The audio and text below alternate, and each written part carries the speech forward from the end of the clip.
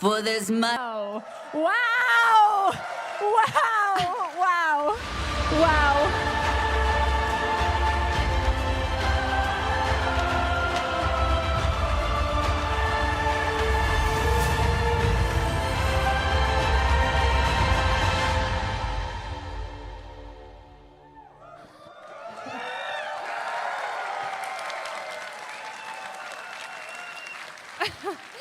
Hi, everyone. This is literally overwhelming in a very good way. Reb's trying not to cry, so we'll all try not to collectively cry together. Obviously, we're back in person. If you can't hear by the crowds and the screaming, we're finally back in person. London, Ontario, Tennocon 2023. Obviously, there's still people watching from home. We love you too. Thank you so much for being here with us today, opening Tennocon. This is so special. You have no idea what this really means for us to finally be back in person, see all of you again, familiar faces, new faces, creators, voice actors, DEs here. This is so incredibly special to us, and we can't thank you enough for being here today. We have, obviously, still the day to go. It's only 12:30 Eastern time, so I'll try not to ruin my makeup too early. That's too late for me. It's too late. We'll do some quick introductions. My name is Megan Everett. I am the community director for Warframe.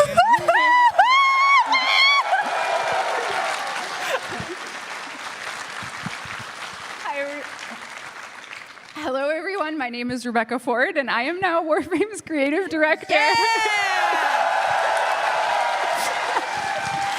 And it is my greatest honor to welcome you all back to our in-person Tennocon. I really hope you enjoy today, and we have a really great day for everyone, and Megan will tell us a little more about it, and then I have some things to say. I'm just so excited, so thank you so much for coming.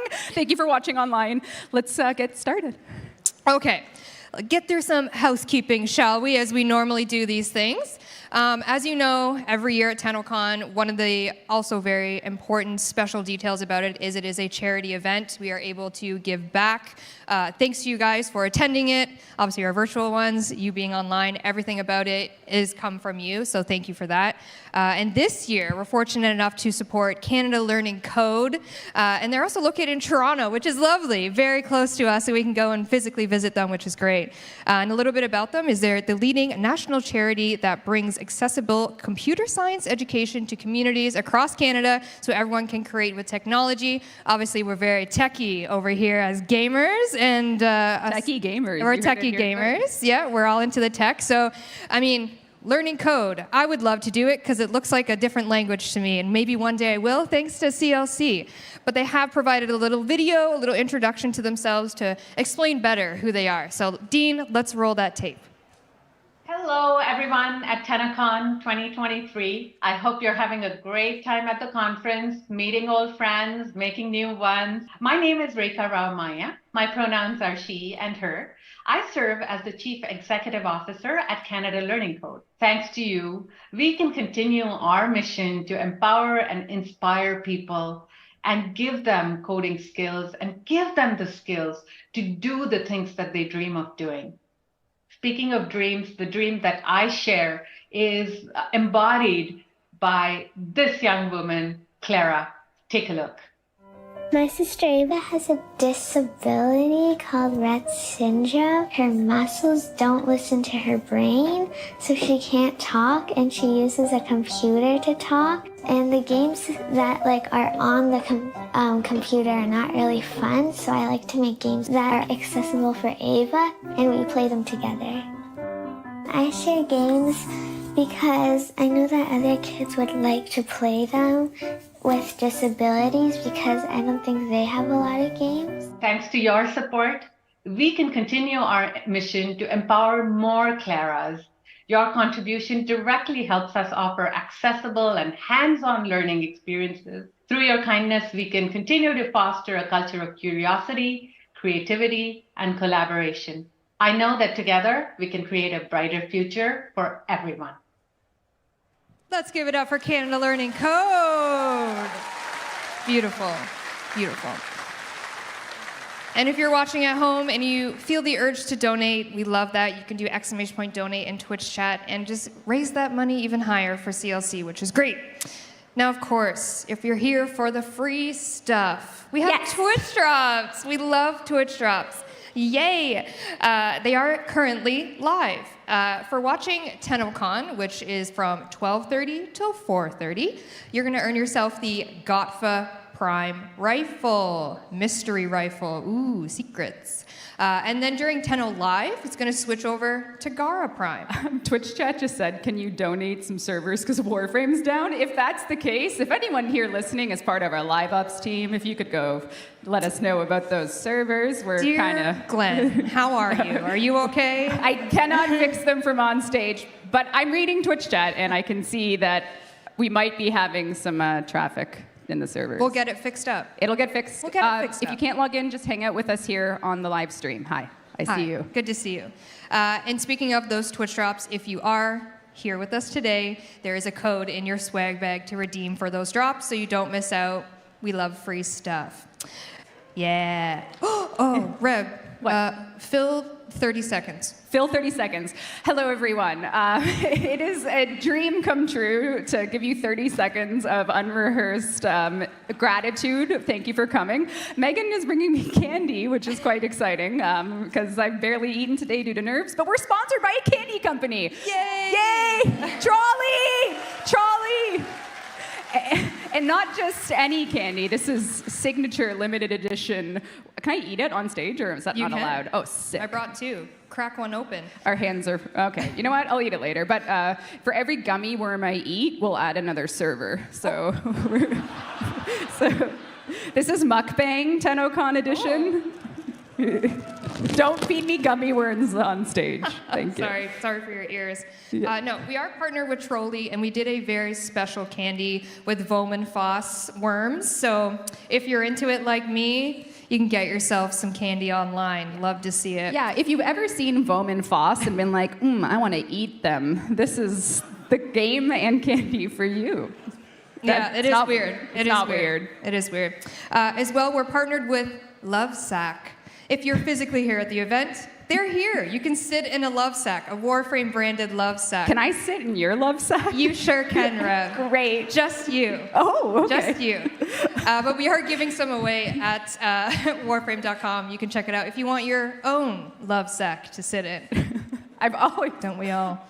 Don't we all? It's a very comfortable beanbag chair. This is It's not a beanbag chair. It's not beans. It's a love sack. It's a... Wow. It's a love sack. Different. Very different. Oh my God. Anyways, this isn't a dev stream, but we are going to do a alert after the day. I know it's only 12:30. I'm getting ahead of myself. But we are going to do a Umbra Forma alert after the day has concluded, kind of wrap up the 10-year anniversary alerts that we've been doing in game.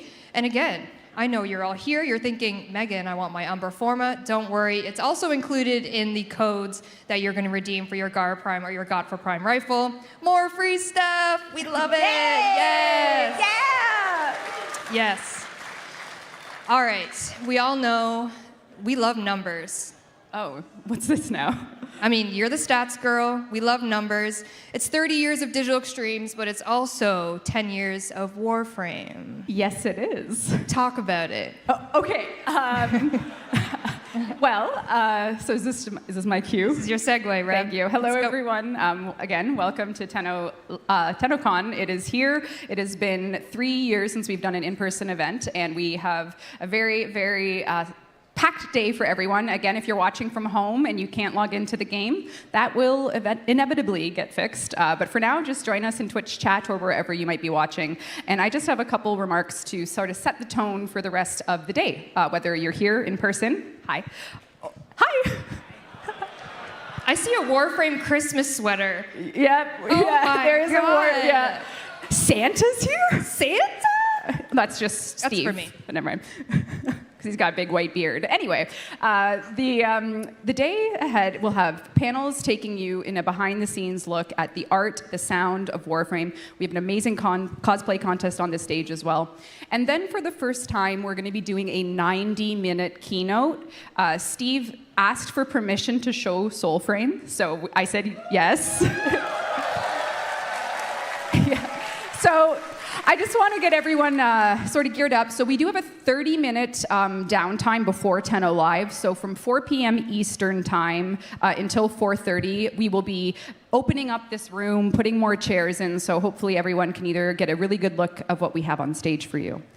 When we get closer to that time, the run of show, it's 90 minutes, so try and use the washroom before. We have over an hour of combined gameplay demo. So we're really showing you the dev build and everything we've been working on between both projects. So I really am nervous, excited, and I am very grateful for the opportunity to be here to represent Warframe now with the team. And I have notes, but I don't think I'm gonna read them because my brain can't keep up with my eyeballs. So I'm just gonna close my eyes and tell you that this is 10 years of Warframe has really changed my life. This is a dream project to work on with a dream team. Warframe has defined my life. It is an honor to be able to continue the legacy that I have only lucked into being a part of. I hope everyone here has an amazing day and can enjoy celebrating what I think is one of the coolest games ever, and I hope I do you all proud with the future, and I hope I do the team proud with what comes next. And this evening, we will hopefully all be celebrating that very moment, and it is nerve-wracking and emotional, and I am so happy to be here with you, Tenno. It is my dream come true. You guys are...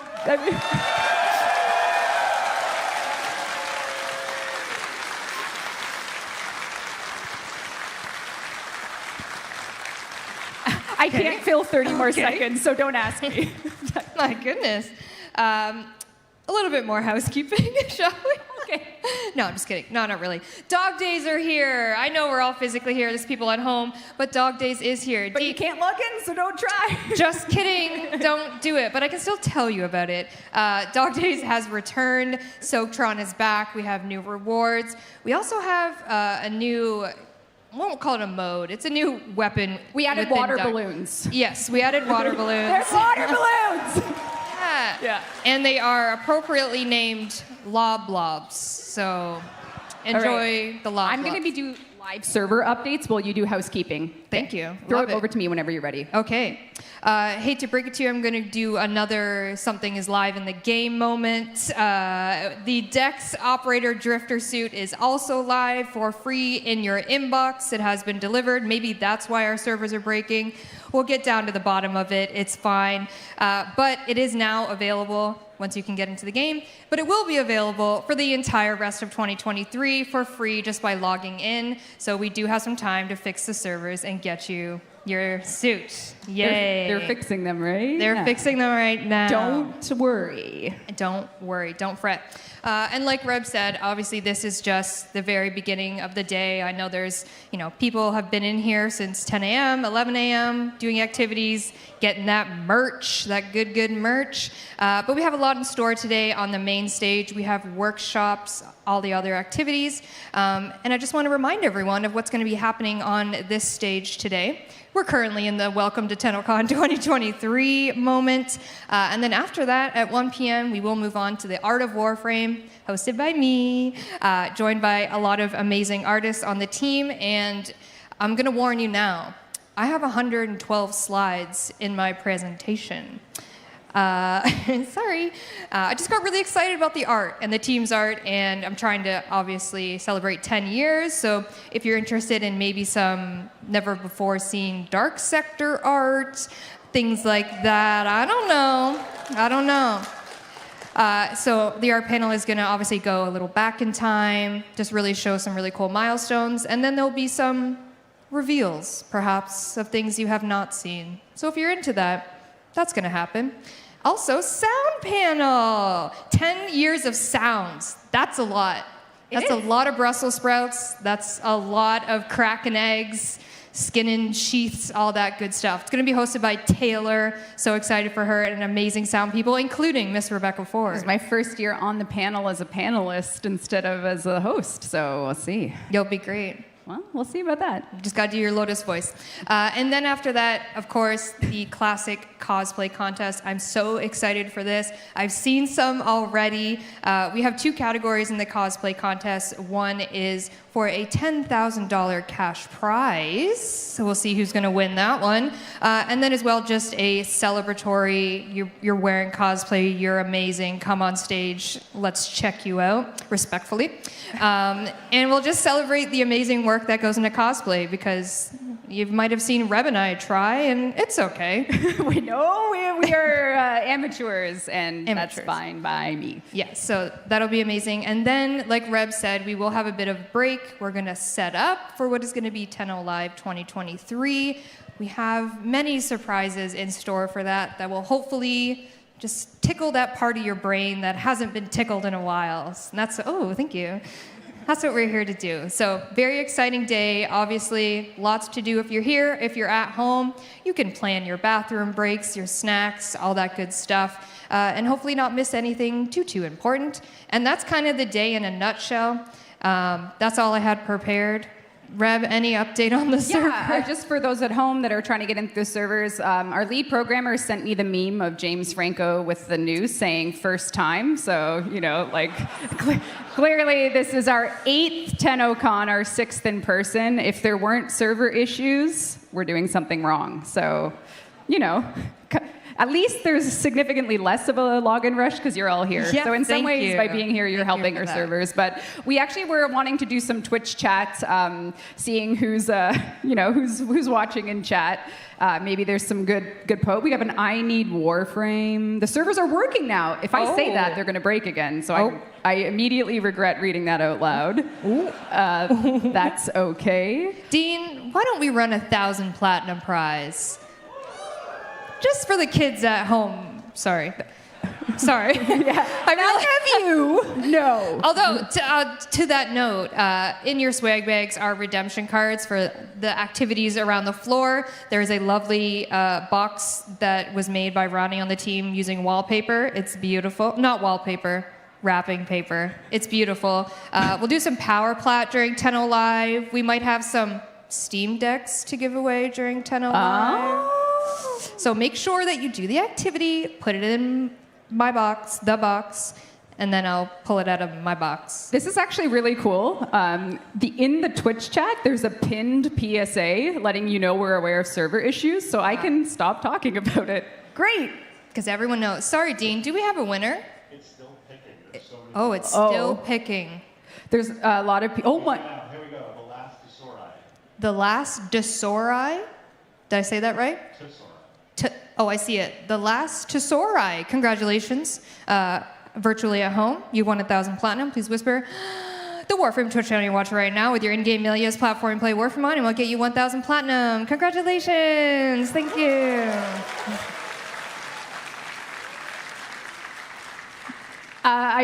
There are 200,000 people watching at home. Hi. You look great. That's a lot. That's a new record for housekeeping. It is. Oh boy. All right, we are probably going to wrap up this lovely welcome panel. Again, cannot thank you enough for being here. Like I said, I see some familiar faces, some new faces. Please come say hi. There's lots of devs around. This might honestly be the most amount of Digital Extremes employees that we've had at the actual venue, so that's super special for us as well. And again, truly, we cannot put this event on without you. And it was a lot of anxiety at the beginning of the year, having the conversation of, do we do it virtual again? Do we do it in person? Sheldon, thank you for pushing the physical event through. We were really worried, but Sheldon looked me in the eyes, I think in January, and said, it's in person. There's no other option. And at the time, I was so nervous because I knew I would have a lot to juggle, but thank you, Sheldon, and thank you, Tenno, for showing up. I hope to hear all your wonderful stories of your journey here today. All right, we're going to take a little bit of a break, get things set up for the Art of Warframe panel. So thank you so much for coming to see. Sorry? It's art first. That's what I said. Dean's telling us sound. You're the Dean. I don't know if you can hear Dean, but he's yelling at us, and it's making me sad. The Art of Warframe panel. Like I said, 112 slides, baby. If you're into it, strap in. Yeah, and It's a all lot of of art. our keynote news is at the Tenno Live event. So if you want to hear about cross-save... Reb, you can't say that word.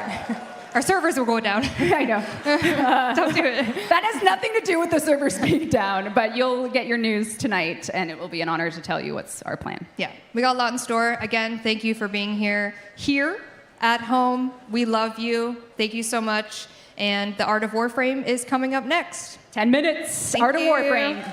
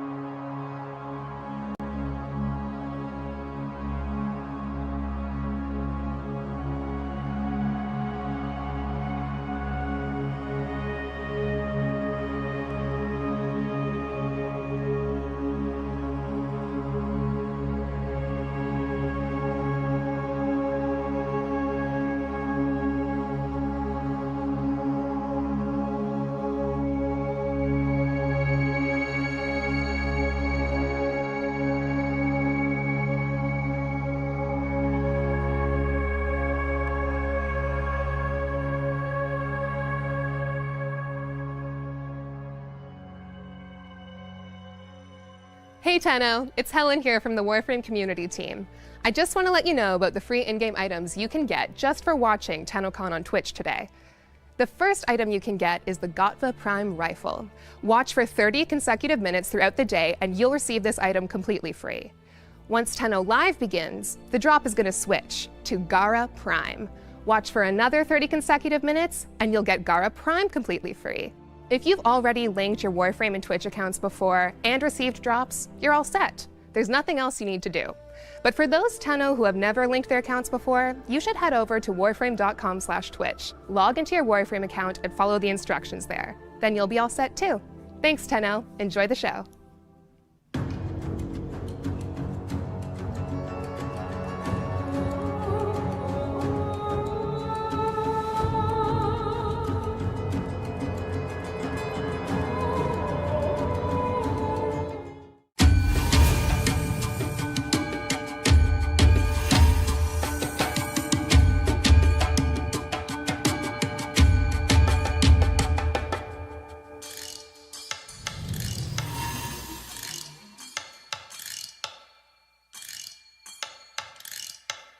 There they are! Tons and tons of buildings and structures. The largest collection of architecture featuring small walls, big walls, huge walls. With this special TV presentation, you'll receive not one, but 4 DVDs of all your favorite walled buildings ready to enjoy in your walled living room.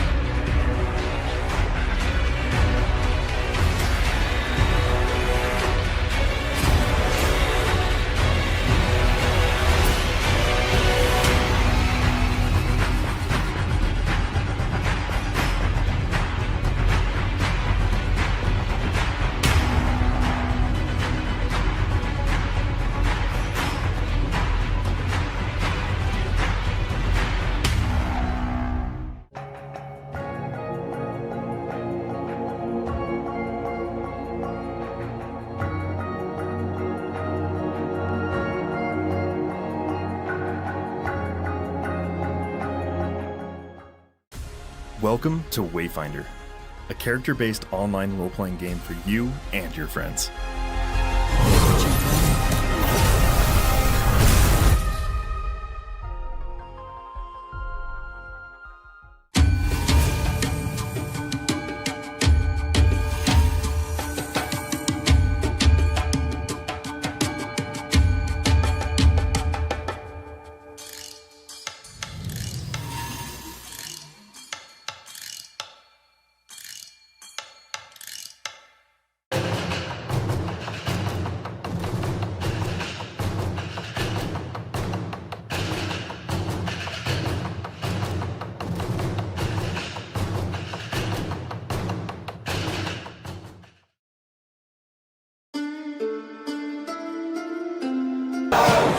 sleeping in the corner.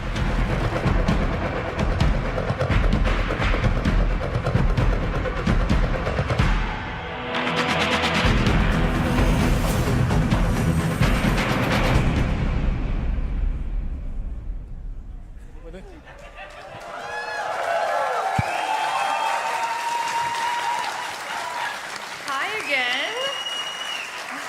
You guys all still look great.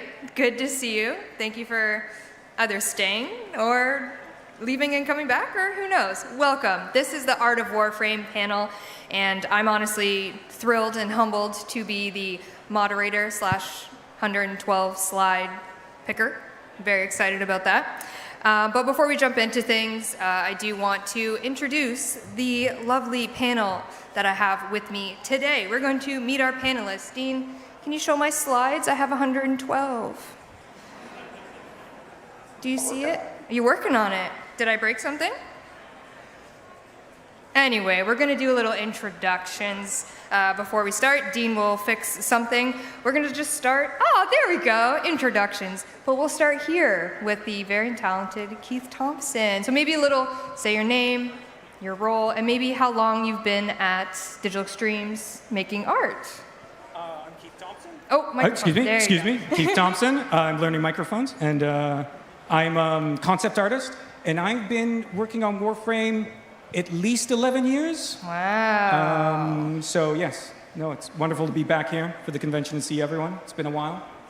Amazing. Carrie?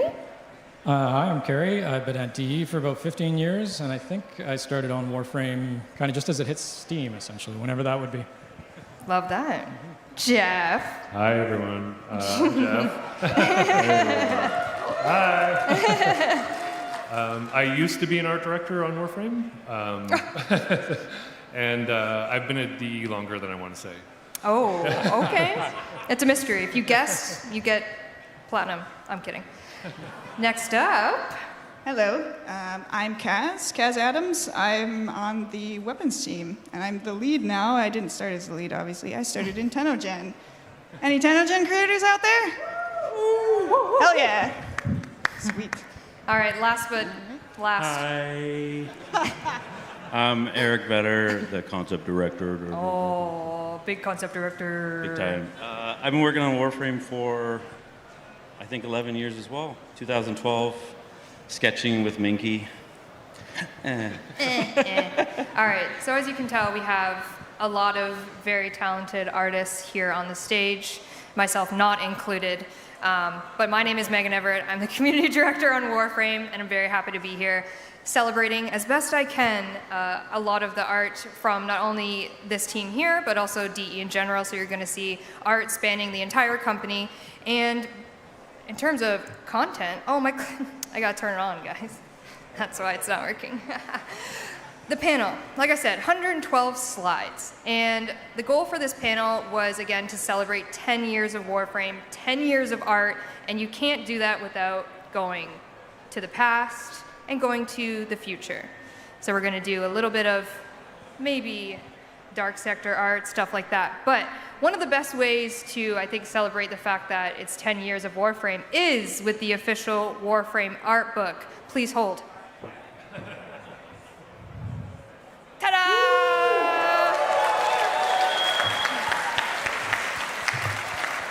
Wow. It is quite dangerous, I'm not gonna lie. That thing is so heavy. 20 pounds, Eric? What is this? Yeah, I think it was 13 pounds. 13 pounds. 13 pounds. Oh my God. 440 pages. Smaller. This is an accumulation of 10 years of Digital Extremes art. And it's incredible. If you're here at the venue, we do have a limited amount for sale. If they are sold out, I'm not quite sure.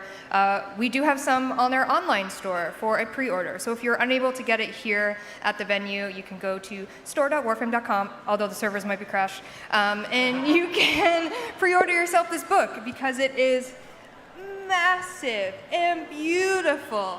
And my arms hurt. Beautiful, breathtaking. It's even bigger in your arms. It's my tiny, tiny arms.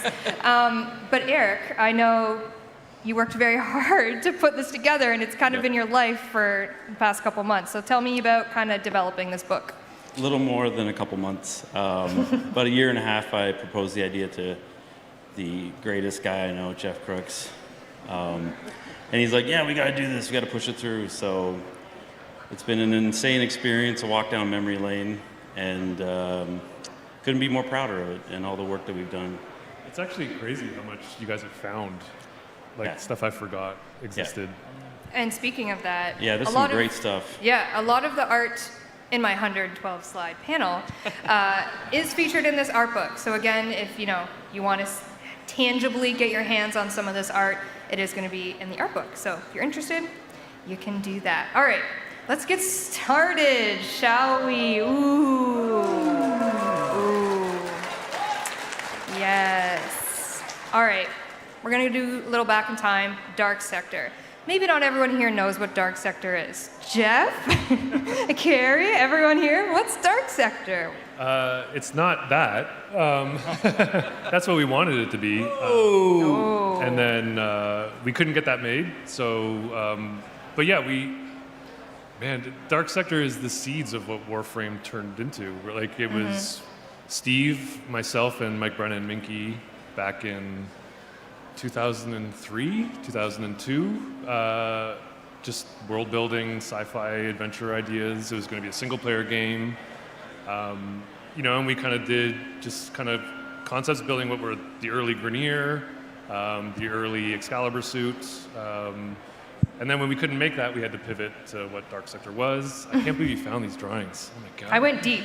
I went into the archives. That's crazy. Found some gold. Yeah. So so this was like, I think even I did some of these sketches just with animation posing because we were trying to figure out a style. So we built the prototype of Dark Sector, and Steve went on a journey of rejection for about 4 months. Yes. It was this thing we passionately worked on, and he just kept getting the door slammed in his face that no one wanted to make it, no one wanted to make sci-fi. We heard that over and over again, just rejecting the sci-fi setting of the game, and that's what happened when Minky did the pivot and started exploring what Dark Sector turned into so we could get it made, which turned out to be a pretty cool piece of identity that we're pretty proud of as well. Mm-hmm. And actually the combination of those two visions of Dark Sector really kind of merged to turn into what Warframes are today. That is true. Inspiration. Anyone else on this stage a memory of Dark Sector? I know it was a long time ago. Dust those cobwebs. Carrie? I mean, as an appreciative audience member, yes, but that's about it. Fair enough, fair enough. It was a long time ago. And like you said, a lot of Dark Sector art inspired Warframe. Yeah, so this was Minky, who's brilliant. He was planning the idea. There was an early idea in Dark Sector where the Warframe, or the Dark Sector, the Excalibur suits, could change into different forms. Mm-hmm. And in a way, this kind of turned into the proto design for what Warframes would turn into based on these early ideas. Mm-hmm. Like when we started kind of kicking the idea around to kind of get back to Warframe and build it, Minky went right back to these sketches to kind of start building from. I was a little bit surprised when I saw that there was a version of Excalibur that was actually pretty much Frost all the way back then. Yeah, there's a Frost, and I think even an old Ember design from back when this that turned into this. Yeah. Mm-hmm. Yeah, we've had them cooking in the brain for a while. I love looking at all of those old ones. Yes. Mickey put a bunch of little weird things that he'd written all over them. They're not here, but they're in the art book, so you should check it out. Way to plug the art book. Thank you, Kaz. There's a lot in the art book. Okay, so we've taken a little look at the past, and now we're going to move a little bit forward into the first 5 years of Warframe. Timeline-wise, that's 2013, a little bit of 2012, because we were obviously developing Warframe before 2013 when it launched, into 2018. So we're going to focus on, obviously, the launch of Warframe, as well as some big milestones in Warframe that you may recognize if you were around. So like you were saying, Excalibur art turned into Hayden Tenno turned into Excalibur. Here we even have Excalibur Prime. So, I mean, obviously at that time, did you even know kind of the iconicness that was being developed with Excalibur Prime and these kinds of concepts? I wish I could remember. Minky gets full credit for the Prime angle. I remember even when we went back, this was him kicking the can at redesigning Excalibur, again, to be kind of a cross design of the old pure sci-fi take and kind of what was the infestation and Dark Sector. And he kind of wanted to kind of make a more bioorganic suit. And then it was the Founders Pack that we wanted to do something special for Founders, and Minky kind of thought, I can't remember, I honestly can't remember if it was Steve or Minky that kind of came up with the idea of the prime versions of, in the lore, like the prime versions of what the Warframes were in that design. I remember you guys had this really wonderful animated short with Excalibur, and it fought a jackal on, I'm assuming, a Corpus ship. And I got shown that when I got brought on first. You got shown that? Yeah. Oh, yeah. I'm sorry.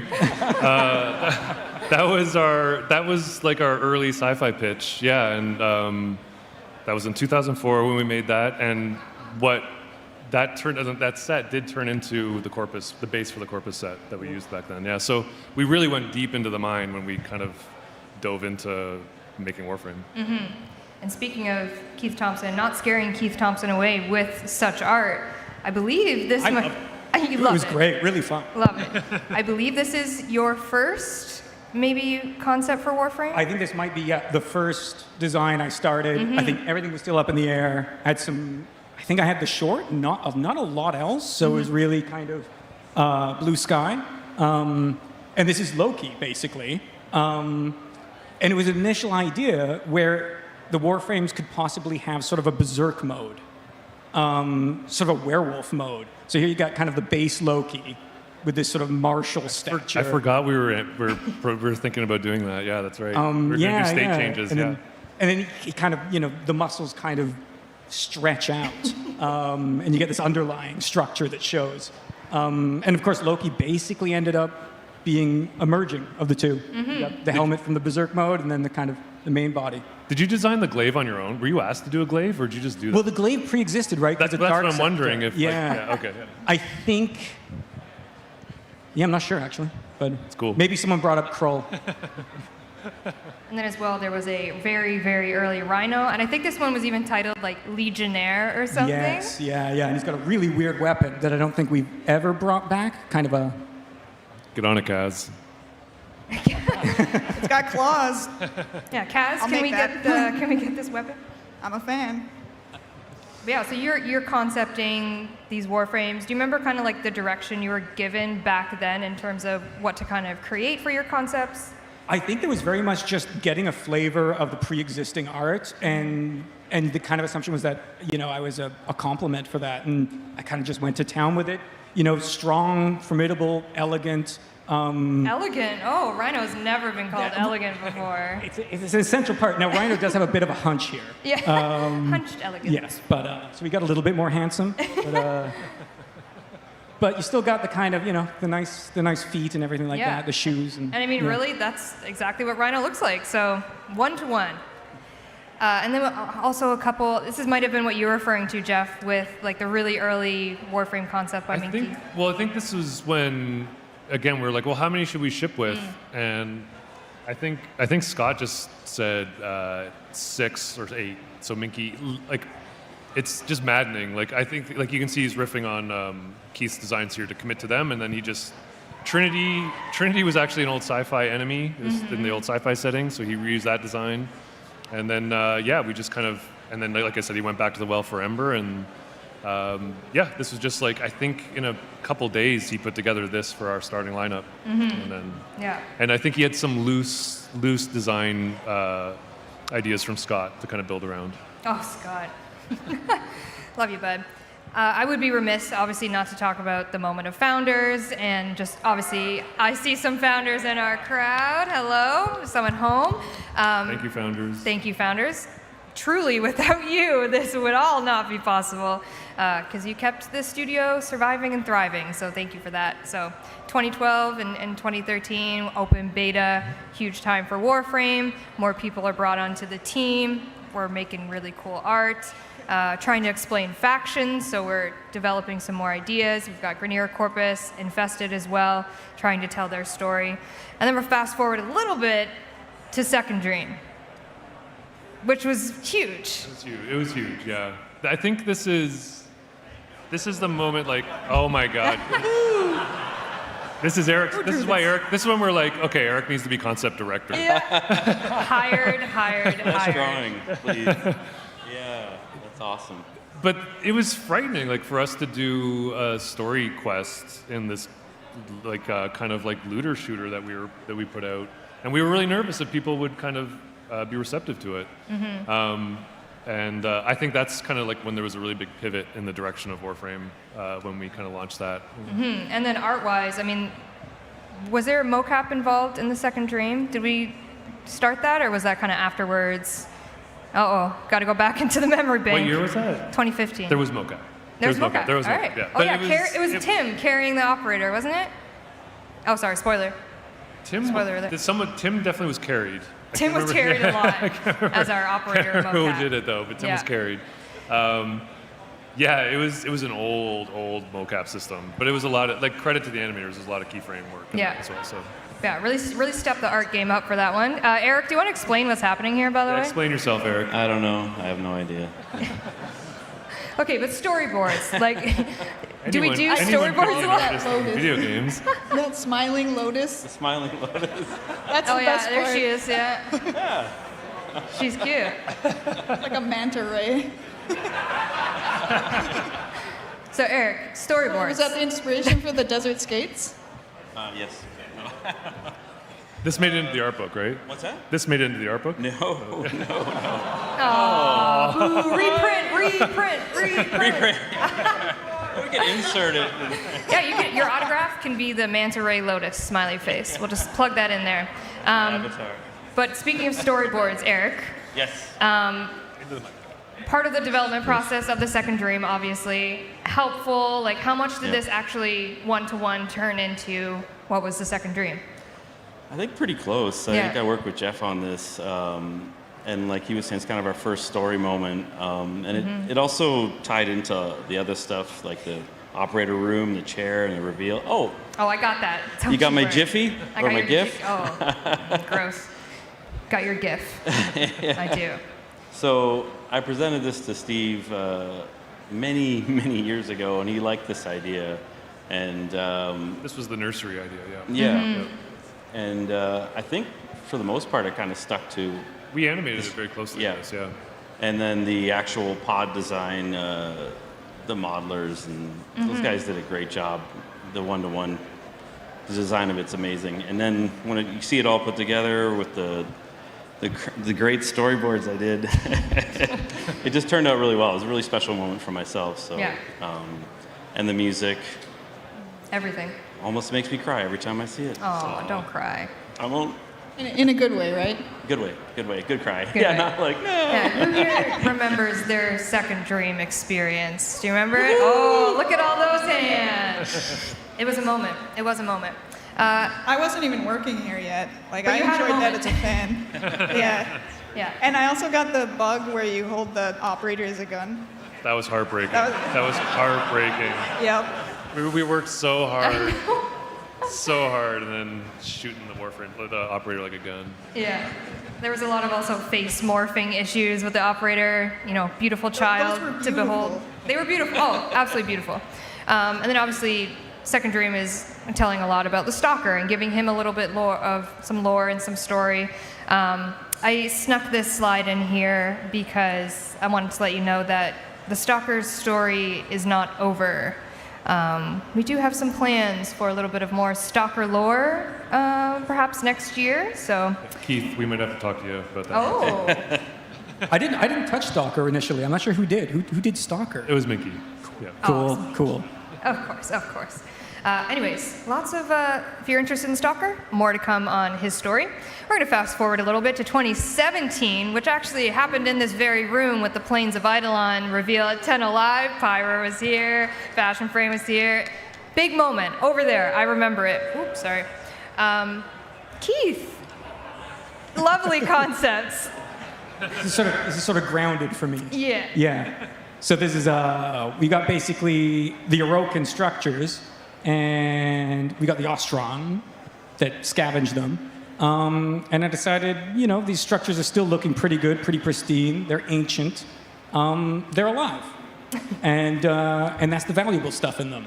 So the Ostron basically make their living like whalers, picking apart these ancient structures, which is sort of in keeping with real history in the sense of a lot of the stone gets reappropriated by following civilizations. And in this case, it's got a certain different vibe. And I think for that one, this would be what I would call like an unclench concept. This is a moment where it's like, okay, this is going to be okay. We see a beautiful in a meat building sort of way. Yeah, exactly. It's one of those moments where, like, I'll define what unclench means for the audience. If we need to. Like, I remember we were just kind of trying to get over the hump of figuring out the kind of like what are we going to center around the idea of the Ostrons, and it was like working with Keith, and he just kind of threw this giant boulder into the lake, and it was just too unique not to commit to it. So. And the animation on the blubber, just impeccable. Just it's always a thrill seeing what they do with these things. Yeah. Who had to do the research on that? I don't want to see any Google search history for the meat wall. Eric, we have a lovely concept by you for this is what Eric redemption time. Yeah, here you go, Eric. Redeem yourself from that storyboard. Back to the storyboards, please.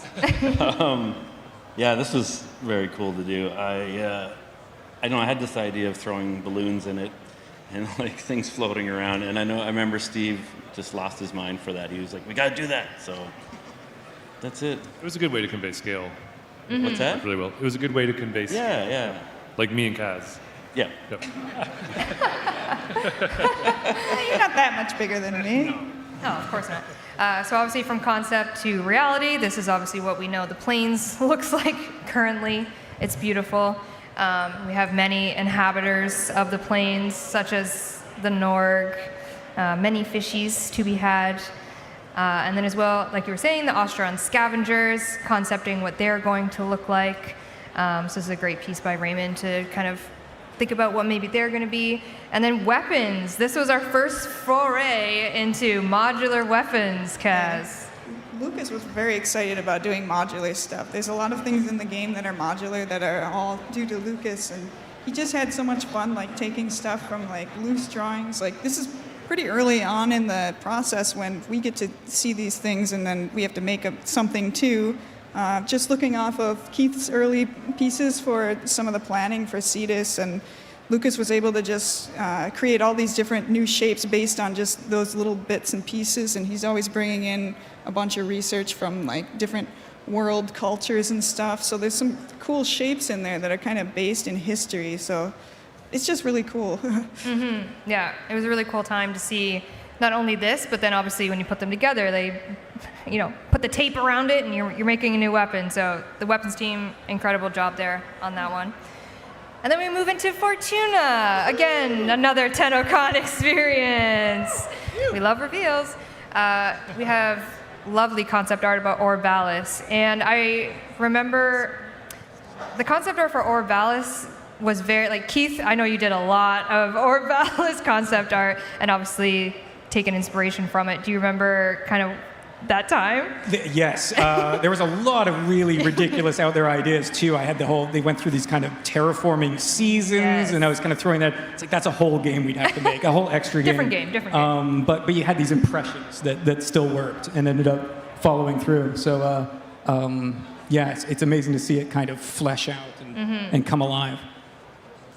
And obviously we went inside for Solaris and doing their kind of story and thinking about, how are we going to do this inside space with these workers trying to work really hard. And then Keith, like I said, your lovely concepts. Absolutely love what you did with it by keeping it under wraps for so long. Yes. It's such a great way to experience a whole people and kind of get that sense that now they trust you. To show you who they really are. And then they have this dignity. Yeah. They're not just this, they're victimized, but they're not just victims. And there's this integrity and pride to them that they have in themselves and what they do. And I think it was really nice to see that kind of civilization come out in a game world. And I think it gives them this really interesting richness and depth. And it doesn't feel like they're just there for the player. Right. It feels like they're kind of living on their own together, and then slowly you gain their trust, and they welcome you in. Yeah, you're helping them, they're helping you. It's a beautiful story. Not a beautiful story is getting attacked by spiders, but every open world needs to have enemies. Does anyone? And we didn't pick it up at the one in the lake, really. We haven't. Yeah, exactly. Yeah. No, so we had spiders. Sorry if you have a fear of spiders. I remember we had to have a content warning of like, there's spiders in this game. I'm so sorry.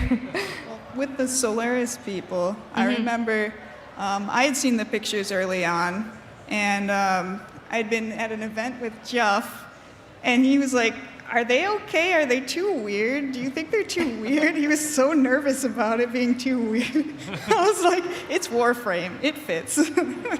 Yeah, it's the amazing thing about working with Keith as well, is like you can kind of give him a nugget, like a seed, an idea. We gave him kind of the culture idea we were aiming for, and then he comes back and there's heads and cavities, and we're just like, okay, that's like, but like you were saying, it worked so well systemically in the game as part of the standing system, and it being something you have to earn. I thought it was incredible. Yeah, it all worked out. Obviously, you have conservation, doing some little traps here. Shout out to Rosa if you're here.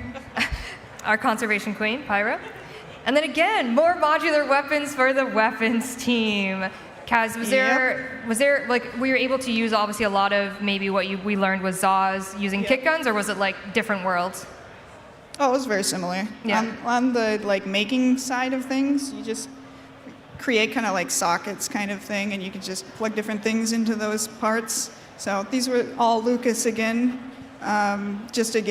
taking just from those few concepts that we had at the very beginning and being able to extrapolate into all sorts of different directions with it. Incredible. Obviously, there was a lot that happened in between that. I'm not glancing it over. I only have 112 slides. But we are going to go into the next 5 years of Warframe for a timeline, 2018 till basically now. Heart of Deimos, again, another Tennocon reveal. There's a theme happening here that I didn't really mean to do. But we went weird and gross, obviously, with Heart of Deimos being the Entrati family, the more infested type of vibes. What do we remember about? I remember Heart of Deimos and Deimos in general being really fast development-wise. We were just like, we have this idea, let's do it, Tennocon, let's make it happen. Does anyone have any kind of, like, what were you feeling during that process? Well, and you throw in lockdown into that. That was, we got thrown into lockdown, and we had to kind of do this, setting up like a remote. Yeah, we were setting up remote, and the other thing is it really wasn't the main thing we were intending to do that. No. It was going to be the new war, and this was more achievable. It's not that, Gary. Yeah, the giant fleshscape was more achievable. Fleshscape, oh God. You know how many times I saw that word trying to find art? Yeah, didn't work out exactly that way, but yeah. Internally, it's called fleshscape, so if you want to start calling it that, that's, I guess, fine. But again, obviously concepts, fishing spears, we gave them a whole new look with our nasty, nasty little fish that went along with Deimos. There's many different versions of this, right, Kaz? Yeah. Lucas just goes through, and when he does his explorations, they just have so much character and life to them. It's just so cool to see these early explorations of these things. Yeah, it might be hard to see in the audience, but yeah, there's a whole bunch of little notes on sticky net and gut hanging, reference to other spears, sticky tongue, weird stuff that makes Deimos Deimos. And then concepted, his name wasn't originally Lloyd, but he had a different name. I'm not sure what his original name was now. It was so long, and I was just like... it was probably too much, I think this was a Sentinel you pitched originally. Yes, it was. Whenever I sort of explore new parts of the world, I'll kind of touch on a bunch of different things, like operator outfits themed, and weapons and things like that. And this guy was going to be a Sentinel, and kind of went to town with him. This was interesting too, because with this whole kind of group, I started to explore the motif of a skull. And you got to be so careful with that, because skulls are fun, but they're everywhere and they always have a feel. Yep. So I really went trying to get with this with these sort of really almost prehistoric ancient burials. So we're not going gothic, we're not going kind of catacombs, we're not going with that kind of feel. Sort of try and push it back even older, where they're a little bit more suppressed, a little bit more hidden. And this turned into like the seed of like the Entrati kind of aesthetic as well. Yeah. Like we kind of built around this. and kind of put a lot of what you were exploring into that into kind of like the Yeah, the feel of the kind of round bits. I think people have called them corn mechs. Yeah. It's sort of the idea. The motif is sort of like the like gold coins that you'd get in these ancient burials around chieftains and things like that. So they'd sort of be surrounded by their riches in this really early way. Yeah, very cool. It's great. And then we got into art guns, which was necromechs in general were introduced in this, and then art guns. Kaz, in terms of weapons, did art guns kind of development differ from normal weapons, or was it just make big gun? Make big gun. Make big gun, yes. Make big gun, make work, make fire. It's beautiful. We had many other weapons as well with a father. We had his version of those weapons. Do you remember kind of the development process of that, Kaz, of making these entrati, very gold, fancy weapons? Yeah, so these came from more of Keith's drawings, and he's got this huge book of a description of what they do underneath it with there's like soul-sucking things in there. And like The idea would they would have sort of reverse magazines. So they'd start empty, and then they suck a shot out of the target. And so and then you do kind of this life dump. Did you say life dump? A life dump. You'd sort of, like, I almost thought like so. you'd inject their life out of your gun. Like, Fleshgate, life, yeah, exactly. We went weird. We went weird with this. And then we went even more weird with the new war. Fast forward a little bit, obviously. Obviously one of our longest, you're locked in kind of a quest moment, but a lot of work went into the new war. Years before it came out, obviously, as we know. Yeah, it was a long road, for sure. It was a long road. And people were very patient. Thank you very much for that. Thank you. I remember the wall of post-it notes on your office. That was entertaining for you. The wall of post-it notes. Yeah, there's a lot of post-it notes on my wall, yep. The whiteboard came back. So yeah, early concepts. Hello. Unum Tower, which, Pyra, I know you're a big fan of Unum Tower. I'm not saying anything about it, but just concepting what that's going to look like, trying to figure out the story. Really loved this Narmer outpost, trying to figure out what that type of Grenier on steroids was going to be visually to make it kind of spooky. Yeah, they had to build a new kit, right? Like we wanted to kind It of needed make a new accent, but it was going over top of older stuff. So yeah, it was we wanted really to be hard to do. familiar and kind of a needle scratch when you return that this is not the same place it was. So Yeah, big swings, as we like to say. And then Keith, I don't know what you were eating that day, but you came up with some crazy Archon concepts. Yeah, the idea was, again, almost playing off of a lot of the modular work we were doing. There was an idea, when you have these little sort of vomvalists in this initial idea. Floating heads, like little guys. They'd have sort of a bandolier of them, and then they kind of, loose them like little satellites. And then the actual frame that they'd be using as a host, there was an idea that possibly they could be swapped out, modular. So every time you come across an Archon on a following mission, you're not quite sure what frame is plugged in. Yeah, because the Archons are these sort of parasitic entities. Ooh, that's disgusting. And then obviously we, taking the concepts from Keith on these Archons, making them their dedicated weapons. We obviously have, I'll go through each, but Kaz, do you remember kind of developing these to match and fit these very disgusting but beautiful Archons? Oh yes, those concepts from Keith are some of my favorites from him. They're all like kind of animal based, like each one of them starts with an animal. So we wanted to try and work that into all of the weapons as well. Yeah, they definitely fit with who they are. We got a Mar, which is one of the scary ones that charge after you. And then concepting the choice screen, Eric. These are interesting. I just stole Keith's art. Plagiarism. Thanks, Keith. Thanks, Keith. Yeah, I remember when I was going through this archive, there was a lot of different versions of it. You had a version where it was like almost floating on the sky and like it varied, space, and then it came into this, and then it became what it is. What was the kind of thought process there of like how you wanted that to look in the end? I got art directed to where it is now, but back then it was they wanted kind of a select screen, and so I was coming up with all these different ideas, stealing Keith's art, of course. But just putting it in, for ideas only and stuff. And I just got whittled down to this really boring selection screen now. So, no, I'm just joking. It's good. Rude. And then obviously, New War, there was a little bit of what we call man in the wall. Little teases here and there. I won't spoil too much, I guess. maybe not. But anybody want to say anything about trying to incorporate man in the wall into the New War? We knew where we were going, Yeah. so we just wanted to plant seeds, like little foreshadows of what we're going to be revealed. And I'm trying to remember, like, are we getting to the man in the wall concept? Is that I totally looked at the flow before it No. came here, but because like Keith Did a crazy one, yeah. Keith of course designed Yes. Wally, and I'm trying to think what year was that though? Like That was ages ago. That might have been 4 years ago. Yeah, 5 years ago. 4 years ago. So we knew we were getting there, like for about that long ago, and we just wanted to start planting the seeds. And The key thing about the man on the wall, I find, is that he's still a mystery. Don't worry. It's not a reveal. We're not seeing an answer to him. There's a layering that's underway with him. So Trying to be sneaky about it, you know? Yeah. We try. And then we went Angels of the Zeramin and went real crazy.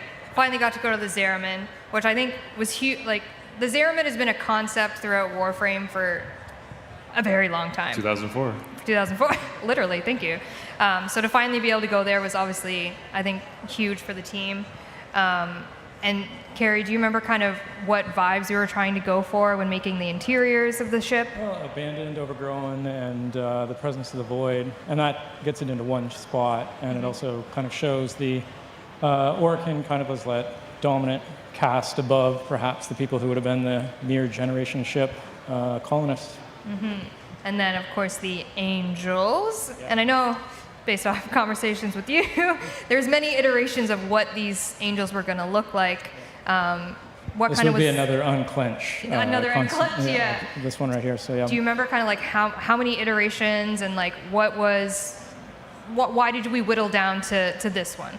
Our concept art lead often has like a number at the end of his concepts. I dare not say. Like Yeah. it would be high in the double digits for us to have got to where we were going with that one. Yeah. There was a lot, but landed on something very beautiful, very haunting, sound-wise as well, incredible. And then we have some characters that we introduced into the Zeramin. I wasn't really expecting us to be able to actually put like the little black glasses on that when we were first doing it, but that worked out really well. You're like, I like that touch. I like it. We have our crew, our lovely crew, and the early concepts of what they look like from the Kamiki brothers. It was really cool to see, and again, almost one-to-one with how they came out in the game, which was interesting. And then we went into Incarnans, right, Kaz? Oh, yes. Oh, tell me all about it. What do we have here with us today? Interesting of you to ask me about this. Oh, we got to be There we careful. go. There we go. Put the safety on. Yeah, this is my favorite gun. Sure. Oh, there you go. She does not want you to hold the prop there. Yeah, No. don't touch my gun. Yeah. So this was a team effort. We had with it 5 total Incarnans that we came up with, and of course they've got the void form. So that's technically it's 10. So you know, I designed 3 of them, and Nikita designed and created the other 2. He did the dagger and the pistol, and I designed the others. And I'm so proud of my team for pulling off such amazing weapons with these concepts. This is the only one that I claimed this one for myself. I'm like, I'm going to be selfish about one. This guy. The full arc. It's beautiful. Yeah, this one's my baby. It's beautiful. And I remember early conversations we were talking about these weapons. They take attributes of the wood from the trees that are in the Zeramin tile set. Do you remember any kind of for direction for that? Was there a different way you wanted to go, or was like, yes, trees, love to incorporate that?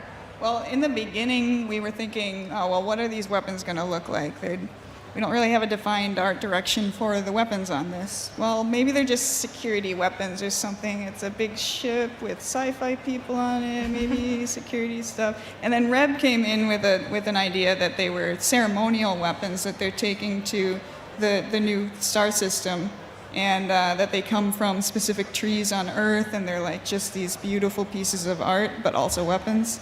because why not? Because why not? Yeah. Why not? Yeah, a crazy school of weapons that we continue to add to this day even. So your team is incredible. They keep pumping those out, so go art team. And then we got even weirder with the Duviri paradox this year. Took a real left turn, went eternalism, and a little Dominus. This was, I believe, a concept for like a Dominus arena kind of vibe, but where was your head at when you were thinking of Duviri? I think originally these were going to be in the gases of Jupiter. Yeah, they were, that's so right. it's very kind of dreamlike, suspended in a, I think the horizon was going to curve vertically, like a crescent moon. Oh. So you're really going to feel removed from the outside world and kind of stuck in this massive sea of gas, of this kind of broiling gas. And then he's got his own private, imaginative kingdom that he's building. And he's doing it in this kind of model of a type of Orocan antiquity. So he's got this kind of, this Caesar quality to him. He dreams himself a tyrant. Yeah. A child dreaming he's a tyrant. Don't we all? Yeah, we all go We're through all that tyrants. stage. Yeah. And so he runs. If you end up in his world, then you're just another plaything, except you're real. Yeah, and very echoes to this day what Duviri Paradox is essentially his play world. So incredible concept. And then obviously thinking of what Duviri was actually going to look like was a huge endeavor, not only visually, but it's just a massive, massive world. Is it our biggest open world? Not in square footage, I don't think, but yeah. hopefully in density of experience. The experience is big, but I mean, it's our first kind of really exploring floating islands and having that kind of different levels within the environment. And we went real spooky, weird with it when we were thinking about it. I love this one because it reflects that really creepy place that's in Duviri with the waterfall face. Carrie, do you kind of remember going through all these concepts and critiquing and trying to figure out where we wanted to go in terms of when you saw this stuff?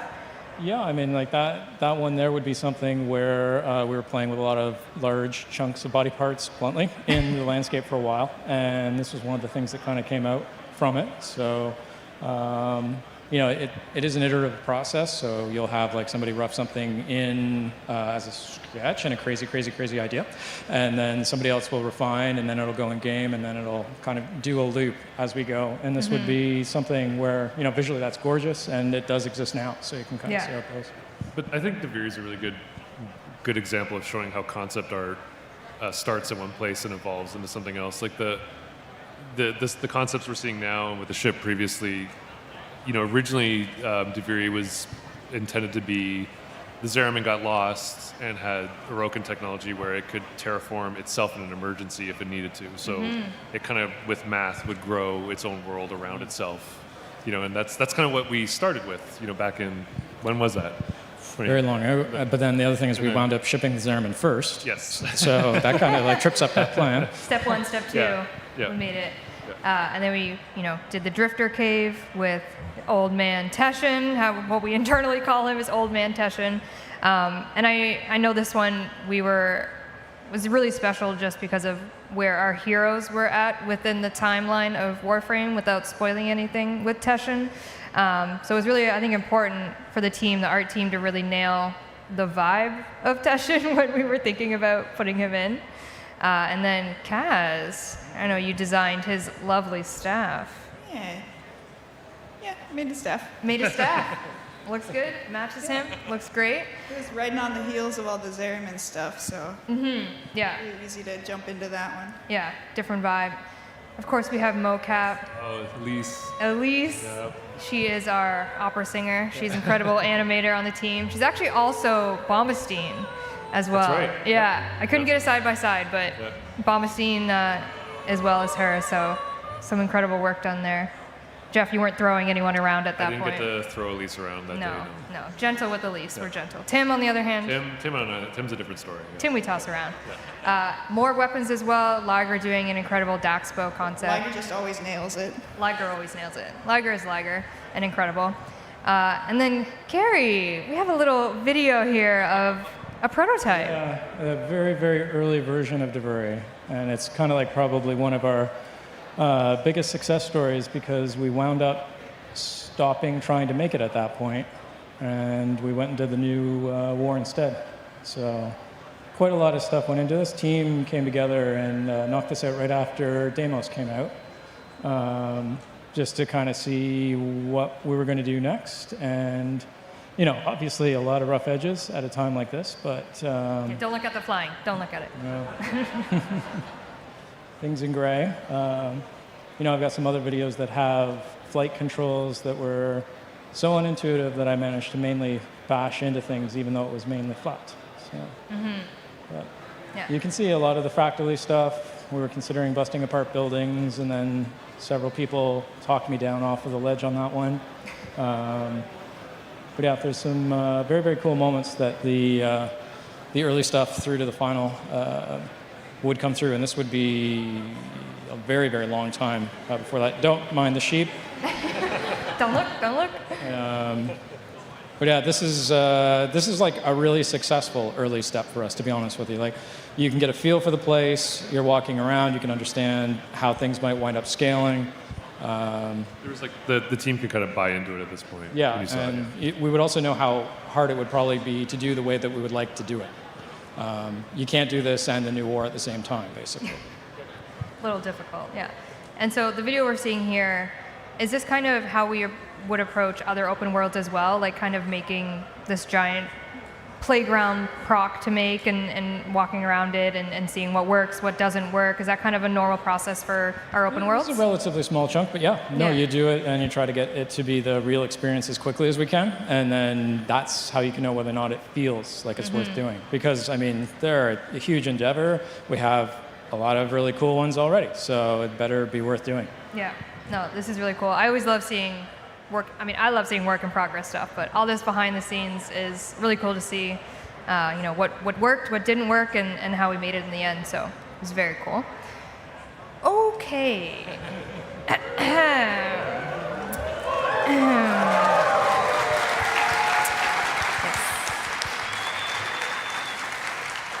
All right. When we last left our heroes, I don't know where I was going with that.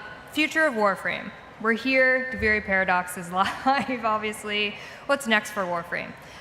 The things we're going to show you in this section, some of it you may recognize, a lot of it you will not, and we're going to be very vague about it, because you'll learn very soon what it is.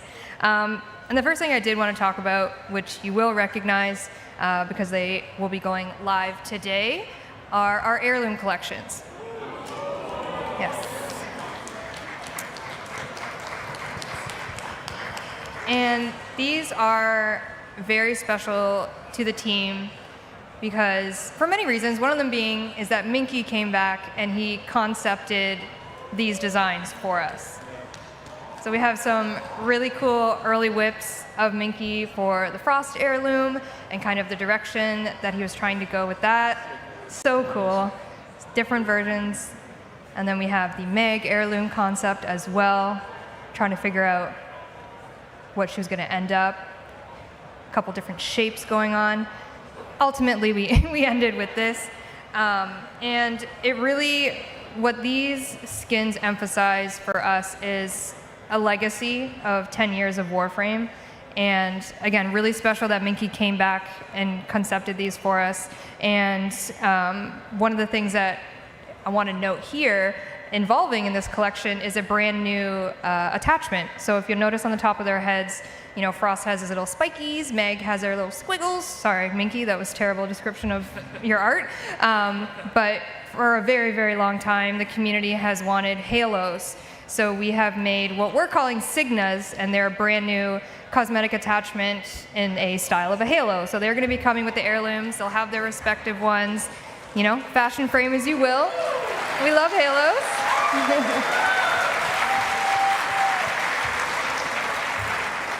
And these are going live today at 2 p.m. Yes, I know they did leak, but they are going to be live at 2 p.m. and you can check out everything the pack contains and all of that and really celebrate 10 years of Warframe. They are going to be, you know what? I'm going to save that for Tenno Live. Anyways, moving on.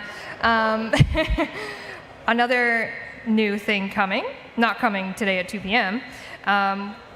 We're doing another Warframe. Sorry.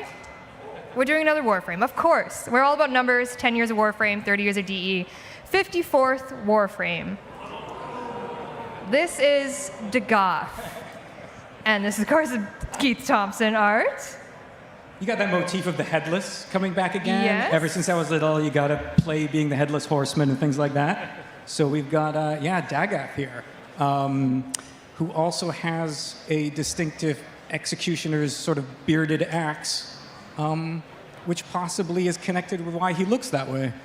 I guess we'll find out.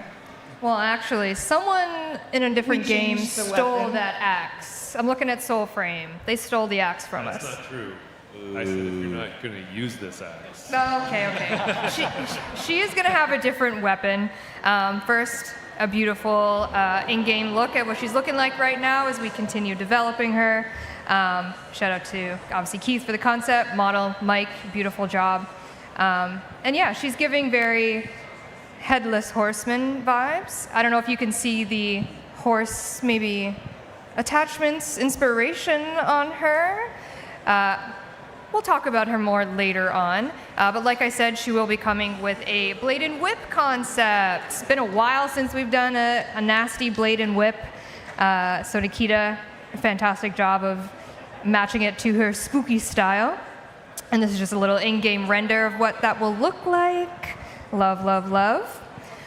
And as per usual on these art panels, we usually reveal our next Prime Warframe. Any guesses? I heard Grendel.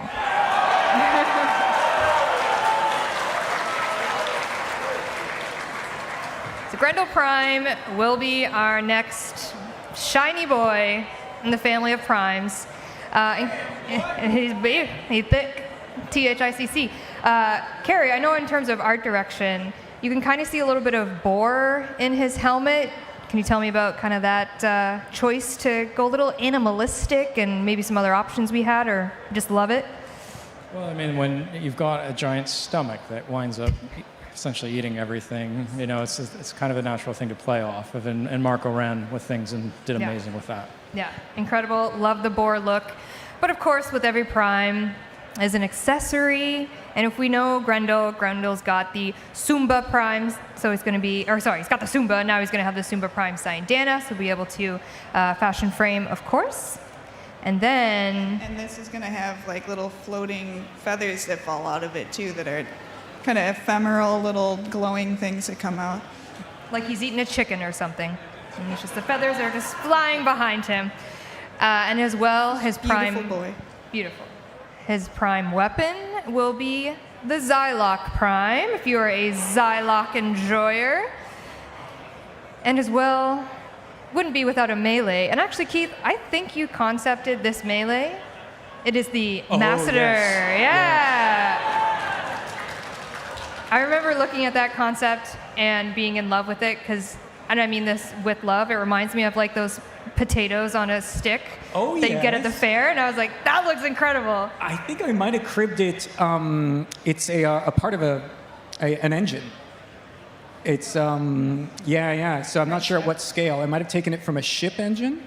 But again, they've got the wonderful animation. Yes. You know, that where they all. I love that ambient. It spin. is a very satisfying weapon to hit someone with all the spinning blades. And I do want to correct my typo. Andrew, I'm sorry, your last name is YU, not WU. I'm very sorry about that. You can talk to me later, I'm sorry. Also, what we reveal in these art panels, deluxe skins. Who here wants a Sevagoth deluxe skin? I do. Yes. It's giving fish. It's giving aquatic. It's very spooky. Liger, again, kicking it out of the park. Liger. Yep. Amazing. Built different. Yeah, the amount of thought that goes in is just awesome to watch. The whole process is fantastic. They're always ready to take feedback and make it perfect, and they are a perfectionist in their own way. And of course, Sevagoth Shadow will have its own little deluxe form, as you saw, so it's just a little zoom in on that, if you will. But what's one deluxe skin when you can have two? Urelli deluxe skin will be coming as well. A little more, again, we have an aquatic theme happening, although she is a little water girl herself. So a very, I think it's a jellyfish inspired. Jellyfish vibe, and trying to project that as a goth, as opposed to. Love that for her. Marilena, of course, will be deluxe alongside that. Can't do that without. I love this. Yeah, it is gross but cute. Love it. All right, it's time for the part of the panel where we give you things with no context. Ready? Ready to be vague? You guys are nervous, aren't you? I don't even know what's coming. It's okay. There's a new cat, a new Kavat, perhaps. I don't know. Just a new cat. We talked about a certain aesthetic earlier in the Yeah, panel. there's some gold coins. Is it your cat? Is it someone else's cat? Time will tell. Also, a new Necromech may be coming. I smell a theme. There's a theme with these. Yes, a theme with these. Spoilers. And another thing I'm very excited to show is a new weapon and a new grip type altogether. The art book. We ran out of guns to make, so we decided to make books. A grimoire will be coming to Warframe at some point.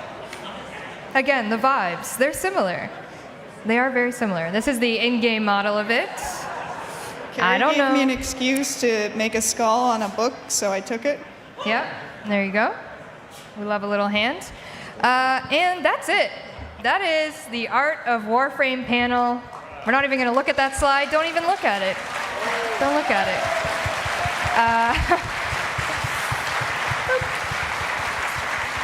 Thank you, everyone here, for watching. I hope you enjoyed going through my 112 slide archive of Warframe.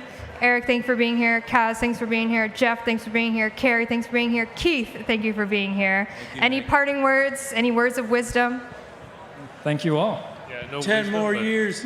10 more years. Okay, perfect. Yeah, it's amazing. Thanks, you guys. Next up is the Sounds of the System panel. So if you want to have your ears tickled, just hang tight, because they're coming. Thank you.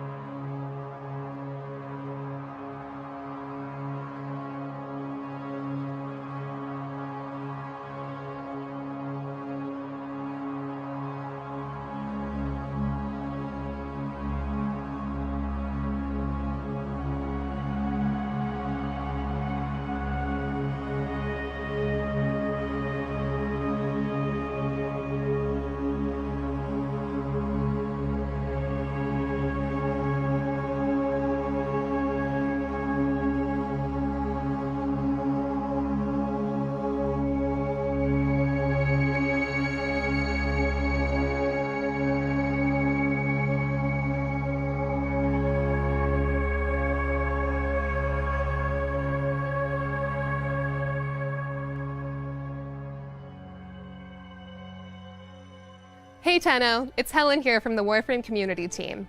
I just want to let you know about the free in-game items you can get just for watching Tennocon on Twitch today. The first item you can get is the Gotva Prime Rifle. Watch for 30 consecutive minutes throughout the day and you'll receive this item completely free. Once Tenno Live begins, the drop is going to switch to Gara Prime. Watch for another 30 consecutive minutes and you'll get Gara Prime completely free.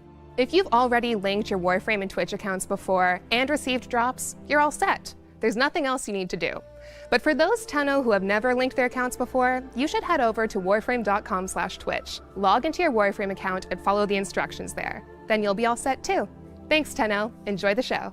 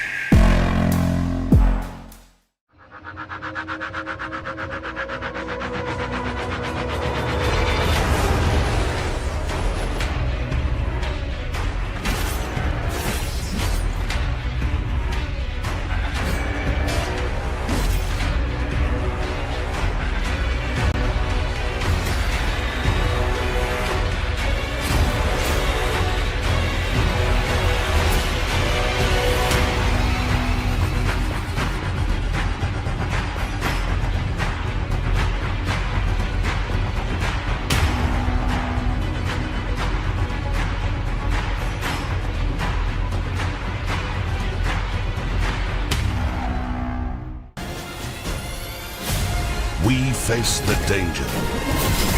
We control the chaos. We are Wayfinders.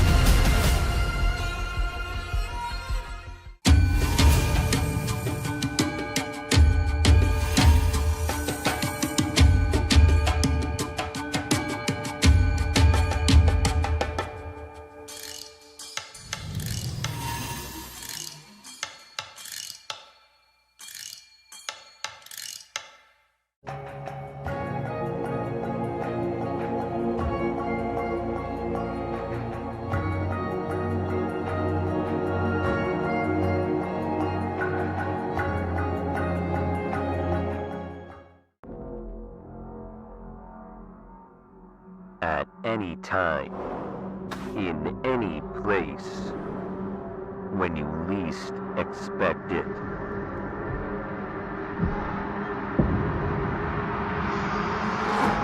Deathmark of the Stalker.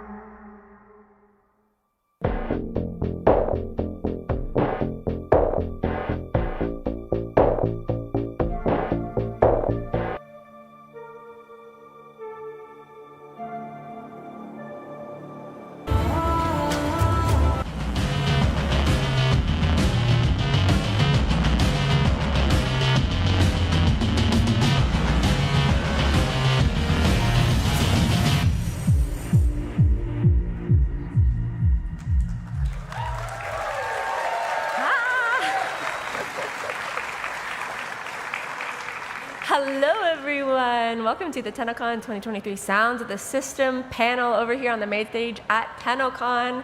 We are going to take a little bit of a look back at the 10 years of Warframe and what it has sounded like. I have some amazing guests up here, so if people are heading over to the stage, let's take a moment to introduce them before we dive into everything sound. So closest to me is Miss Rebecca Ford. Hi, Reb. What are you doing up here? I'm just here to, talk about a couple things. These are the real MVPs of Warframe Sound, but I'm just excited to be a part of the sound panel. My name is Rebecca Ford, and I am the Lotus in Warframe. Very nice. And then George. Regrettably, for a lot of you. And hi, I'm George Spanos. I'm the audio director at Digital Extremes, and I've been working on this little game for, I guess, 10 years now with Little these game. It's fine actually people. 11 for you, George. Sorry. Hi, I'm Jeff Hartling, senior sound designer at Digital Extremes. I've been here 13 years now, and it's just been an amazing journey to grow with Warframe, and I'm looking forward to the future. Yeah. Amazing. Hey everybody, my name is Eric Preston, lead sound designer on Warframe. It's amazing to see a whole bunch of faces here. It feels like it's been forever. So yeah, super cool that you guys could all join us for this panel, and excited to be here. Hey everybody, I'm Willem Schonken. I've been at DE for 10 years. Started in 2014, so I guess 9.5 years. But I guess some of you might know some of the sounds I did was on Gera, was Nidus, Baruch, and Gauss, to name a few. So those are some who know me. Hey guys, I'm Matthew Chalmers. I'm fairly new to Warframe. Just been working on it for the last couple years. I do the music. Very excited to be at my first Tennocon. We're so happy to have you here. Thank you everyone for joining us.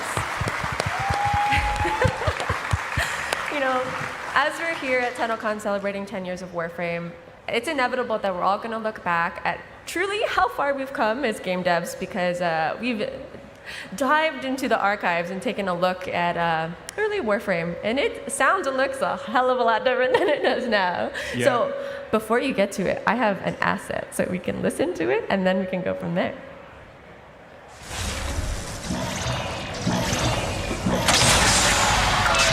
Life support has been replenished.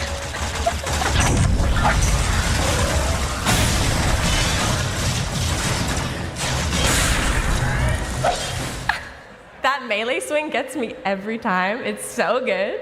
So why don't you tell us a little bit about Warframe 2014? Yeah, I mean, 2014, geez, yeah, 9 years ago. A lot's changed, but we've tried to keep a lot of consistency as well.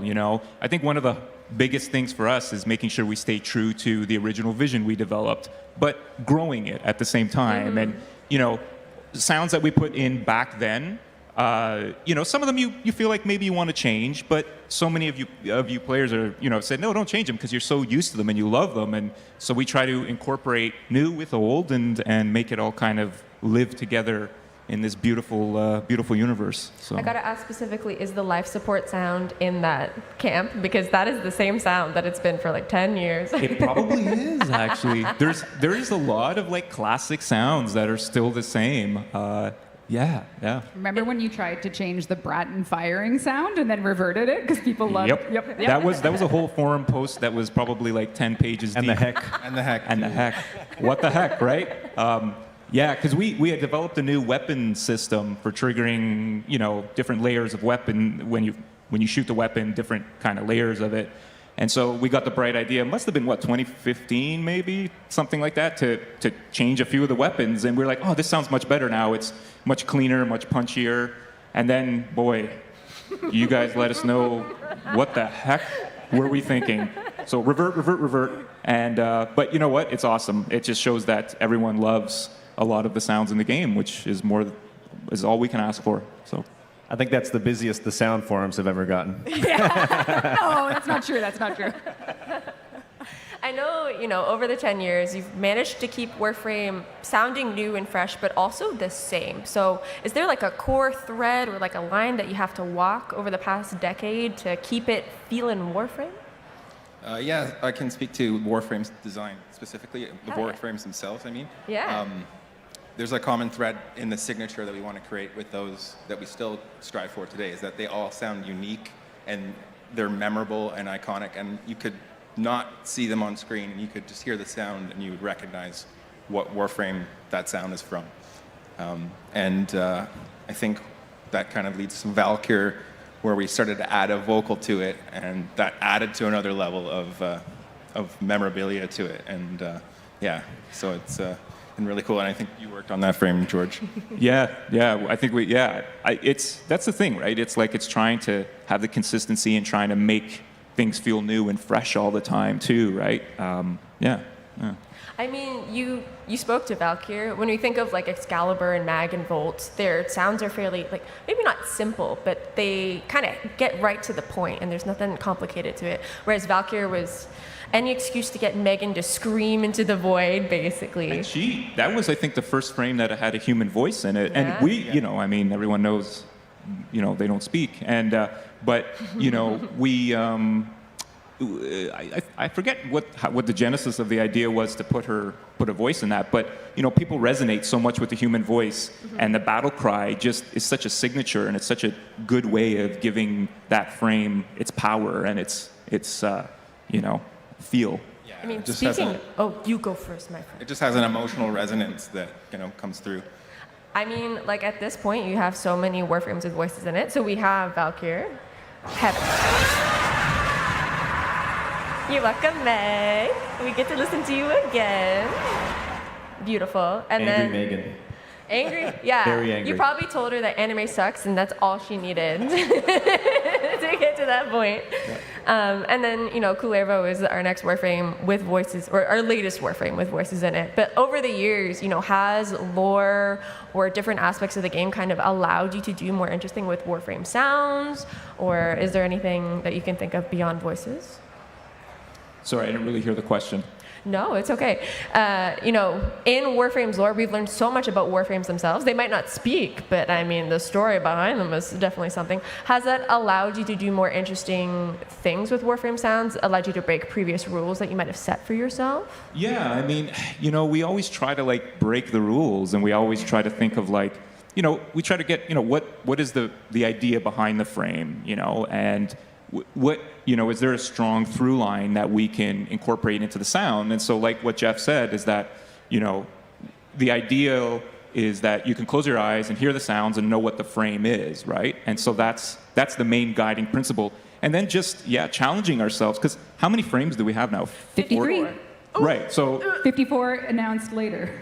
So it's getting tough, right? So, but you're always trying to think of like, what's the next thing we can do? So it's, you know, doing field recording to gather new and unique sounds, you know, working with new plugins, working with new synthesizers and all of that kind of stuff to try to give each frame its own unique personality. So yeah, some of them have animals in there as well. So. Oh, amazing. And one of them has a saxophone in it, but I'm not going to say which. What? You can't drop that info. Michael Did you play Bolton it, Rob? Is it you? No. Oh, No. Okay, well, maybe next time. Okay. But speaking of Kullervo, we actually have a fantastic video from Jess on our sound team about the sound design for his abilities. So here we go. Dean, if you want to hit it. I can't see you, but I'm assuming you'll do it. Hey everyone, it's Jess here from the sound team. Today I'm going to be taking you through a little bit of the sound design from the Kullervo Warframe. Let's take a look. Kullervo is a bit of an angry boy, so we thought it would be unique to incorporate some heavy metal vocals into the sound design for this Warframe. Here is our fellow sound designer Jeff destroying his vocal cords and laying down some screams for the Warframe. Sorry about your ears.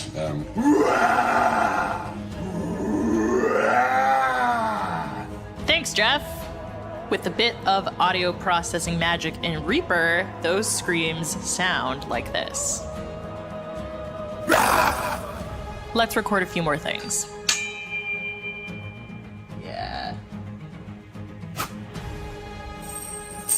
And let's layer them with a bit more source in Reaper.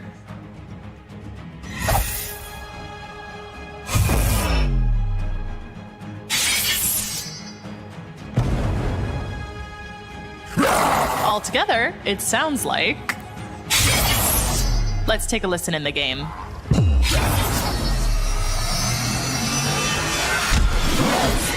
And there you have it. Thank you for watching, thank you for playing, and I'll see you next time. Have a great Tennocon, everyone.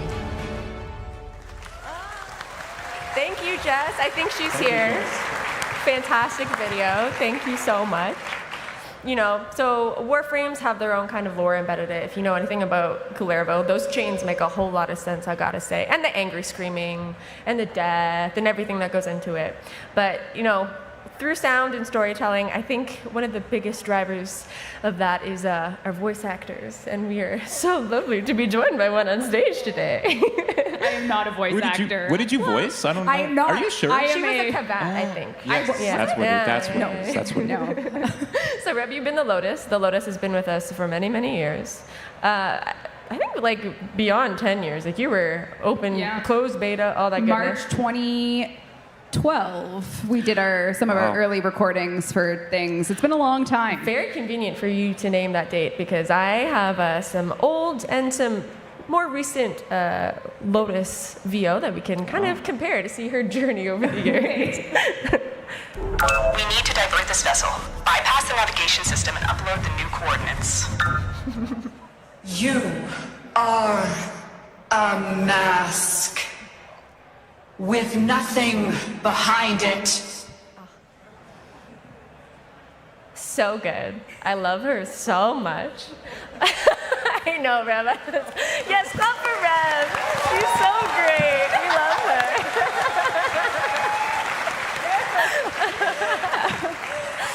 her. But you know, the Lotus, there's some spoilers here, but if you're at Tennocon, like, I'm sorry, but the Lotus has gone on a very long and complicated journey. She's had many names and many faces, you know, Margulis, the Lotus, Nata. How have you approached the different facets of her such, you know, complex character and made them feel as their own, you know? It's method acting. I just pretend I'm Lotus and let people tell me what to do. So they program me for whatever it is we're going for. And George I think you were the first person to direct me as Lotus, Yeah. if not the first. Yeah, it's been a crazy fun journey, and yeah. You were a natural from the start. I think I've unfortunately been in every single one of your booths for a Lotus recording session, and this reveals why I'm the Lotus, because whenever they need something, anyone can just grab me to record a line, and convenience over quality. No, not at all. Not at all. You're synonymous with the sound of Warframe, right? Like you're the most famous voice actor in the game, I think. They're all great, but Steve is Umbra, so that's true. That's true. Stop stealing my lines, Rev. I can't believe this. Yeah. But it's in 2012 when we did those early lines, we had no plot, and now we have a lot of plot. And That's right. every single line for the new war I recorded at home during COVID. So I remember like the second dream lines too, and everything, and how emotional that was, and that was one of the highlights for me were those lines and like that whole situation of everything that happened there. But like now that I'm thinking about it, you've really grown into the role, and again, like this line started off pretty straightforward, pretty just say the thing and it is the thing, and now it's a lot more emotion and depth to the character, and they sound great to me. Yeah, it is a dream come true, and I'm just happy. But the weirdest thing now is I refuse. Well, I'm not going to spoil it, but I have a very hard time reconciling giving the Lotus any more lines, because I'm like, I know her, and maybe she should shut up. But I think she deserves a nap, if anything. That girl deserves like a vacation. Yeah, she's on. Lotus is Other on than the one she took for 2 years, but we won't speak of that. She's on vacation in game for a bit. We'll see. No spoilers. Is there any, voice treatment that you've given between like Nata, Margulis, and Lotus to really kind of make them feel distinct from each other? Yeah, I think a lot of the Margulis and Lotus difference was in the performance. A lot of it, Margulis is a little. There's more. I mean, Lotus has a lot more emotion now, but definitely a number of years ago, Lotus was just trying to keep her kind of straightforward and keep her impartial, and Margulis was definitely had a lot more emotion in the lines and in the read, and that's what helped to kind of bridge that gap, and some of the processing and stuff we put on and that as well. They love that answer, George. They love that. Thank you. But yeah, a lot, and this is the thing. Like I think, enough can't be said for a great performance, and that goes for any sound design, any music, anything. It all starts with the performance, and if you don't have the performance, you don't have a great line. So yeah. I mean, speaking of performance, Reb is just one facet of the amazing cast of voice actors who contribute to our game and lend their talent to us and really breathe life into the characters. I'm not going to name names because there are so many of them and I'm going to forget someone, but there actually are at the convention quite a few of them. So if you see them around, you hear Till Regor randomly shouting, probably someone who will sign your autograph if you want it. But it's not only voice actors who contribute to the game's sounds. We have musicians and we also have composers. Matt, do you want to tell us a little bit about your story with Warframe? Yeah, sure. Well, I've been working with Keith Power for about 8 years now. I was telling the guys backstage that my dad taught him way back, like years ago, and Keith and George were doing sound for what was it? I think it was a Canadian coffee place. It's a first and a last name. Yes, thank you. And they needed sound of like some children playing road hockey. So I was part of that, and that was my first check for $25. So I've known Keith and George my whole life, technically. Yeah. And so every check thereafter has been $25. No, I'm just kidding. Yeah. Not at all. No. Not even adjusted for inflation? Like, that's crazy. $26.50. No, I'm just kidding. Amazing. So the next slide that I have actually has music from Matt on it. So Dean, if you want to adjust the volume. I don't know how much time I need. I'm just gonna, like in 3, 2, 1. 3, 2. You're the best. Thank you. So, Matt, you have specifically worked on the Angels of the Zariman update and Juviri, two of my most favorite updates. I'm not biased at all. In the background, you guys can hear actually some of the Angels soundtrack. I hope you guys can hear from home. But do you want to tell us a little bit how you approached like capturing the sound, such like a cosmic body horror enemy? Yeah, sure. So I think the main request from Eric and George was to have some kind of vocal, but it had to be sort of a terrifying, horrific vocal. So I was like, what if I just pitch my voice up? So it's funny seeing the YouTube comments, because everybody's like, these are such scary vocals. And I'm like, that's just me in my studio going, la la la la la la la la la la. So I am That's the awesome. terrifying woman. That's it. But yeah, it was a really fun track to work on. I just found that out today. That's you. I didn't really want to tell Eric, because I thought you might start, because when I hear it, I just hear my voice going la la la la la la la, and I'm like, that's not convincing, but apparently it's scary. So It definitely, gets on your skin, and I think it almost adds to it knowing that it's Matt Chalmers just pitching his voice up. That is so incredibly good. I think we all need a moment. That is incredible. But, speaking about music, we always get questions about soundtracks, and I'm sure if you've been watching, you've heard that we finally have our second volume of our soundtrack. Our first one was released back in 2017, so we've got like 6 years of music. So much to cover. It's funny because I started working on it, I guess in 2022, last year, and I was like, we're overdue for another soundtrack. And I was trying to think back, so I looked at the old one and where we left off, and that came out in like 2018, so got about 5. And some tracks that are on the new soundtrack weren't on the original soundtrack as well, so it really spans a lot of years. But yeah, it's like 3 discs and 34 tracks, and there's a bonus 7-inch as well, with some of Matt's music on there from Duviri. And it's like over 2 hours of music, and it's kind of cool. You talk about sound design and where we've come. When you listen to the music as well, you listen to tracks from back in the day, like Smiles from Duran, I don't know. That's one of my personal favorite tracks, and I agree. It brings you back, right? Yeah. And you just kind of get all those emotions again. And so it was it's a labor of love to put something like that together. So yeah, really excited about it. It was incredible. I don't know if it's sold out on store or here at the merch booth, so I'm very sorry. But I do believe we are going to add it to streaming and all the other online places. Yeah. We wanted to give everyone a first crack at buying the hard copy, and then but streaming will come as well soon. Exactly. So you can cry to Smiles from Duran as much as you want, without any issue. Yeah, my Spotify at the end of the year better have you on it. Spotify Wrapped. There's a few on there. And Matt Chalmers. It'll be great. Yes, and Matt Chalmers, and Keith Power. Number one Keith fan. Power. Yep. I have to give a shout out to Keith Power as well. Working on Warframe with him for a long time, and he wrote some of the most amazing pieces. We All Live Together, again, this amazing Sleeping in the Cold Below, and so much great music for Warframe. So he's on there as well, obviously. Shout out to Keith Power. So. Shout out to Keith.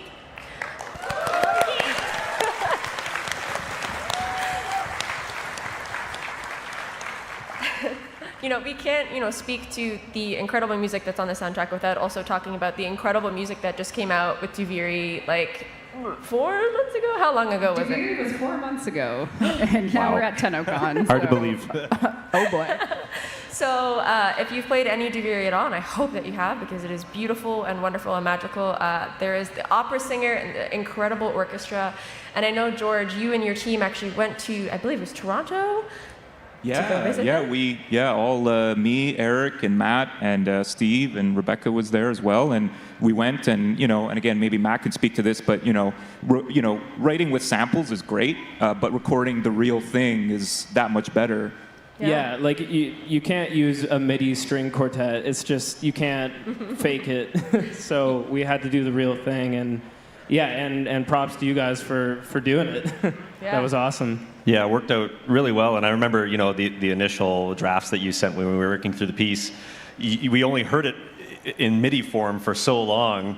And when we finally got to the session and heard it come to life, it was pure magic. So okay. Before I play my video, Matt, now that we know that you were the angel in music, did you also do a pitched up version of Lucinia's opera for the demo, or Shh, don't give it away. There's probably some demos that I don't know if, did you guys hear me sing the? I think you did do. Yeah, there was one. Yeah. I So think that's I floating around. immediately deleted it once we got Francesca. Yeah. Well, we actually have, kind of a lengthy behind-the-scenes video of that entire process. So, Dean, if you want to hit it, we can listen to that now and watch it as well.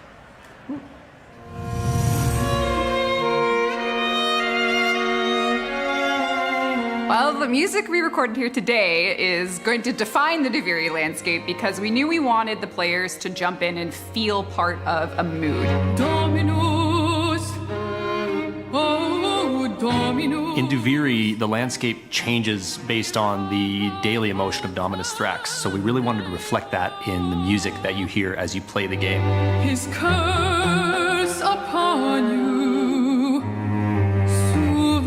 Maybe there is something about him that represents the emotional state of humankind, and his current state, if you will, is to sort of rule the land of Duviri. He is the emperor, the king, the ruler of everything that is Duviri and all its citizens, including judge, jury, executioner to you, the drifter.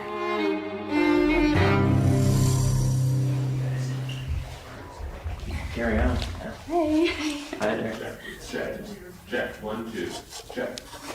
We felt that recording a live quartet would help ground all of the pieces more closely to reality and how you might feel on a daily basis.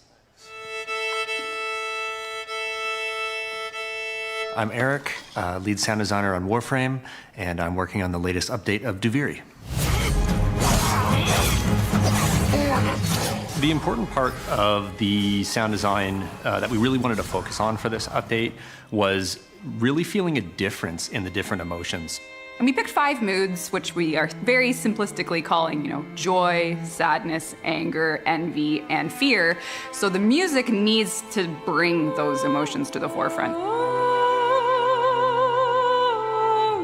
So each day when you enter Duviri, we really wanted the player, you, to kind of identify with the current mood of the landscape. So as you play, the moods and sounds all sort of change and live together as one single piece.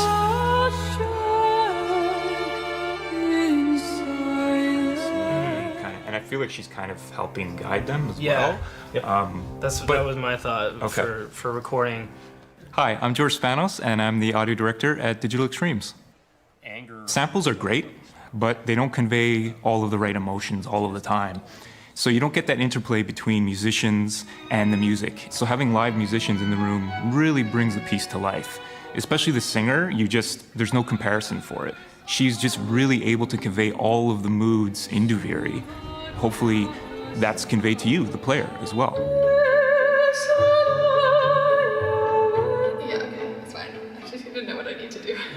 The main characters represent an emotion or a mood, and Lucinia is sorrow or sadness, and she is to represent the sort of darkest feelings of humanity.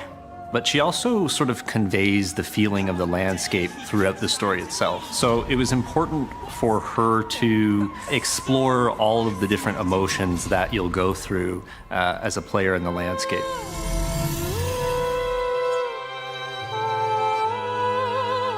Matt was a very willing participant to go along with us for the ride and try out different things and experiment with different sounds and experiment with different sections of the pieces to make sure that we conveyed all of the emotion that we need to in Duviri. Hi, I'm Matthew Chalmers. I'm doing the music for the Duviri Paradox.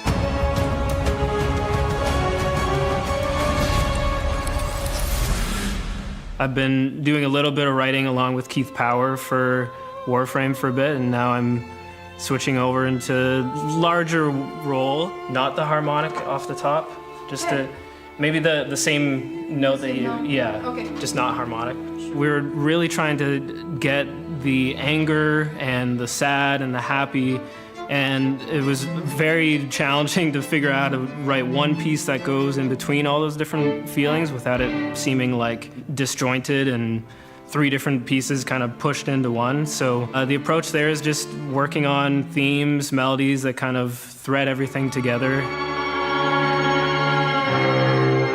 I usually sit down at the piano a little bit and just kind of plunk out some ideas, and my voice memo app is filled with stuff that got thrown away and probably earlier versions of this, and I just sing along, pretend I'm the opera singer and sing in my falsetto, but yeah, no, I just pick away at it and take a break from it, come back the next day, check it out, and then I start kind of doing a mock-up on the computer, hear what it sounds like with the cello playing that melody. Oh, okay, maybe I'll change it to the viola, just start experimenting, and then, yeah, great overall. I mean, we can keep running, and if you guys have any comments, let me know. Recording in a beautiful studio with amazing musicians, great music, really exceeded our expectations. You hear the kind of the mock-ups and the demos, and they sound great, but until you hear the real thing, you don't get the full extent of it. And we're so happy and proud to let the players hear that. Yeah, no, I appreciate it. That's good. I think that was good. Yeah? Fantastic, guys. Yeah? All right, thank you. I can confirm, it was good. Great job. Oh, It was good. I was hoping that they didn't cut it out. I was like, please don't swap, please don't swap. We're golden. Incredible. Yeah, we've kind of talked at length about this, but is there any other notes that you guys want to mention about the music of Diviri specifically? Otherwise, I got some mood, like landscape videos that we can go through after, so. I do want to shout out Keith Power one more time just for the beautiful themes that he wrote for Diviri. Made my job a whole lot easier, just based everything off of that. So I think that's one of my favorite Warframe pieces, probably that ambient piece that he wrote for Diviri. Was it Ave Lucinia? Is that what it was, or is it a different one? Yeah, I think he definitely wrote the theme, some of the themes over the years. We were kind of playing with different things and that kind of thing. So yeah, I mean, I think the main kind of, a lot of the motifs and stuff that you incorporated evolved from some of his stuff as well, so. Phenomenal. Well, my next slide, as I mentioned, has some actual landscape sounds from the moods, because if you spent any time on Diviri, like me, I roam around on my horse, and then I catch fish, and I kill enemies, and it's phenomenal, but the landscape sounds between each spiral is just top tier. So just a volume warning for that one. But Eric, my friend, I know that you worked so hard. You and the team worked so hard and diligently to make each landscape feel unique and distinct. Do you want to talk a little bit about that process? Yeah, when we first heard about what we were going to be working on, we knew that we really wanted to try and push the envelope as far as we could with ambient sounds, and really have them feel different depending on the mood of Dominus Thrax. So the sound team, shout out to the sound team. They did a fantastic job putting it all together. All the little details that you hear from birds and wind whistling through the reeds, that's all hand placed by the sound team meticulously. And each kind of element in the landscape has many different layers to it depending on the mood. So you may have one type of bird chirping in all the trees during the angry mood, and then when you go to a calm mood, you have a different type of bird chirping. And we did that same thing with field sounds, flags flapping in the wind get more aggressive when it's angry and windy. All the background sounds, crickets, when it gets scary, the crickets come up, and when it's happy, you change to different type of insects. So we really spent a lot of time handcrafting it to really fit the vibe of each mood for that day. Phenomenal. The care and love that went into it is so obvious. Like right now we're listening to Joy, so Mathilla's, and you can hear like the birds chirping, but I have anger next actually with my boy Loden. And like I know that there's different weather effects that you have to capture too. Like he's got the big meteors, and there's like growling of random animals in anger, for example. Like absolutely, yeah. Just trying to get the feel of his emotion through different types of vocalizations, grabbing animal sounds and sounds with our own voice. Really, nothing was kind of left off the table. And again, the sound team, I can't praise them enough. They did a great job with it. So, yeah. Is it the same with like the ambient music too, or is that mostly Matt? Like, because you can hear kind of like the deep. Yeah, the ambient is a similar approach. Yeah.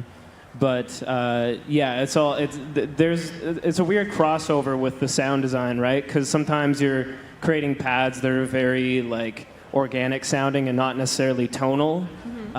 So we're just trying to find a way, and often Eric will like tune something if my music is in a certain key, just to make it all flow nicely. Yeah, once the music comes in and we've kind of established the piece, there's often a stage that we go through where, we're stripping out different layers and figuring out how the music and the ambience can kind of live as one. So as you're running around the ambience, sometimes you might only hear sort of a small portion of the music, and then sometimes the music will swell and you'll hear all of the stems together. And that's all done at runtime dynamically. So it really allows you to go through a journey. It's not just kind of a two-track piece of music that plays the whole time. So it was really important to establish that. Yeah, so when I'm writing, I'm picturing like, okay, what would level 1 of this ambient track sound like? And then it's getting a little bit more intense. Okay, so there's a lot of layers that are involved. And yeah, then it gets all programmed into the game. So I'm just learning that sound design is like an ogre. Shout out to our tools programmers for Yeah. that too. Yeah, definitely. I Yeah. just Shrek joke, but here you are actually throwing it to the team. I want to give a shout out to one of our programmers, Jem, who helped a lot with the dynamic system. He was able to help us develop a system where, based on the current mood, all of those sounds can change instantly, which helped tremendously. So yeah, shout out to Jem. Yeah. Thank you. My next slide is sorrow, but speaking of like dynamic sounds, like when you go into the caves especially, like those are also a completely different experience. So like how did you approach, making the landscape and like the Duviri caves with that Zeramin influence, feel so different? Yeah, so same kind of thing with the caves is based on the system that Jem helped with. We're able to change the music up completely and the ambience up completely when you go into the caves. So I really wanted to establish a completely different vibe when you go in there, and using some, vocal stems from your tracks, Matt, arranging them in different ways to really make it feel like you're in the belly of the beast. So That's such a great vision for that. I love it so much.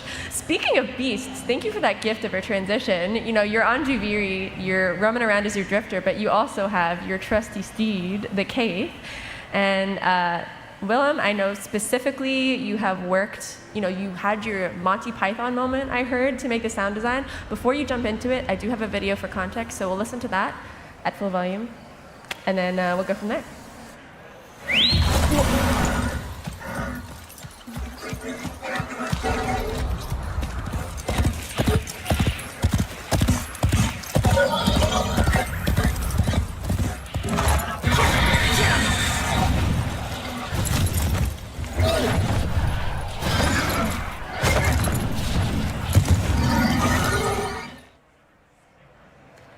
It's all you. All right, yeah, Monty Python, I guess, right?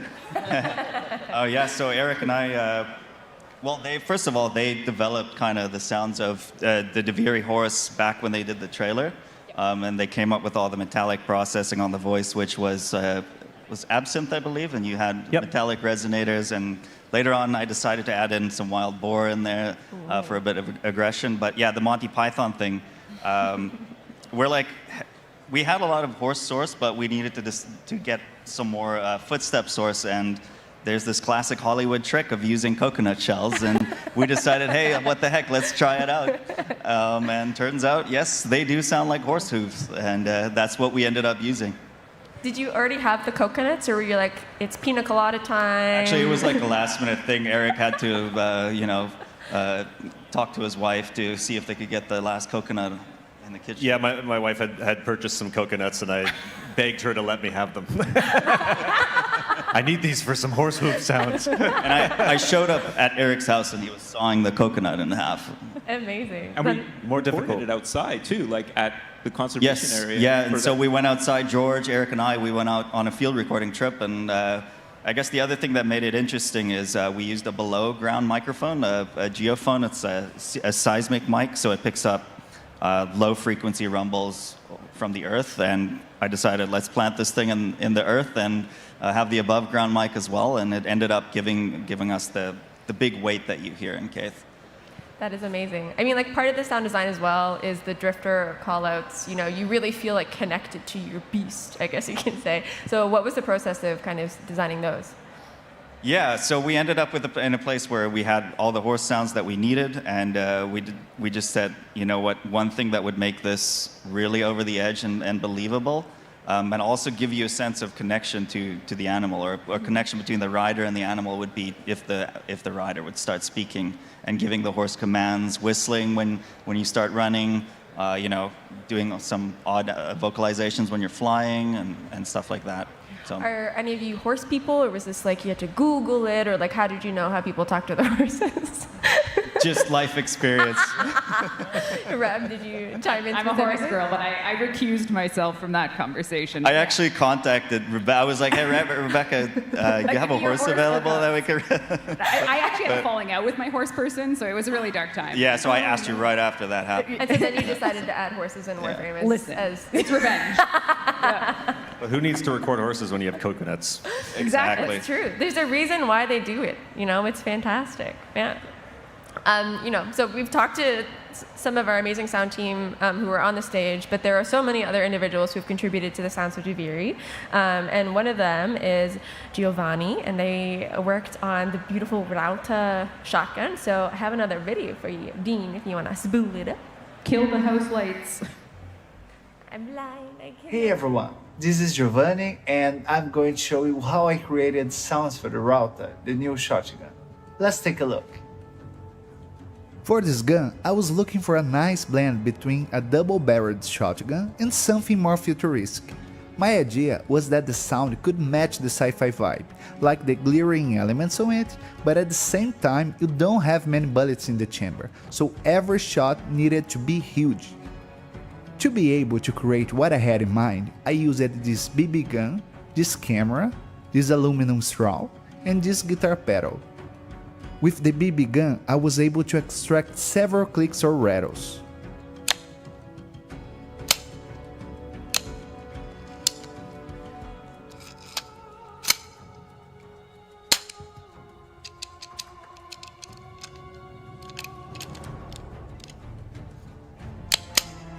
After some editing and processing, here's what I used to make the reload sound, along with some other pre-recorded sounds. The pedal was used for when the shotgun is reloaded too. I had this idea of inserting a guitar cable into the pedal, and then I pitched down the recording. Here's what it sounds. With the camera, I got the flash sound that is played just after the shot.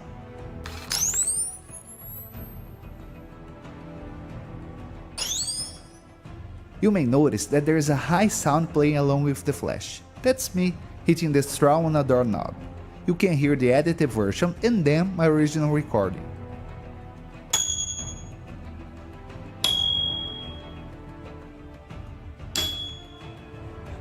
After all these experiments, this is how the gun sounds in the game context.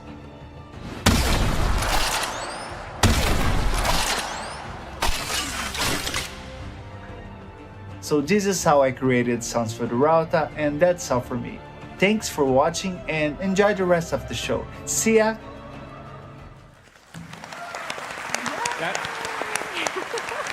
That's the cool thing, right? Like you see all of those individual elements, and you're like, oh, what's one little sound gonna make? And then you put it all together, and it's like, geez, like it's this huge, you know, weapon sound. Sound design never ceases to amaze me personally. So the camera thing, and the camera, super cool. Say cheese. The old school camera. Yeah.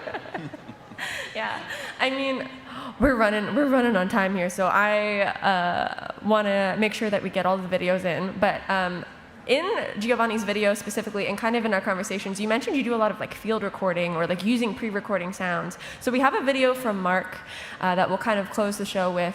But do you want to talk a little bit about why you do that process and all of that stuff?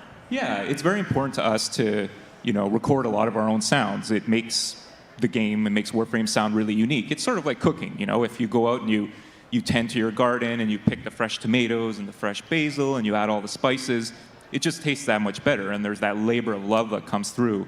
So whenever we can, we try to go out and record our own sounds, and you know, it might be something, I mean, like you saw in Giovanni's video, it might be something simple as, you know, dropping a rock on the ground. You're like, what are you ever going to use that for? But that can end up in a Warframe power.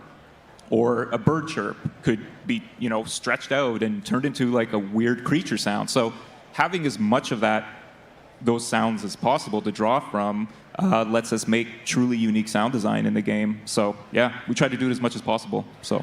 I mean, we were talking earlier, like you mentioned we have like a ginormous sound library as a result of like 10 plus years of working. And yeah, like the sounds in the game. This morning I was like, how many sounds do we have in the game? And so I just went to the sounds folder and I did the properties on it.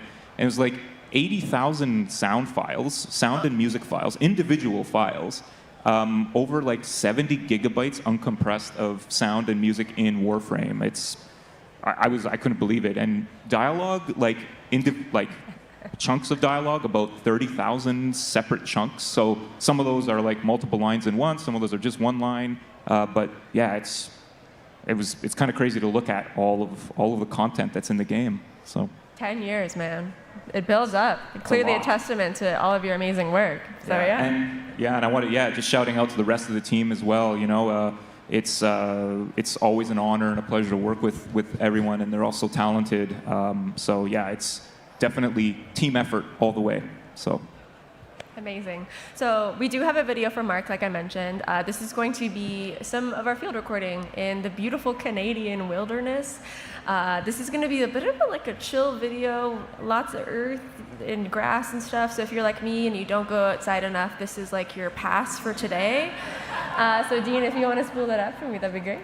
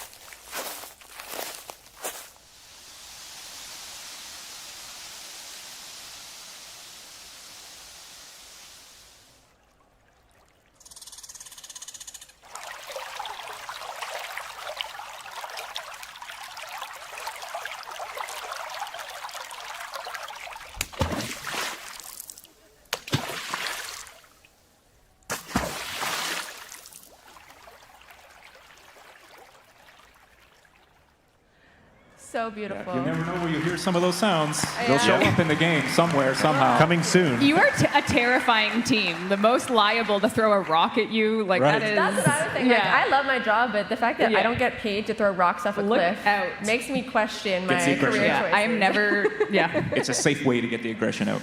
Yeah. Yeah. I mean, so we've spoken so much about how incredible our sound team is, but we truly would not be here at DE without everyone here in the community, whether you're at Tennocon or you're watching from home. Thank you so much. And I've heard rumor that sound designers always have a microphone in their pocket. So I figured, what better way to commemorate 10 years than maybe to record the crowd and see if we can use it in the future. Field recording. We have a very specific recording we want from the biggest group possible. And all of it will make sense in the far, far future. So what is it, Rebecca? We would like, I'm going to tell you what to say, and then as a group, we're going to say it. We are going to count down from 10 to 1, and then we're all going to shout Happy New Year. So we're doing a New Year's countdown. 10, 9, 8, 7, 6, 5, 4, 3, 2, 1. Happy New Year. I'll lead it without a microphone, so it sounds ambient. Perfect. And on your ready, if you want to join up here, just put your mics down, and we're gonna holler. So if you're listening and you can join the countdown when I start at 10. Just follow along, and we may or may not need this in the future. Even at home, this is your Dora the Explorer moment. Yeah. You get to participate, even if we don't get to record you. We'll use it somewhere. We are rolling.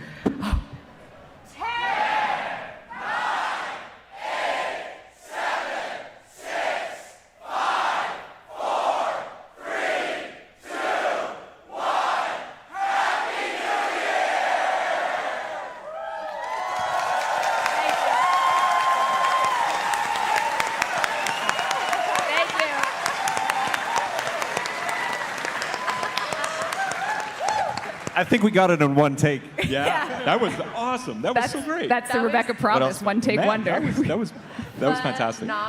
Phenomenal. So, I truly don't know how we're going to follow that, but I actually have an incredible asset from our community. We did a call out for We All Live Together covers, and we have compiled them together. So we're going to send you off with... Can we sing along?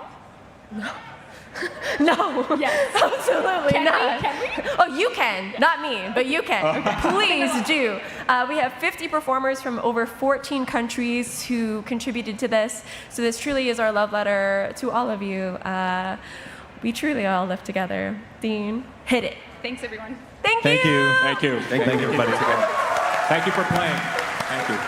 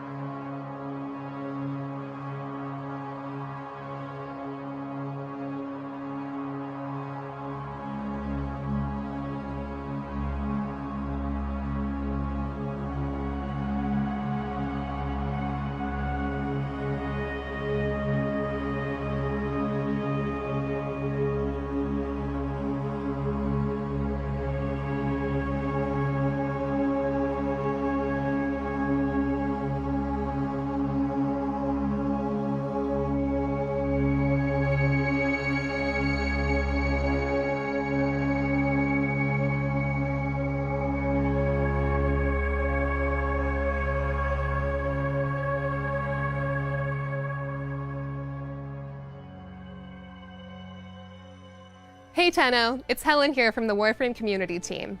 I just want to let you know about the free in-game items you can get just for watching Tennocon on Twitch today. The first item you can get is the Gotva Prime Rifle. Watch for 30 consecutive minutes throughout the day and you'll receive this item completely free. Once Tenno Live begins, the drop is going to switch to Gara Prime. Watch for another 30 consecutive minutes and you'll get Gara Prime completely free. If you've already linked your Warframe and Twitch accounts before and received drops, you're all set. There's nothing else you need to do. But for those Tenno who have never linked their accounts before, you should head over to warframe.com/Twitch. Log into your Warframe account and follow the instructions there. Then you'll be all set too. Thanks, Tenno. Enjoy the show.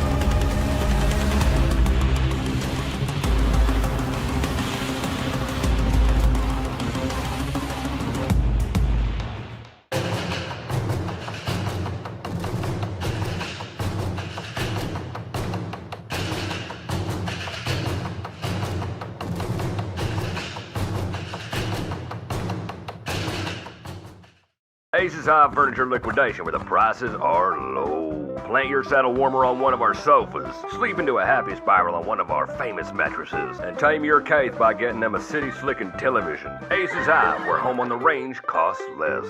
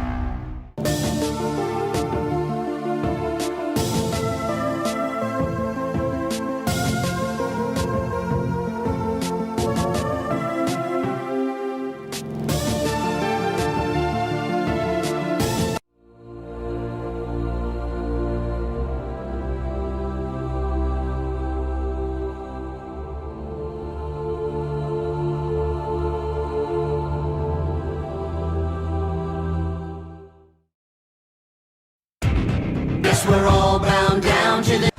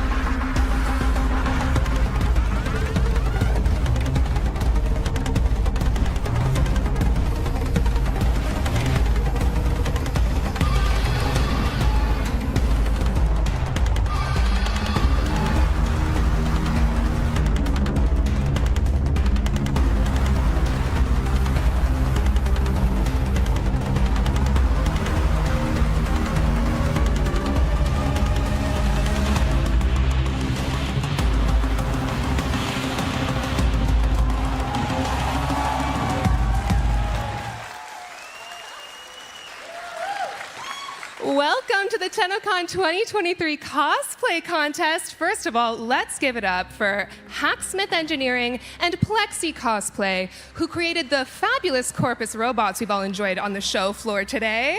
You guys are awesome. Woo! Alrighty, so we have a couple of fabulous cosplayers waiting over there to show you what they've worked on for today. I would first like to introduce you, the audience, to how this is all going to work. We've introduced 2 categories to the cosplay contest this year, competitive and non-competitive.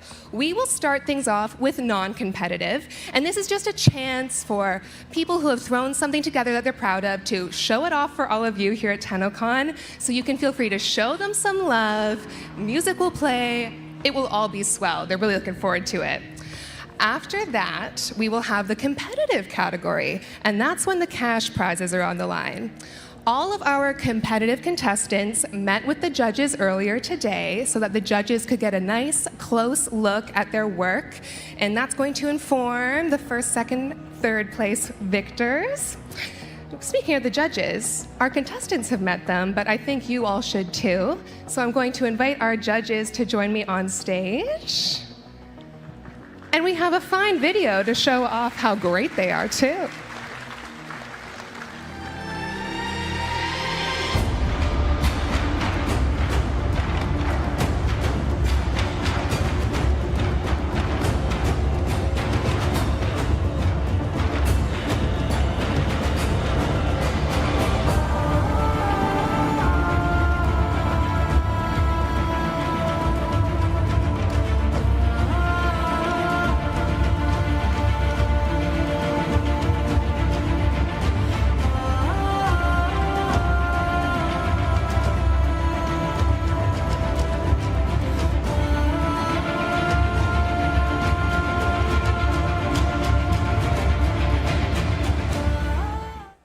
So beside me here, we have Lightning Cosplay. They have been on the show floor all day, and I know people have loved taking photos with you guys. You guys have been delightful.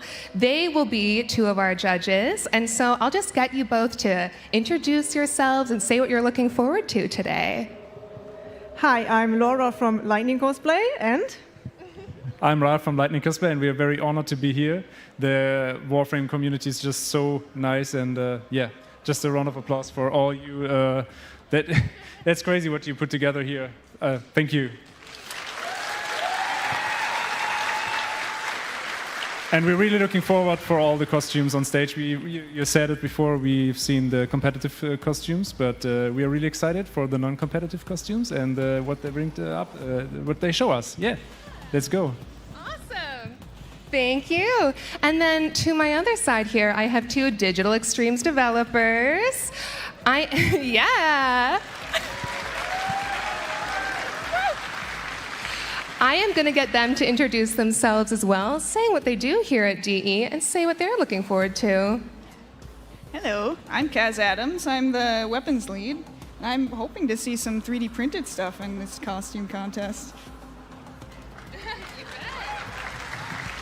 Hi, I'm Mike Skyers, a principal character artist on the Warframe team, and I'm really excited to see the work that we do digitally brought to life by all the passionate fans that we have here today. Thank you. Thank you, guys. Awesome. Yeah, I will invite our judges to go take their seats and prepare to enjoy our non-competitive contestants. We're contestants, non-competitive. You get the picture. You can head on that way. Thank you.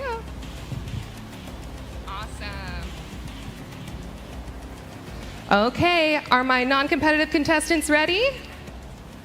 Cool. We can get things started. First up, we have Iris Illick as Neth Anyo. Come on up. Ooh, a cumbersome outfit to walk up that ramp. Good angle.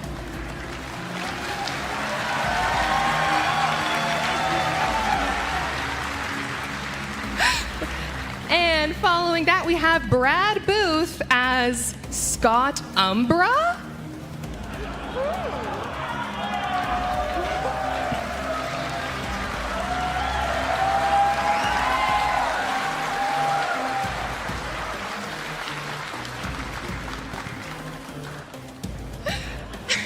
Iconic. And now we have Rosebuds with a unique cosplay. Here comes some Voam residue.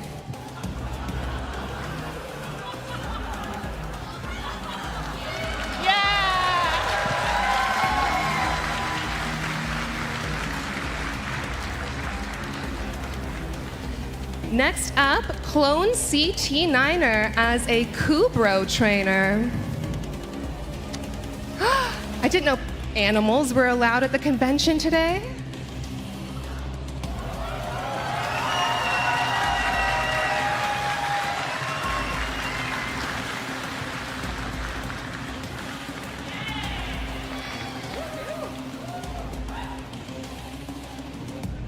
And next up we have Darkshade75 sporting an Excalibur Pendragon helmet. Oh, Excalibur, is that you? Yeah, it is.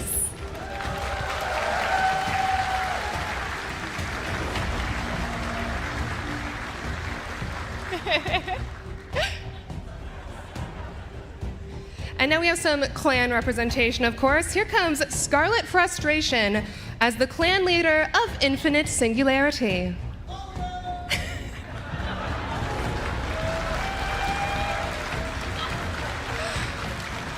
Ooh la la! And now here comes Senpai as Trinity and Operator.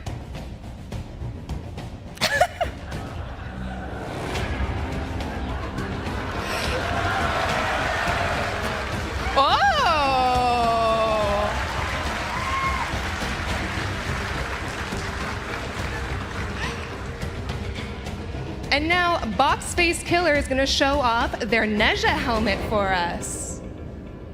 Come on up. Looking good. Woohoo.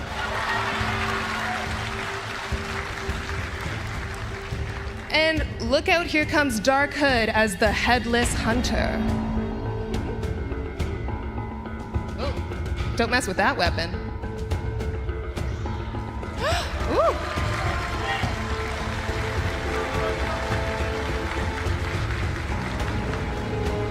And finally, let's see Bug Breach as Operator, Grenier Edition.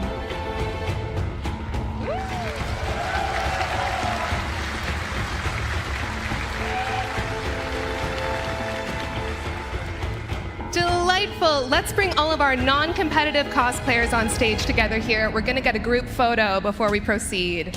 Come on up. Yeah, Grenier Operator leads the way. Oh, make way for clan representation though, come on. Join me right in the middle. Here come our cameras. Awesome, get in. Is everyone in okay? Looking good. And while we pose here all cool, I'm pleased to announce all of you are gonna get a digital medal and 1,000 platinum just for being part of our showcase today. Thanks for being a part of it. Woo! All right, thank you all. That brings us to the end of our non-competitive portion of today. So I'll invite you all to head on back that way.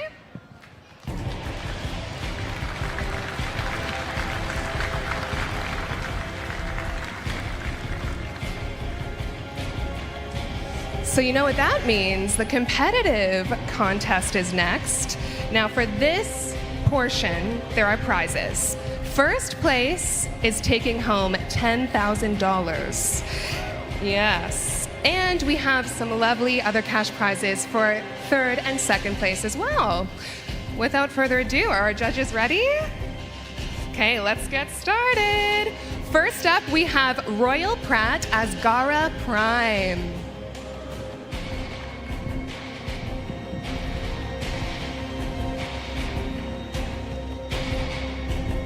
Come join me right at center stage.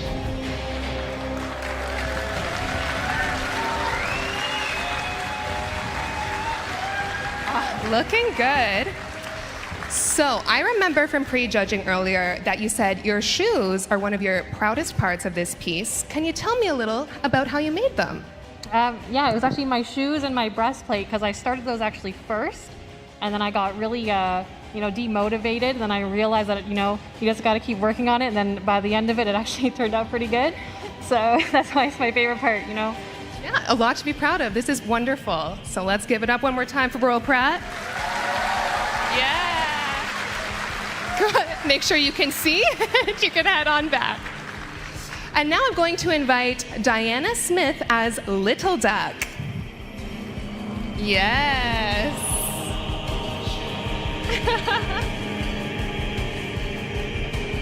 Looking good.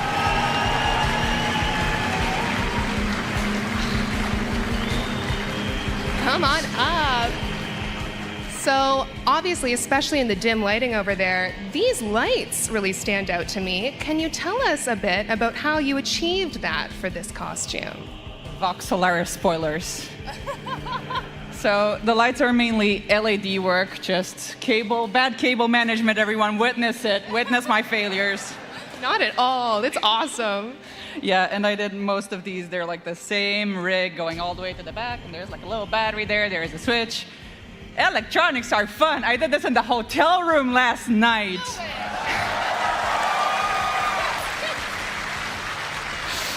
Well done. And I understand you've had some little ducks with you today, haven't you? Really? Perchance. No. Oh boy, that's what's in there.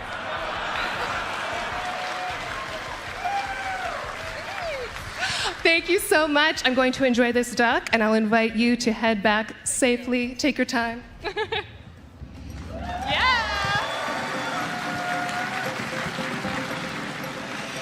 Next, let's see Shandor Santos as Frost Prime.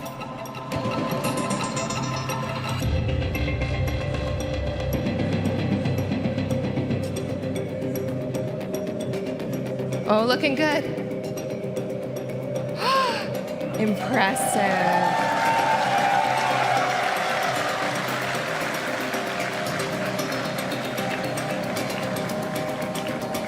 Come right on over. Can you see okay? I can guide you. Oh! Okay, so first, obviously, you have both an outfit and some weaponry here. Can you tell us about how you made these weapons? I don't know where your mouth is. It's down around here. This is Broken War, of course, and I 3D printed and touched it up a bit. I learned resin printing for most of this costume, so that was fun. Awesome. Well, it's beautiful. And the same thing for the epitaph, which is another one of my favorite weapons. Good choice, good taste. Well, they're lovely. Thank you so much. You can head on back that way. If you need any help getting down, we are happy to assist. Yeah, give it up. That's great.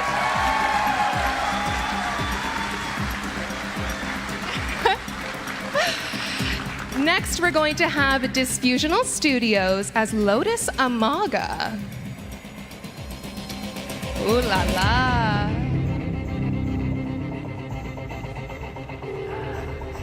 Yes, the Lotus does indeed know how to make an entrance.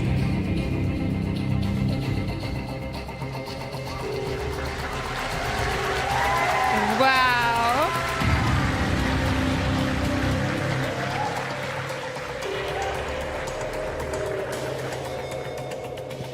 You are spectacular, and up close, I can really tell how much care you put into all the stitching.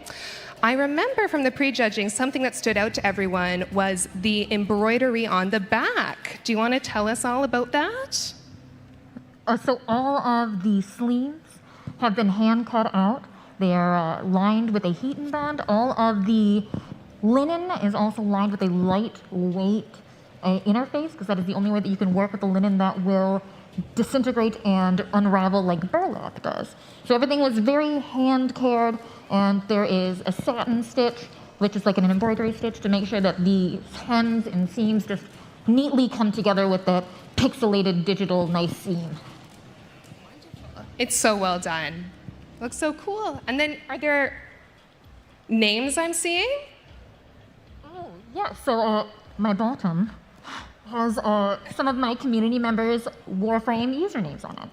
Yeah, it's so cool. Representing your player base, that's great. In true man fashion. Love that you made them a part of it. Love the whole look. Love how you can talk without moving your mouth. It's so impressive. Whoa.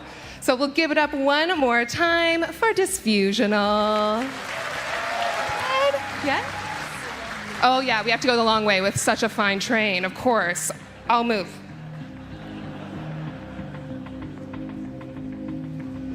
Our next cosplayer is Kira Rahime as Protea Caladrius. Oh, it's tricky in the darkness. The bird emerges. I like the shoes I'm seeing, I've got to say.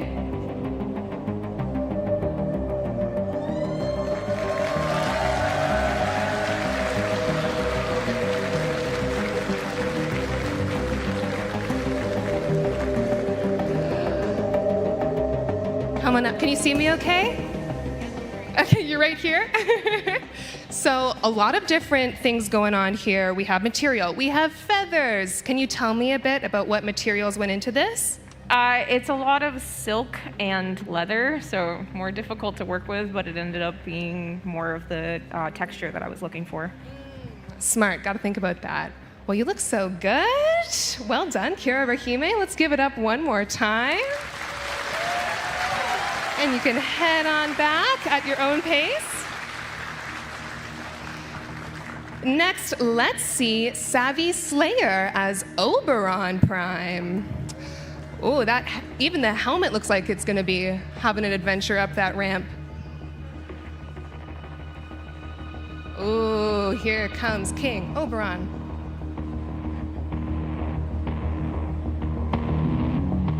Whoa.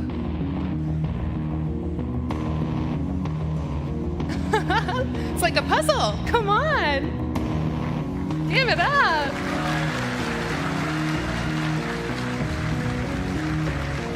Oh, handlers are so important. Come on up. So, I understand that you came here from Arizona, and I've got to ask how you managed to transport all of this to London from Arizona. So we like to call it, your check-in luggage isn't a normal luggage bag, it's just a large 40-gallon Sterilite bin. Your clothes are the things protecting the cosplay. They are the important parts. Well, I'm impressed. It's clearly all here, clearly in one piece, and clearly looking great. Ooh. Oh yes, give us a twirl. Right down to the signed Dana. So impressed. Well done. Thank you so much. I will return you to the care of your handler to be your eyes. Well done. Okay. Yeah, I love it. One more round of applause. Why not? Especially walking in that helmet. Whoa.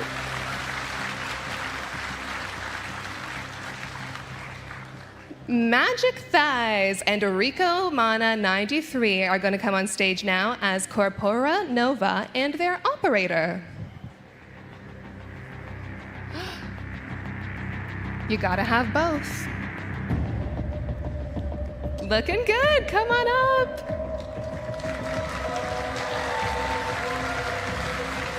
Can you see okay? Nice. Okay, so I understand this is a father-daughter cosplay situation. Yeah, it's so sweet. Can you tell us about what inspired this? When we started playing together a few years ago, at the beginning of 2020, we decided we wanted to do a cosplay together. And the best thing that we could figure out was Umbra and Operator. However, I don't care for Umbra. Oh. I'm a Nova main. What an upset. For me? It's great. I love the way you look. That's what matters. So thank you guys so much. I love that you came here as a father-daughter pair, and way to represent Warframes and Operators at once. We're all very impressed. I'll invite you to head back that way. Yeah.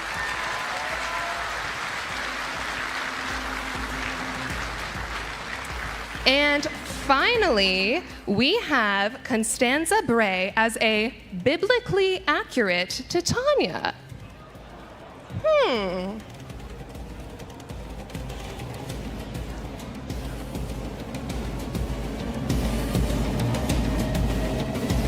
I am seeing a Syndana, an Ephemera, and a deluxe skin?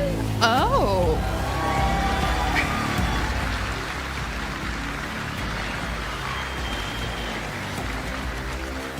Well done. Come join me right center stage.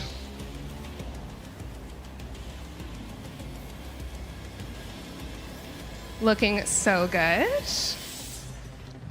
Oh, you're fabulous.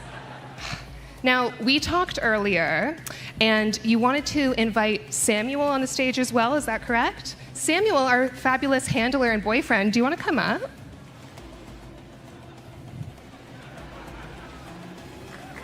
Yeah, welcome. I have the ring here. All right, is there something you'd like to say? Honey, you are the love of my life.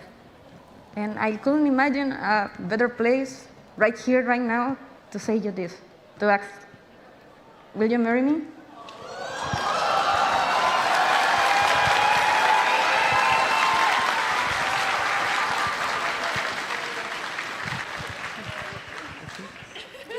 Yes, absolutely.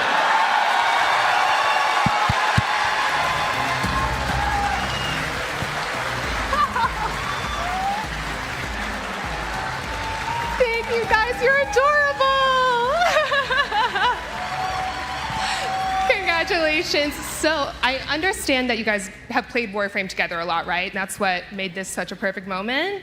Oh yeah, the first thing we do as a couple was playing Warframe. Really.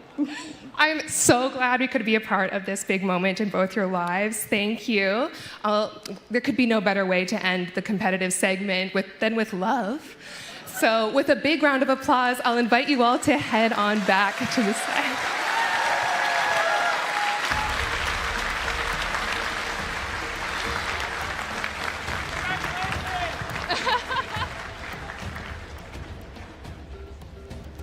So while the judges deliberate, I have been given the go-ahead to give away a lotus statue. And they gave me so much power. They let me decide how to give it away. And I decided I would ask a skill testing question. So I'm looking mostly at the front row, because you're gonna have to get up to this microphone.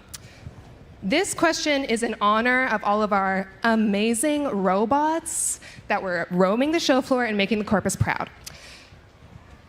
What update in Warframe introduced domestic drones? I'm looking for the update name, not the work in progress name. Oh, it was the Jovian Concord, sir. Come up and claim your lotus statue. Yes.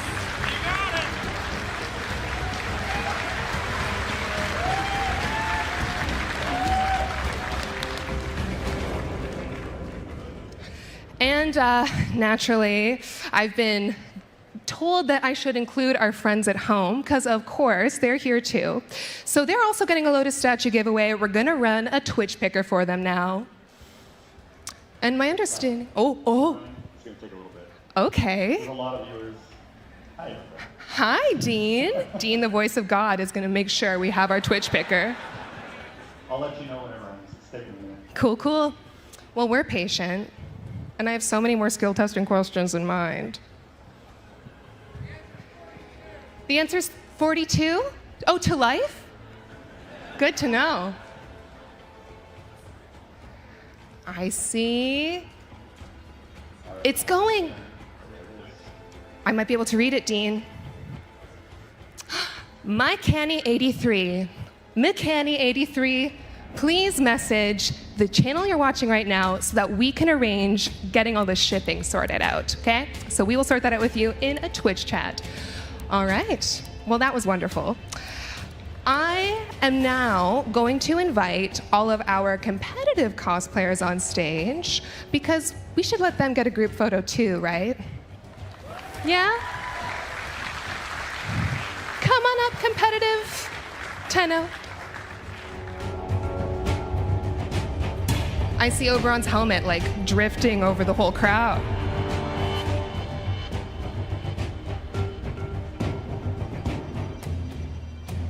Good to see you again.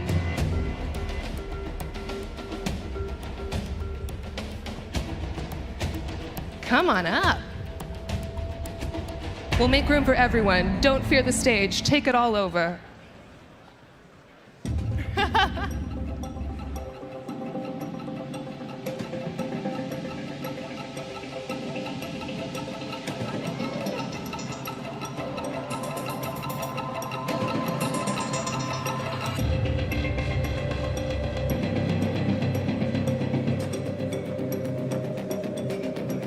Here we go, we got the father-daughter duo.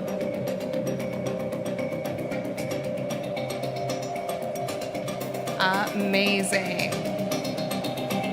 Oh, come on up. Oh, lovers.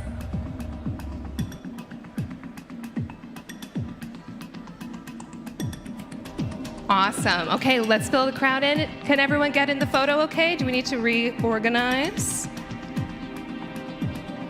Beautiful.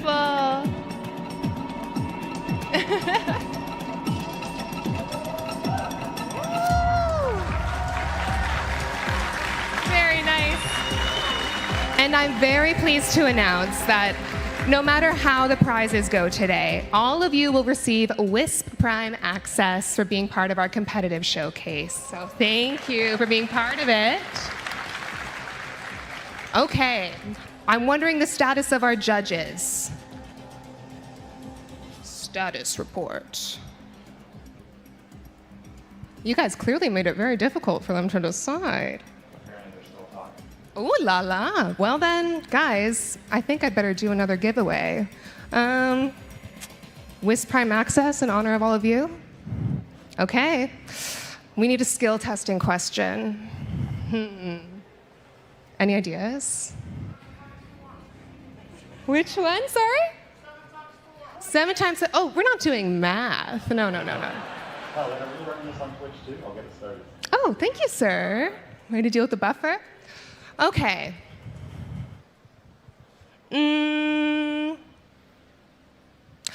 What comic introduced Little Duck?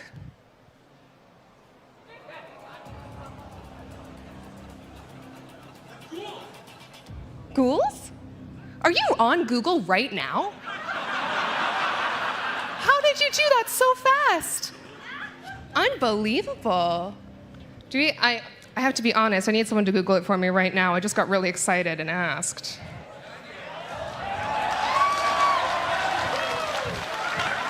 You're a hero! Oh my gosh. Well, I mean, is this the correct one? I had to have the comic of my girl, you know? Oh my goodness. I mean, there are proud writers in the audience. There are some artworks. Whoa. Of Little Duck. Well, you'll have to help me with the fingers. I don't have the fingers. Well, naturally. Well, this is delightful. So We have a Twitch winner, by the way. let's read that, and then I might get you to choose someone from the audience to win that Wisp Prime access, Little Duck. How am I going to read that? Let's say it's Muffin Hurricane. Muffin Hurricane. Congratulations, you have won Wisp Prime access in honor of our difficult judging deliberation.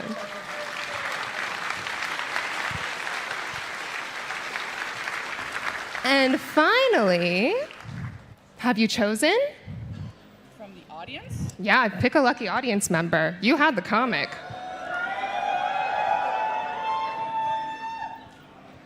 This one right here? Right, this gentleman right here? Absolutely. This gentleman? Congratulations, sir. Why don't you come up to this gentleman and he will collect your alias, your platform, and all that stuff we need. All right, judges, I need another status report. Is that a thumbs up? Oh, it's a 1 and keep going? How many prizes can this crowd win? Okay, all the prizes. What's another Warframe when, oh, who can name all of the wings that are on Titania right now? Surely someone. Yeah? Come on up. Come on up here, let's see. Yeah, join us. You're gonna come here. We'll get you up, come on.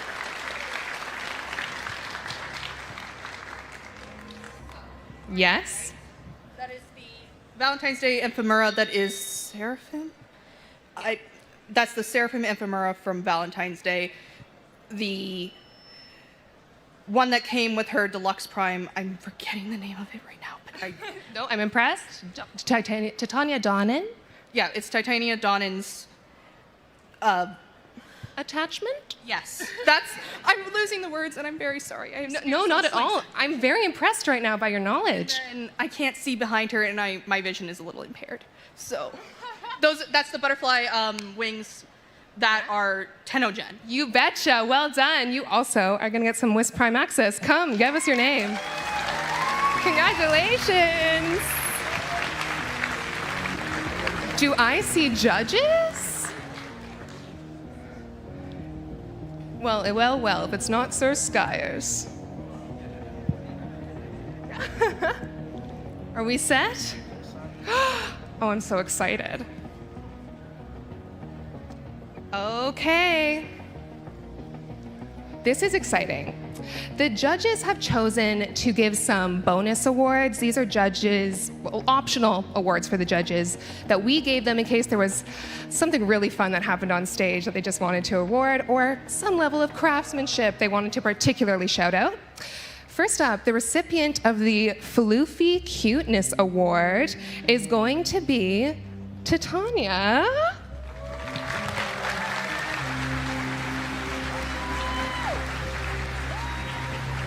Congratulations. That was so cute. You deserve it.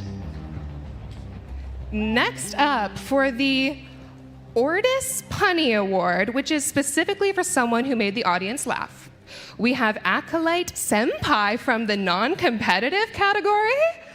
Acolyte, are you still back there? Come on, get your medal. Yeah.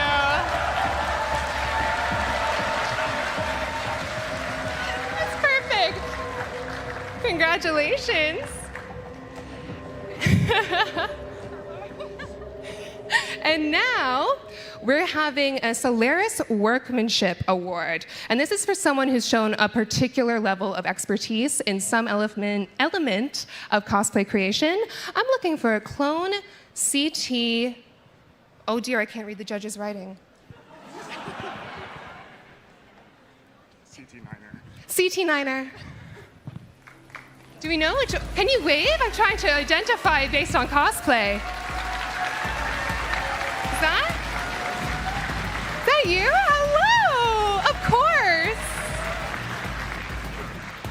Can I give it to your Kubro? Okay. Oh, ooh, delicious. Don't bite. Oh my goodness. Hold it right there. I am pleased to announce you have been given a second award. And now that I think about it, I think one's for you and one's for your Kubro. You also receive the Master T-Sonai Award.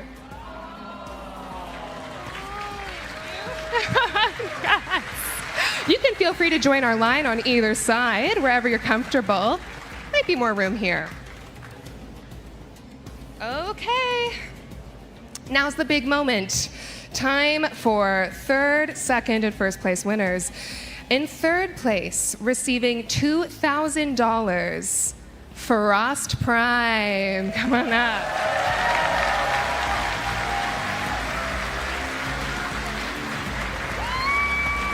Are you able to hold a giant check? It's all yours.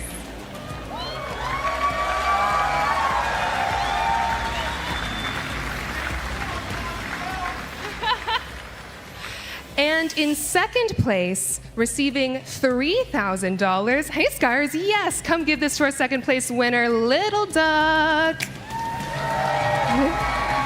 on.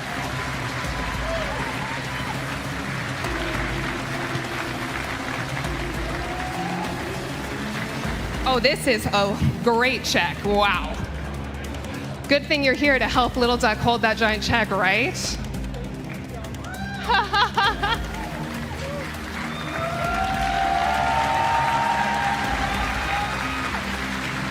Yes. All right, if we can try and fit that check in line, that'll be something. It's time for the first place winner. Receiving $10,000, Lotus Amaga. Come on up.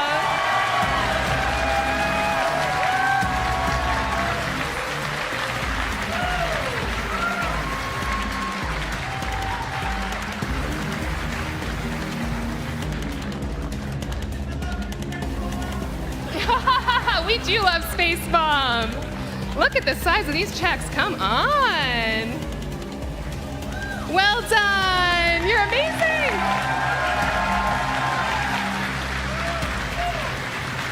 Awesome. Woo! I am now going to invite all of our cosplayers who are comfortable to go to the Excalibur Dex statue for those who want to take photos with them and maybe see their work up close, show them how much they love your work. So you can head over there if you're comfortable. Feel free to carefully, without falling, head off the stage. And that brings us to the end of our cosplay contest for Tennocon 2023.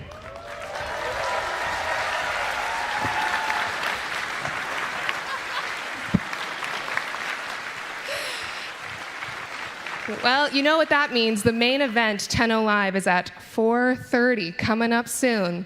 So buckle up. I'll see you all then. I'm really excited. Bye. Hope you have fun.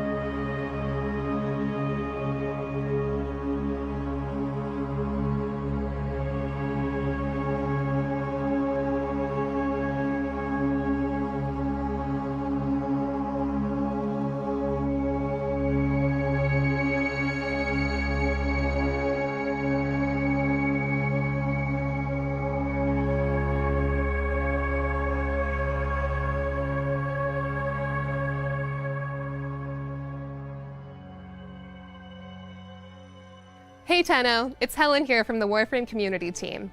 I just want to let you know about the free in-game items you can get just for watching Tennocon on Twitch today. The first item you can get is the Gotva Prime Rifle. Watch for 30 consecutive minutes throughout the day and you'll receive this item completely free. Once Tenno Live begins, the drop is going to switch to Gara Prime. Watch for another 30 consecutive minutes and you'll get Gara Prime completely free. If you've already linked your Warframe and Twitch accounts before and received drops, you're all set. There's nothing else you need to do. But for those Tenno who have never linked their accounts before, you should head over to warframe.com/Twitch. Log into your Warframe account and follow the instructions there. Then you'll be all set too. Thanks, Tenno. Enjoy the show.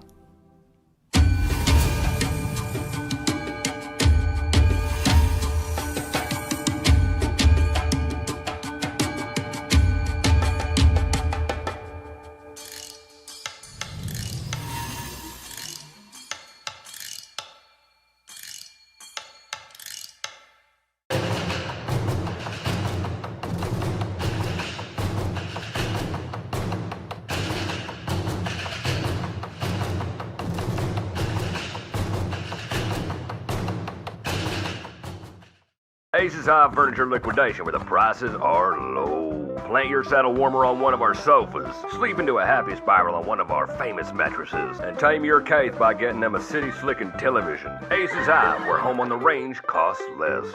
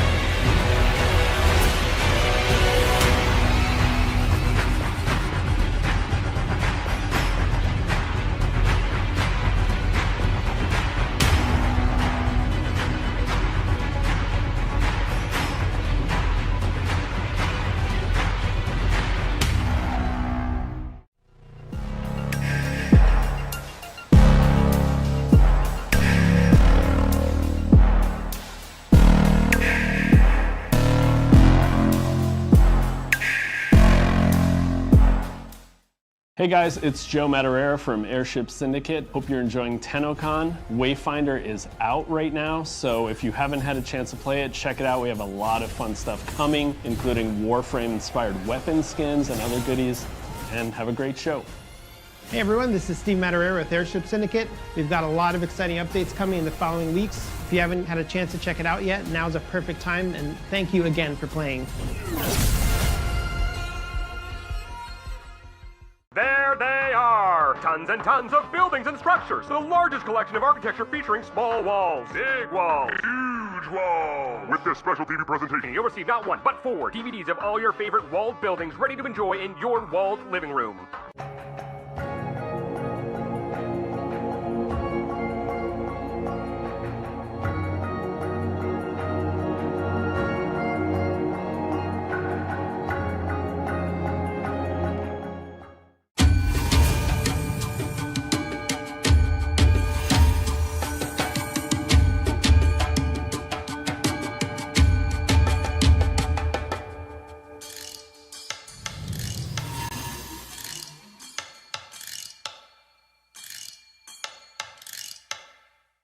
DETV tomorrow.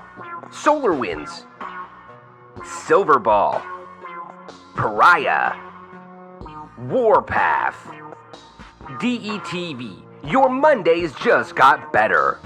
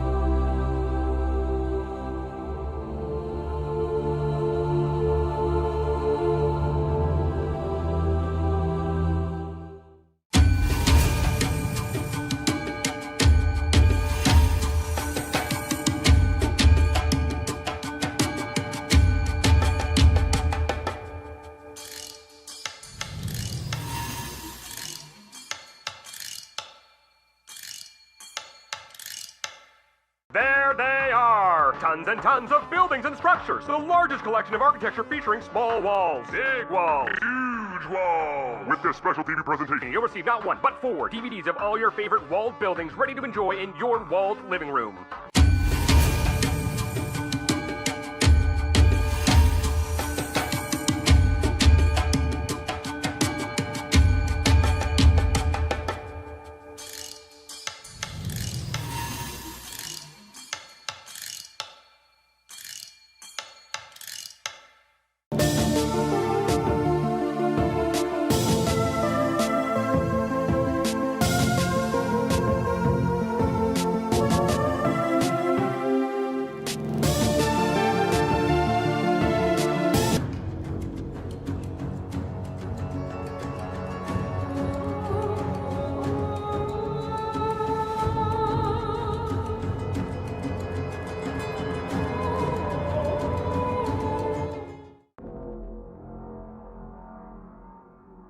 at any time, in any place, when you least expect it.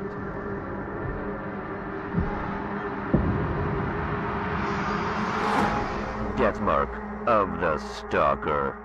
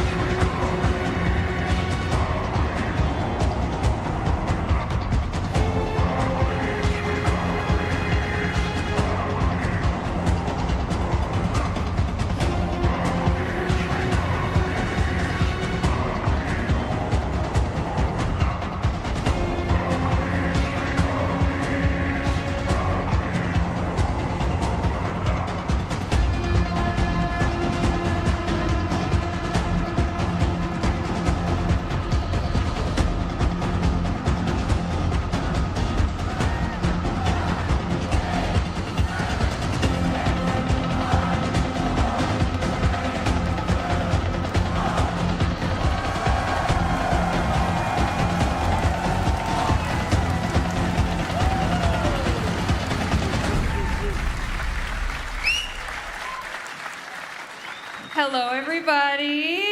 Welcome. Hello. It is finally that time. It's been a long time, and there's so many of you here to celebrate. The next 90 plus minutes we might go over. Don't tell anyone. Sorry. But welcome to Tenno Live, Tennocon 2023, celebrating 10 years of Warframe. We do have some requests of all of you as this goes on, but we'll get to that. Very well. Thank you for being here. Thank you for still being online, hanging out with us during the day. We have a very, very special show for you guys. And we're actually going to ignore the beautiful beings on the couch just for the time being.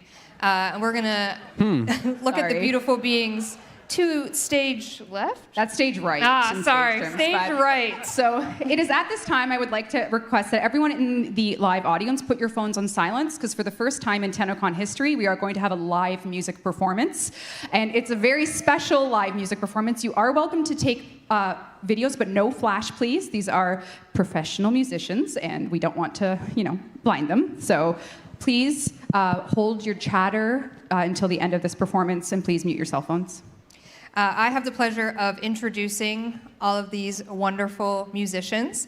You might recognize Matthew Chalmers from the sound panel, Sound panel, he is going to be the conductor-composer today.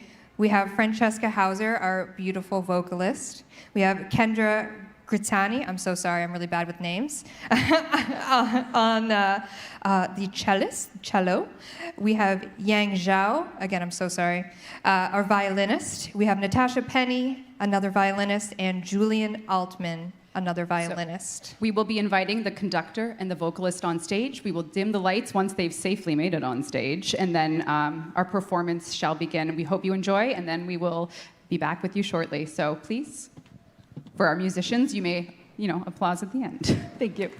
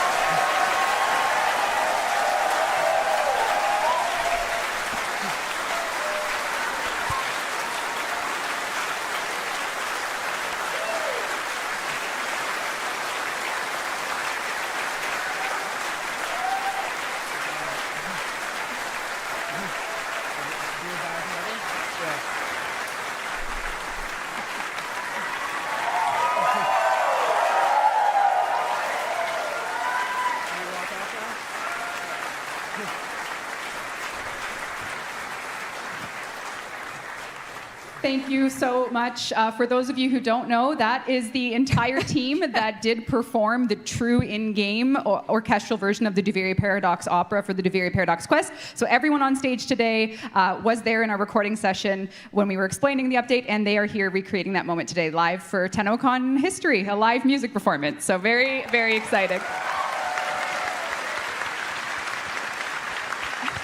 And I'm going to sit down now because Megan's actually in charge this year, so good luck.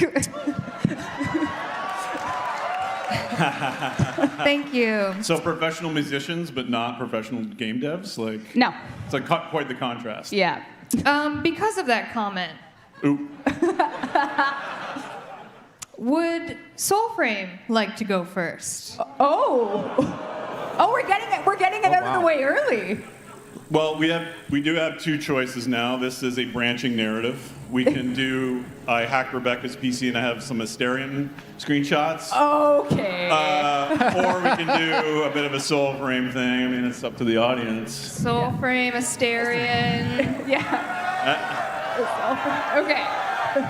Frame, Asterion. Okay. He dumped me, by the way. It's fine. I'm sorry that it happened to you. Okay, we're gonna do the thing where we just jump in and show you what we've been working on, and we're gonna show you a way too long Soulframe prototype. It was here, but everyone was not here last year, where we shared with our Tenno, our beautiful Tenno, that I'm glad we can be in person this year, that some of us on Warframe were working on something new, a sister project to Warframe, creatively named Soulframe. You see what we did there, just and geniuses, just genius. It's genius, it's professional game development unfolding before your very eyes. Jeff didn't want me to set this up too much. Do you want me to set this up too much? Well, we have a lot of Warframe stuff to get through. We have a way too long demo, and also Warframe's demo is way too long as well. Oh my God. I just want to say we have a small team that's been working on it for the last year. We showed you guys that mood trailer, and now we've been trying to figure out what this game is. And it is a sister to Warframe in many ways. It is similar kind of from a top level. It's co-op, it is solo, it is PvE focused, it's going to be a free game, it's going to be the things that you expect from us structure-wise. But for me personally, not to speak for everyone on the team, it is a response to an angry and anxious culture that we find ourselves in. We want to make something that is fantasy, but it is not a grimdark fantasy. It's a cozy fantasy where everyone can see redemption in their lives, that we can return to nature, that it's not too late to heal ourselves and the world that we live in. And we got to get those violins back. I know. You know, be patient. It could be glitchy, and it won't be Joey and Sarah's fault, who are joining us. I don't think they have a light on them. The Soulframe Slayers are over there. Yeah, okay. I don't think Joey and Sarah agreed on that name. That was a Sarah mentioned, but they work on the Soulframe team, and Sarah will be working on the community management, and of course it all begins with you. This is why it's possible, and I really appreciate that you've given us the chance to kind of build something that can kind of sit with Warframe. We don't want to make just another Warframe, so it is a lot different, it's a lot slower, so try not to snore too loudly, but let's dive in and see how this works.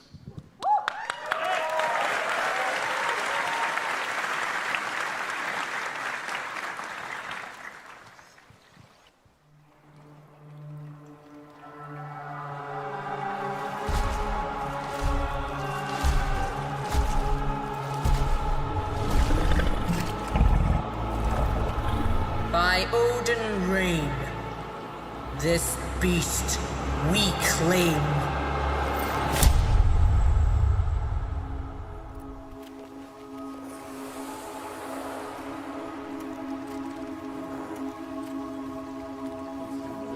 Let's go.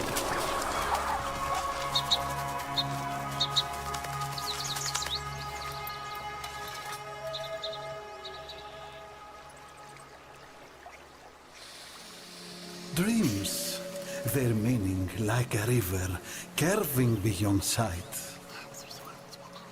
Yes, that is a good title.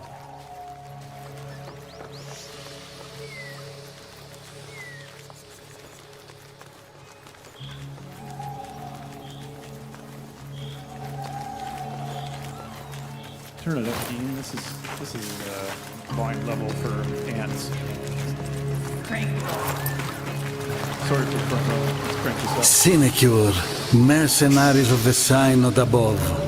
If there exists a soulless creature, one need only look skyward.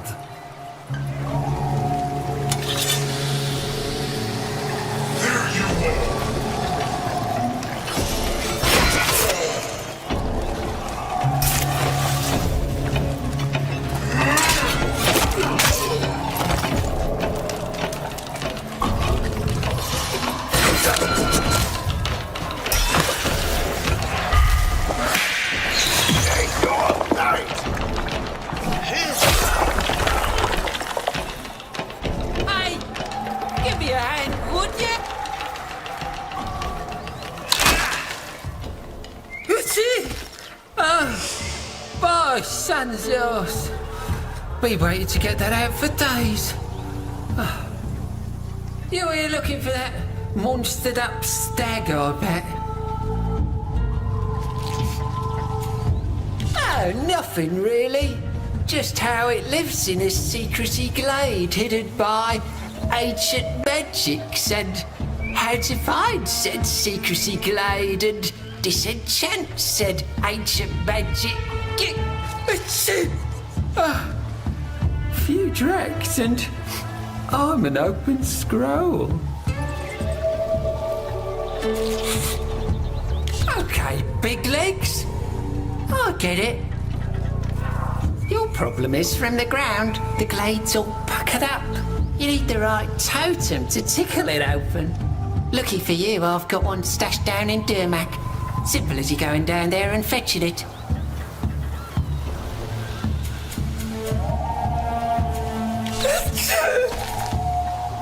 Might be you use this. One of those talky ode things. On the patch. My tree.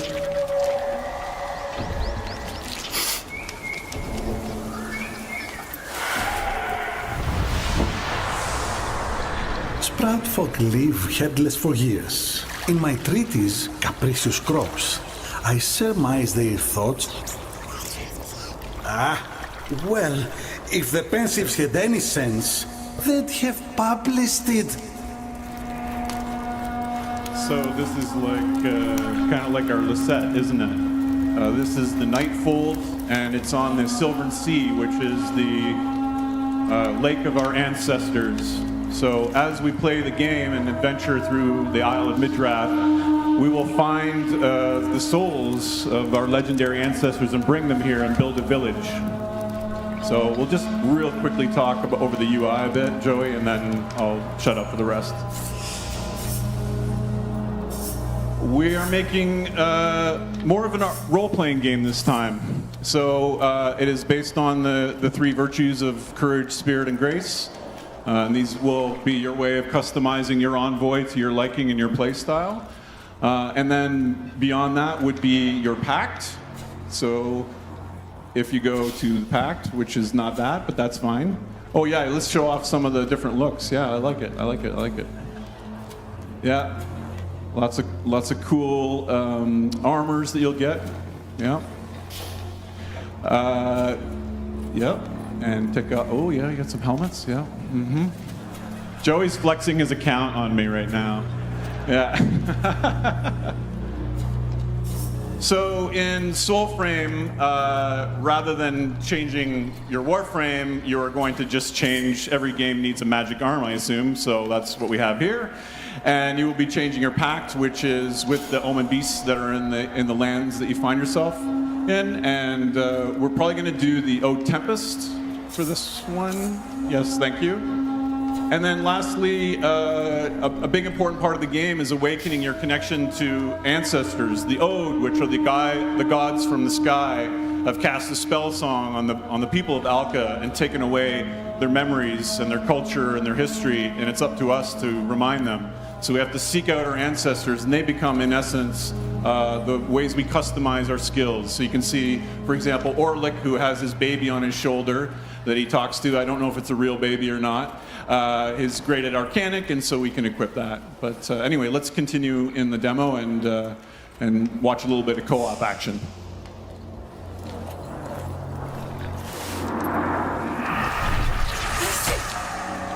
There'll be a little procedural dungeon here.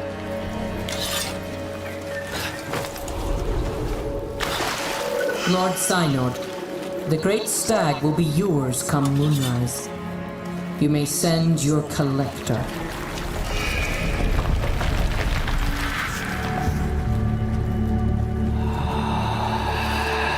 Oh yeah, I should say that because we're an envoy of souls, every location in the game has kind of these wandering souls, and they constitute, I guess you could say, like a fourth spell slot. So we'll see how that works in a moment.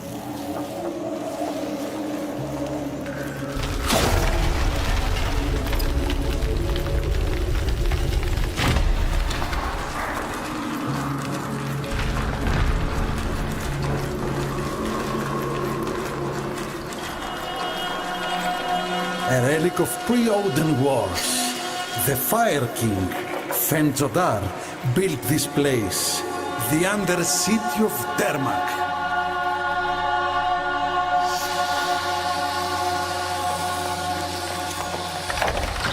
The old traps, sharp as ever. Keep watch. The silent.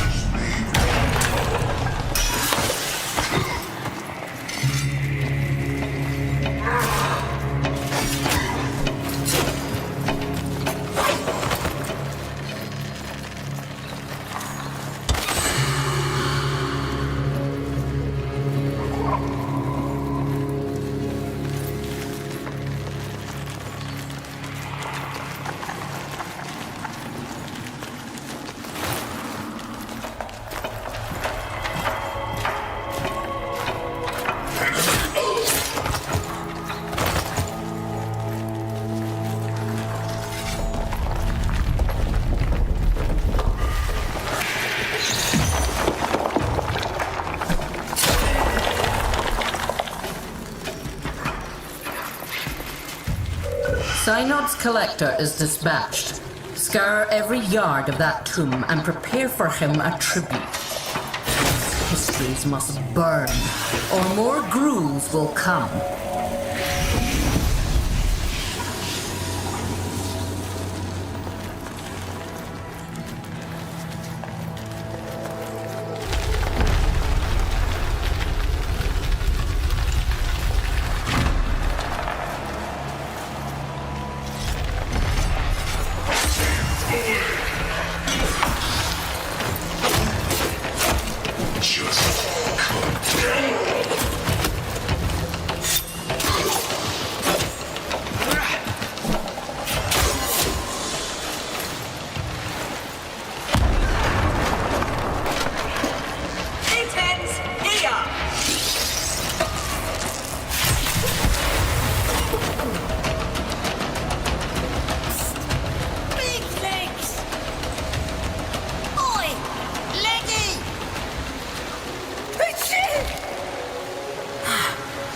Sun's arse. Dump me with sludge. The cats are everywhere, huh? I was gonna show you the vault, but I'm good here. Just up ahead and left. You can't miss it. Let's see. Was it right?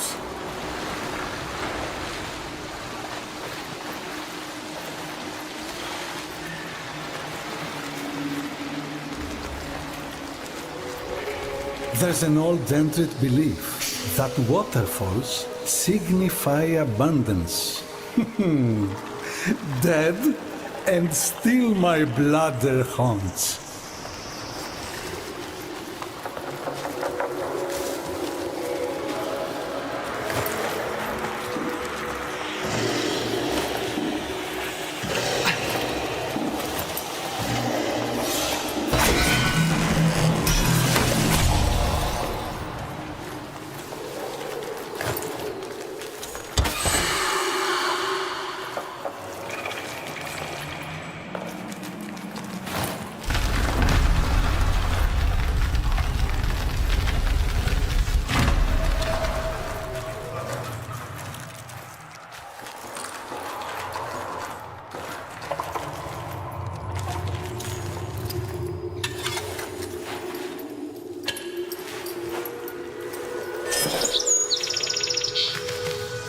Good. Now, let your familiar be our guide. I suppose, little genius, in a way, you are.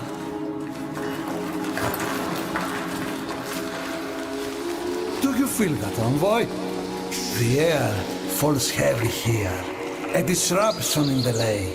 Old Jotar wanders near. Raise! Play!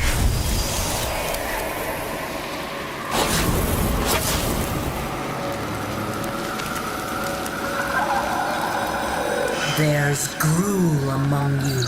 Synod will have me sky-wheeled if his tribute is lightened. Find the gruel and send them back to the fires of Ka.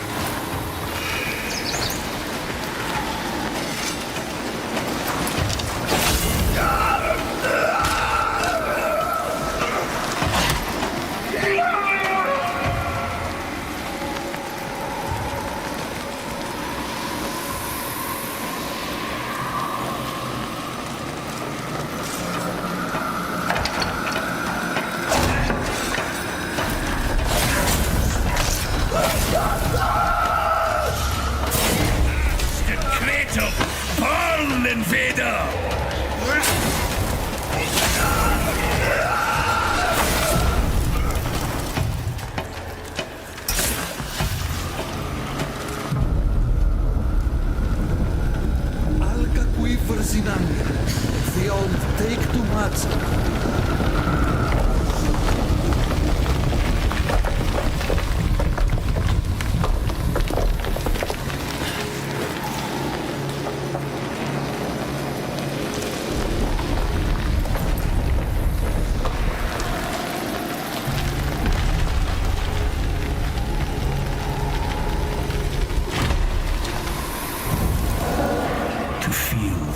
Of Mora too, her arms entwined in selfing blue.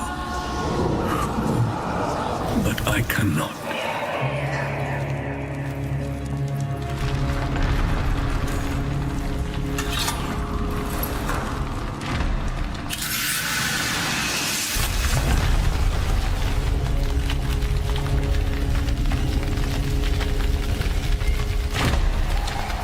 Fascinating.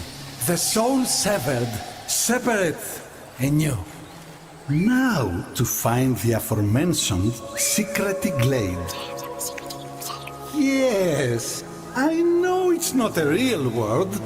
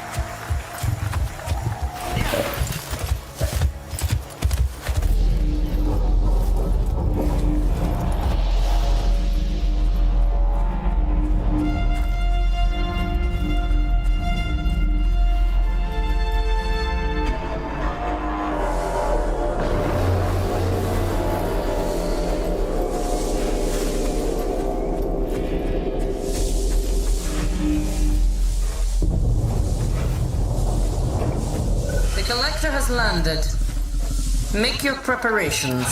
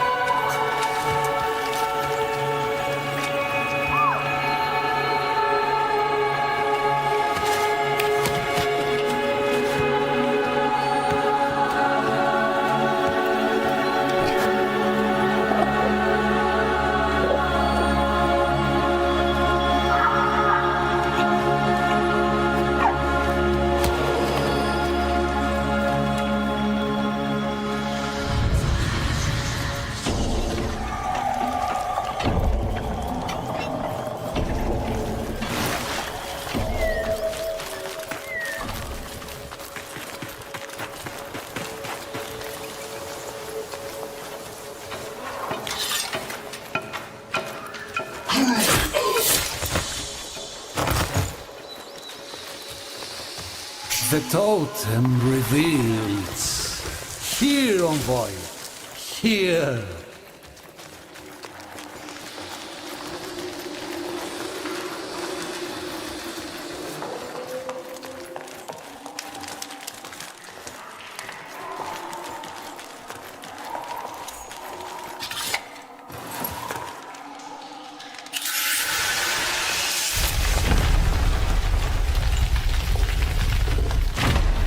The fabled glades of Underin. But where are the voicing trees? The shimmering pictics? Have the old engines made it even here?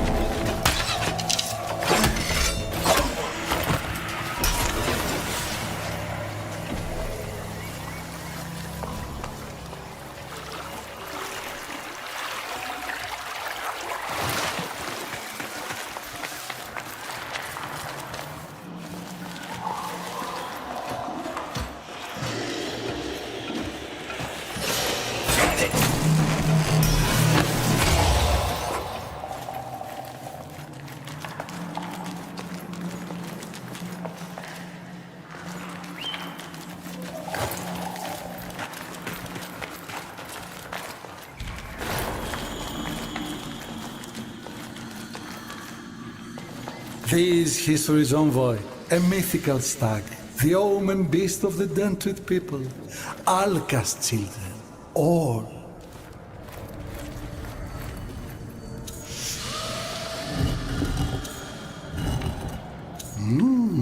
Some way of aligning the symbolic herd? See you any magics that might offer a clue? Huh?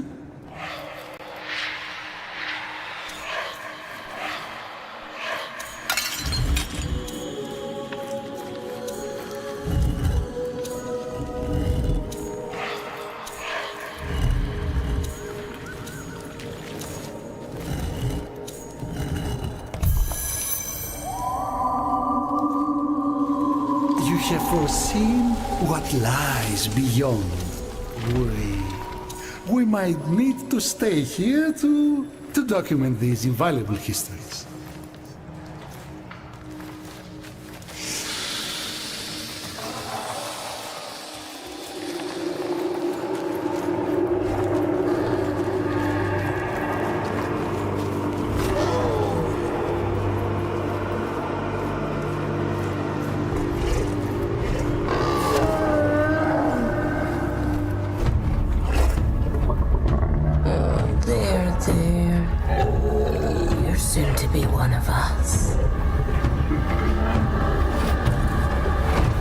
Just as you were, traitor.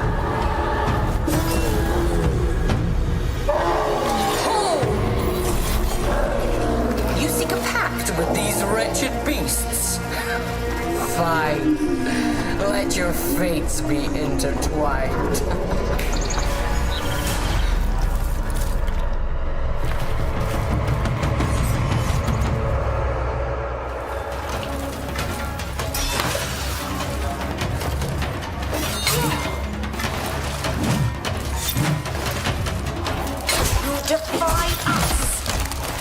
Child sleeps cold that old.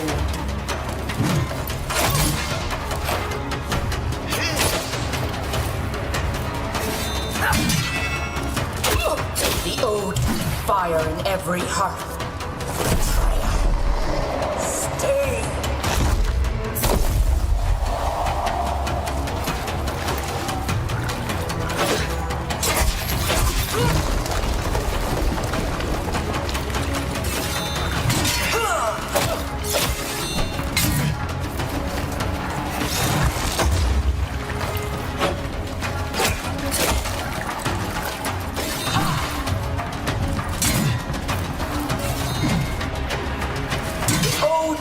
Abundance. Would you deprive us? Stop.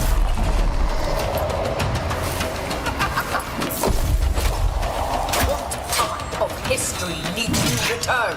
Famine? War? The Ode have banished kings.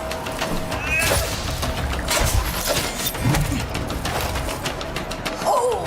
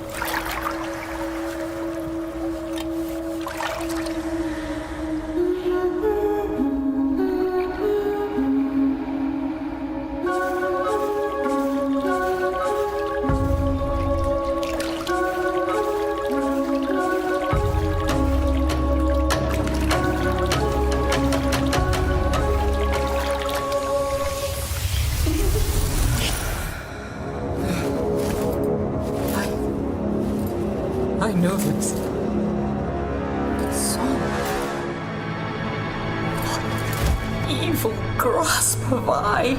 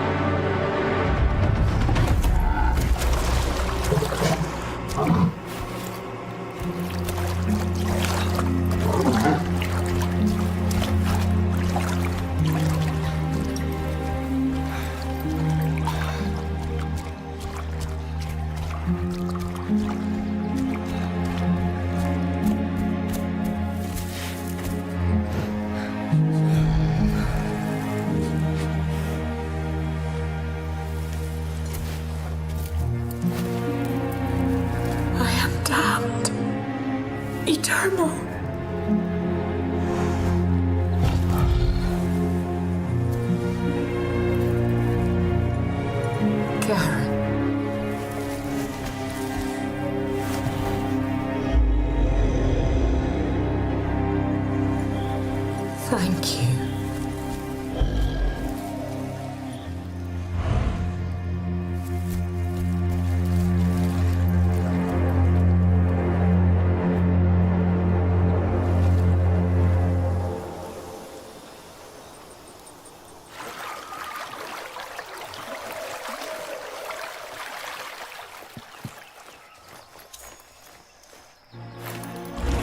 You. I do not know you. You look like the Clegs who skinned my lovers, who brined my rivers, who smeared their metal bowels on every wind.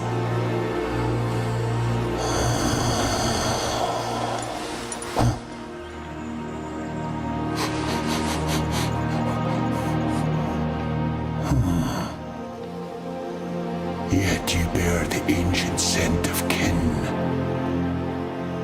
Can it be you are an envoy the Empress spoke of? Yes? Yes.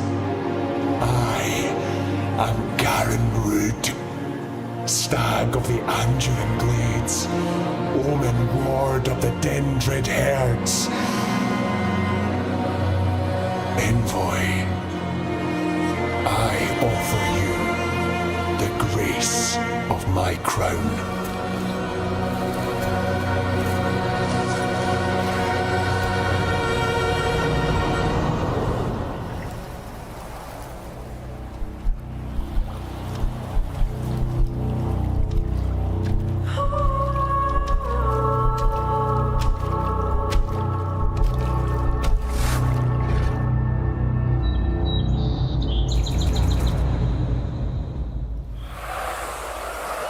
Join us, won't you?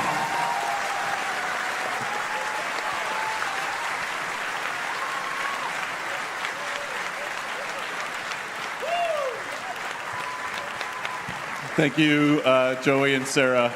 Great playthrough. Thank you so much. And thanks to the Soulframe team.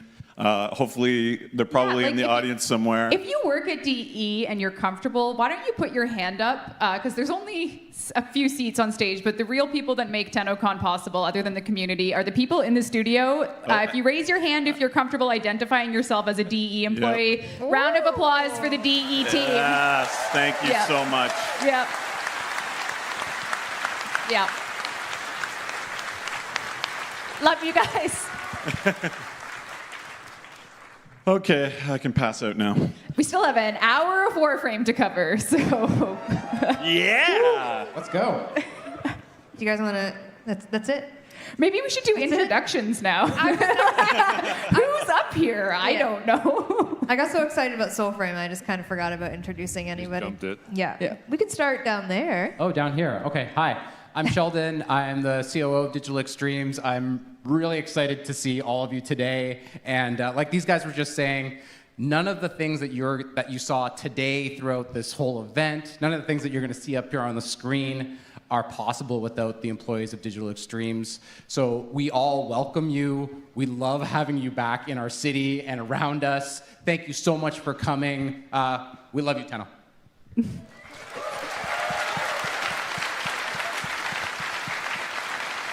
Hello, everyone. I'm Paulo. Thank you. I love me too. The design director on Warframe. So excited to be here. We have so much to show you. Obviously, we just did an amazing demo. That was incredible, you guys. Literally teared up at the end. She mocked me for crying. I did not. There's video evidence of it. So glad to have you here and be back at this, the live version. Just fill us with energy. I want to thank you all so much for coming here, and hope you enjoy what we have left. Hi, everyone. My name is Rebecca Ford, and I'm also very excited to be here, and I hope you enjoy the Warframe news to come. I'm the creative director of Warframe, so thank you for coming. Thank you for coming.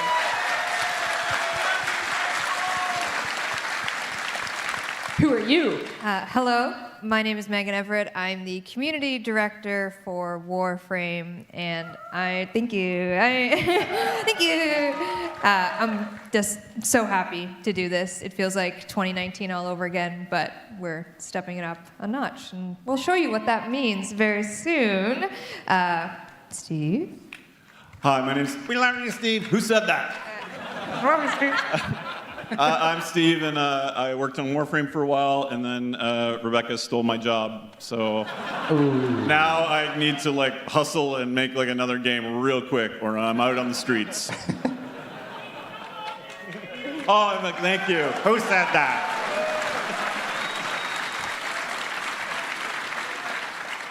Hi everyone, I'm Jeff. We love you, Jeff. Yeah, Steve pulled me with him. I'm creative director on Soulframe, and everything that these guys said, I just want to double that it's amazing to have everyone here again, and the support. You guys really kind of alleviated the nerves we had to show you something new. It was, I hope you can appreciate how scary that was for us, but it's such a privilege, and myself and the whole team just feel so grateful that you've given us the opportunity to do something like this as well, and we're just, it means the world to us that we could share it with you in person again, so thank you. We love you, Jeff.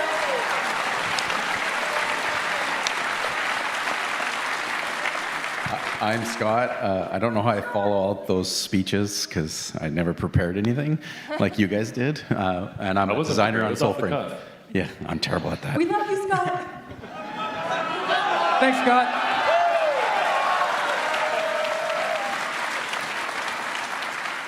You're in charge, Megan. I'm not gonna lie, I forgot my clicker over Your here. clicker? Okay, film time. Film 2 minutes. We have lots to give away today. We have anyone that filled out a ballot box. We are going to be doing some great prizes. We have some great sponsored prizes. I don't know if the camera person can get a shot of that computer with the certain someone.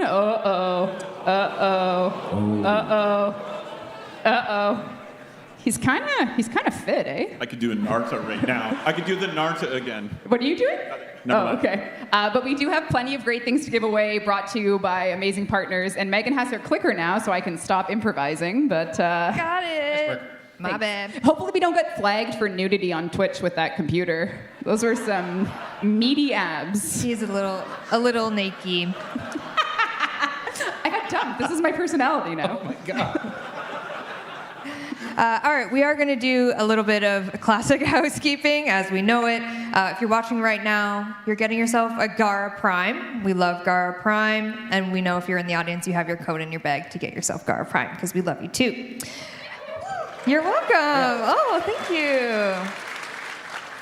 And we mentioned this at the top of the hour, but Tennocon is a very special initiative for charity reasons. We're able to give back thanks to you, truly. And we mentioned that we are partnering with Canada Learning Code this year. And I'm happy to show and announce, because I have my clicker, Dean Bergman, play the picture, I guess. $200,000 to Canada Learning Code. Yeah.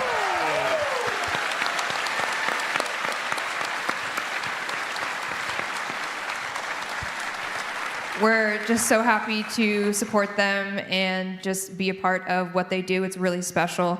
And of course, if you want to continue to grow that number and you're on Twitch chat, you can do !donate and donate anything you'd like. Thank you. All right, I have a giant box. Whoa. Okay. It's right here. We're already into it. It's right here. Oh, I see. Oh, do you want to hold my box? Oh, is this a draw? Help you. You can hold my box. Draw time. All right. It's very heavy. Jeez, no, not for me. I'm really strong. That was a heavy box. All right. Any vampire would be lucky to have me, but no. Not a Styrian. Not that guy. All right, all day, everyone here has been doing lovely activities, maybe finding some hidden Soulframe characters throughout You better not have stole them. Please don't. They're very heavy. Please don't steal them. Please don't steal them. And we're going to do some power plat. We're going to do a audience power plat, which if you don't know is 100,000 platinum. So we're going to do an audience one, and we're going to do a Twitch picker one. So we're going to do it at the same time. Ready? Someone sing a song.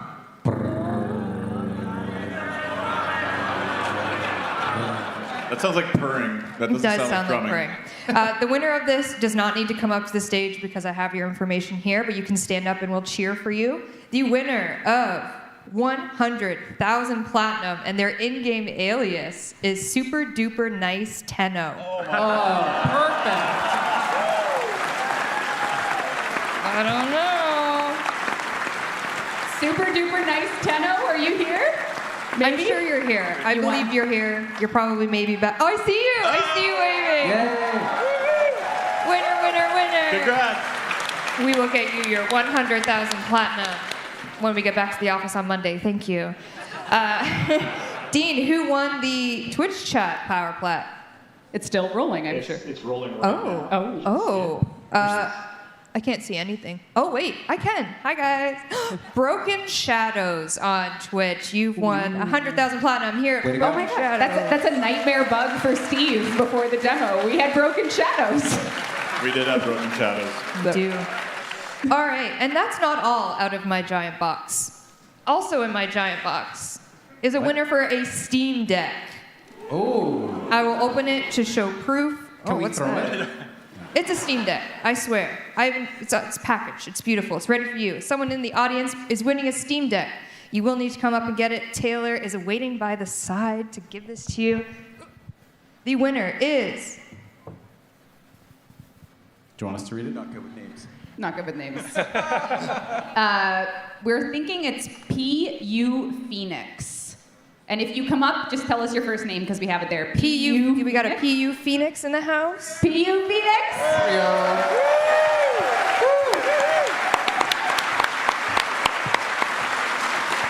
All right. Please make your way safely up to the stage. Very exciting. And we have another Steam Deck to give away. Oh my God. Wow. All right. The lucky winner is Otto the Taco. Otto the Taco. Spicy. Yeah, I can't see anything up here. Otto the Taco. Otto the Taco. Here they come. Right here. Oh, he's over there. He's over there, Tay. Taylor's coming. Taylor's coming. Yay. All right. That's it? That's it for that. Okay. Reb pointed out the naked man currently sitting on the PC and all the stuff around it. No, not you. Sorry, not you. As much as we see this in person, this is going to be a Twitch picker giveaway. Oh. All this great stuff. So Dean, roll that while I get some other giveaways. Oh, do you need more of these? Who thinks I can do this with one hand? You can. No, it's 11 pounds, You Megan. can. You have a bad knee. Don't do it. All right. Do you need another name from the box? Just too heavy. Yes, we're going to do a giveaway of the Warframe vinyl Beautiful. and the Warframe art book. Two separate or one? Very heavy. Two separate. Okay, vinyl. Vinyl is NY_Soro, S-O-R-O. Ooh! Nice. Not sorrow anymore. Not sorrow anymore. And the official Warframe art book that I held on stage, and it might have a couple dings in it, I apologize, she's heavy, is Carly Drawn. I think it's Carl Drawin. Carl Drawn. Oh, there we go. Hey!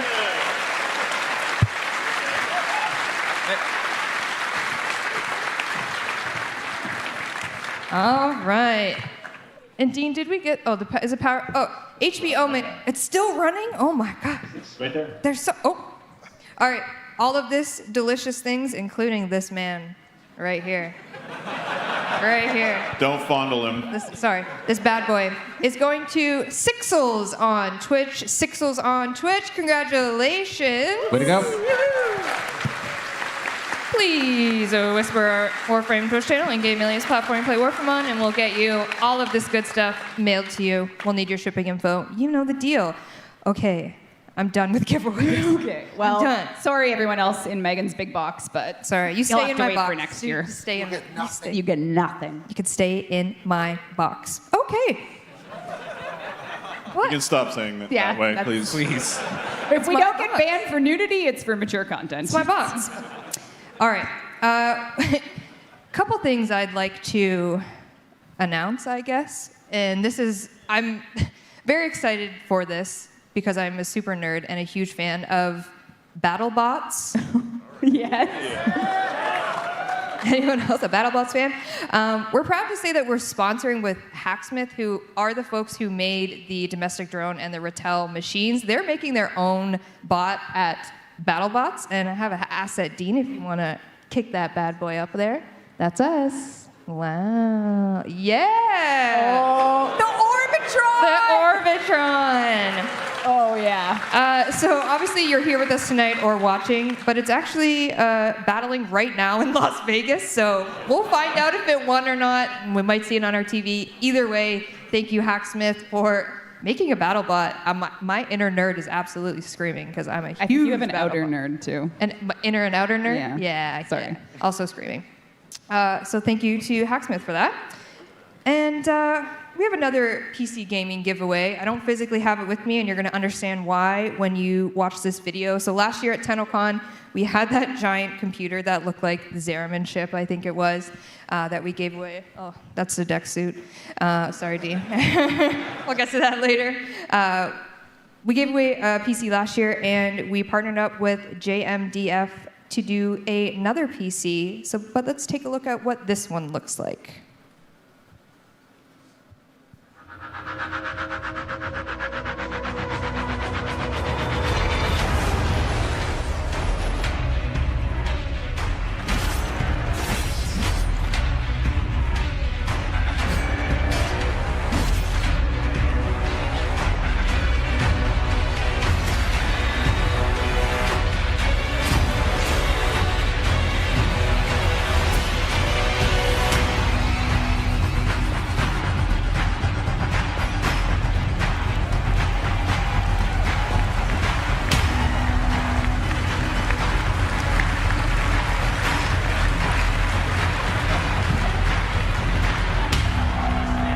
Yeah, he's thick. He's just a little boy, but he's thick. Yeah. What is that? He's a strong guy, that guy. Awesome. Anyway, if you want a chance to win that, you can go to Tennocon.com. So thank you to JMDF and HyperX for making that computer. I really want it. I can't have it, but it's just how this works. All right, my last piece of housekeeping is after Tenno Live is done, we do have a Umbraforma alert going up for 24 hours. Again, if you're here, the code works, and it will also give you an Umbraforma, because we love you. Thank you for being here. You're welcome. Oh. All right, Reb. Do you want to set the stage, or you want to just jump right in? Why don't we just jump right in? I don't know. There's a lot. We've made you wait for a long time, but we have obviously a lot of great Warframe news, giveaways, housekeeping. But we really do have a lot to catch everyone up on for our plans for the rest of Warframe's life, which will be forever. Hell yeah. Yeah. So. As you know, the first thing is we are celebrating Warframe's 10th year anniversary, which would not be possible with everyone on this couch, everyone in the audience, and we have probably some of the most incredible Dex freebies for this anniversary, which will run till the end of the year. Is that what you wanted up on screen? That is correct. Dean, you can put that asset up. Okay. Yeah, there it is. My Dex. That's not an asset. Hi. That's a lady. Hi. It's the Dex operator and the Dex drifter suits, which are There free. it is. This is free fashion frame for your operator and your drifter, and they look incredible. They will be available for claiming by just simply logging in the game from now until the end of the 2023 year. That's so right. Lots of time. That's right. Yeah. You already know that. Sorry, it's old news.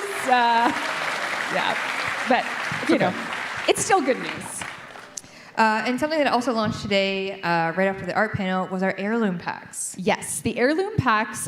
It has been 10 years of Warframe, and we are very excited to bring the original art director, Minky, back to design 2 heirloom skins, which have possibly the most beautiful details for the core Warframe. I think historically, some of our original primes have that prime look, but what if we could push them further and have something incredibly prestigious? So in this year, we are launching our first ever heirloom pack packs, plural. There's 3 of them. They signify the anniversary, and there's 3 different tiers that you can support with to, get yourself an heirloom accolade on your profile, just if you wish to support them. They're kind of supporter pack adjacent, and then you can get those skins along with plat, a whole bunch of other stuff. A new cosmetic tier, the Signa, which are halos, which actually have a vertical slider, so you can decide how high or low. Yeah. So if you want, say you use a frame with a really big head, like Banshee, you can slide it up. So this is one of our first of the attachment series that you can actually adjust where they fall, which is hopefully something we're going to bring more. So we'll see. But this is an experiment, so hopefully, yeah. Yeah, and I mean, we have a trailer. We have a trailer. Right. Dean, play the trailer.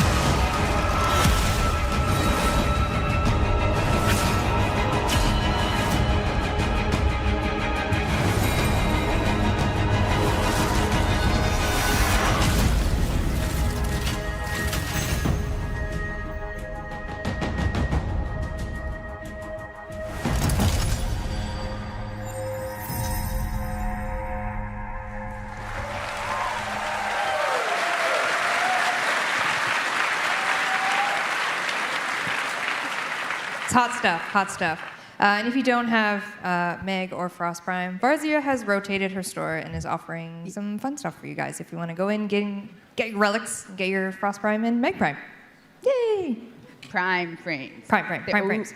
The 2 post originals. The OGs. Yes. So I'm not holding my phone to be rude at all. This is actually to show you the future of the mobile version of Warframe, but my fake fingernails are so long. Okay. I got you. I can't actually Is that a stereo here? It's not a stereo. Stop. Do you want us to hold it? Stop.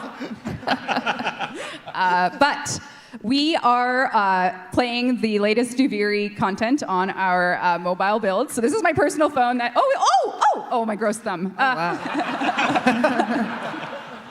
This is, Megan's iPad is bigger, so it might help you. I'll put it over there. Sorry, camera person, I didn't mean to do that. But, Megan! No. It was loading in. Oh, okay. I didn't put it to sleep. So our team has been working really hard on getting this out, getting betas going. We have a really helpful beta period in progress. And we have officially opened up for pre-registration, pre-orders today on the iOS platform. So if you have an Apple device, you can actually pre-order the mobile version of Warframe for its launch in the 2024 year. There's a reason why we're moving it to 2024, which we'll talk about later in our, but by moving, I mean intentionally putting it after another very requested feature that someone asked me about at a wedding. You want to say it. Yeah, but before we get there, Mobile's working. Duviri is playable on the build, and we're just getting a lot of polish, usability, performance, everything going with our team. And we're very excited that you can actually pre-order it now, and you'll be able to play it next year. Very exciting. Mobile users? Why aren't you pre-ordering? You all have Apple phones. Oh, sorry, right now. You mean, okay, got it. Fine. You're supposed to play into the bit. I don't understand. It was playable here, and a few of you actually, 3 people told me that they were very impressed with how it was working. Oh, 3 people were impressed. Great. We've done it. We're good. Make it 4. That's Will brought it up out of nowhere. That's very impressive. It worked. Okay. Well, you mentioned the other reason as to why mobile is coming next year. And we'll talk about that after the October. Oh, you're good. Okay. If you watch the art panel, you'll know that we announced our 54th new Warframe. I have a lovely slide, Dean. Dagoth is going to be coming in October with many other things. That's right. So as you all ease into fall, Dagoth, this is the original concept art by Keith, who's actually here today. He is. And Dagoth is going to be headlining our October update, so that's our next major update for everyone. It'll be coming this fall. What's it called? It's called The Abyss of Dagoth. Oh, there it is. There she is. Yes. So, who is Dagoth? What is her story? This update is centralizing around bringing a new frame. It's going to bring our first sort of horror-themed dojo room as well, which will allow you to build her crypt in your dojo, and you'll be treated. Yeah. You'll be treated to some narrative from grandmother from Deimos. She has a story about Dagoth and might have an origin for how Dagoth got her name. So this will be a Nabarus seasonal update. Dagoth will be joining us. We finally have a Warframe that starts with a D, which means We did it. We made it. That is, We made it. Don't laugh. It's very important, and I'm very excited. Don't. No, it's fine. And so the frame's coming with a dojo room. You'll be able to get her and learn more about her with content. But we're also making this the biggest quality of life update this year, I think. So why don't we talk a little bit about that? Dina, have a slide, please. Thank you. We got slides. Yeah, so we got a lot of things coming with this update that are very focused on kind of revisiting other things in the game, starting with Hydroid.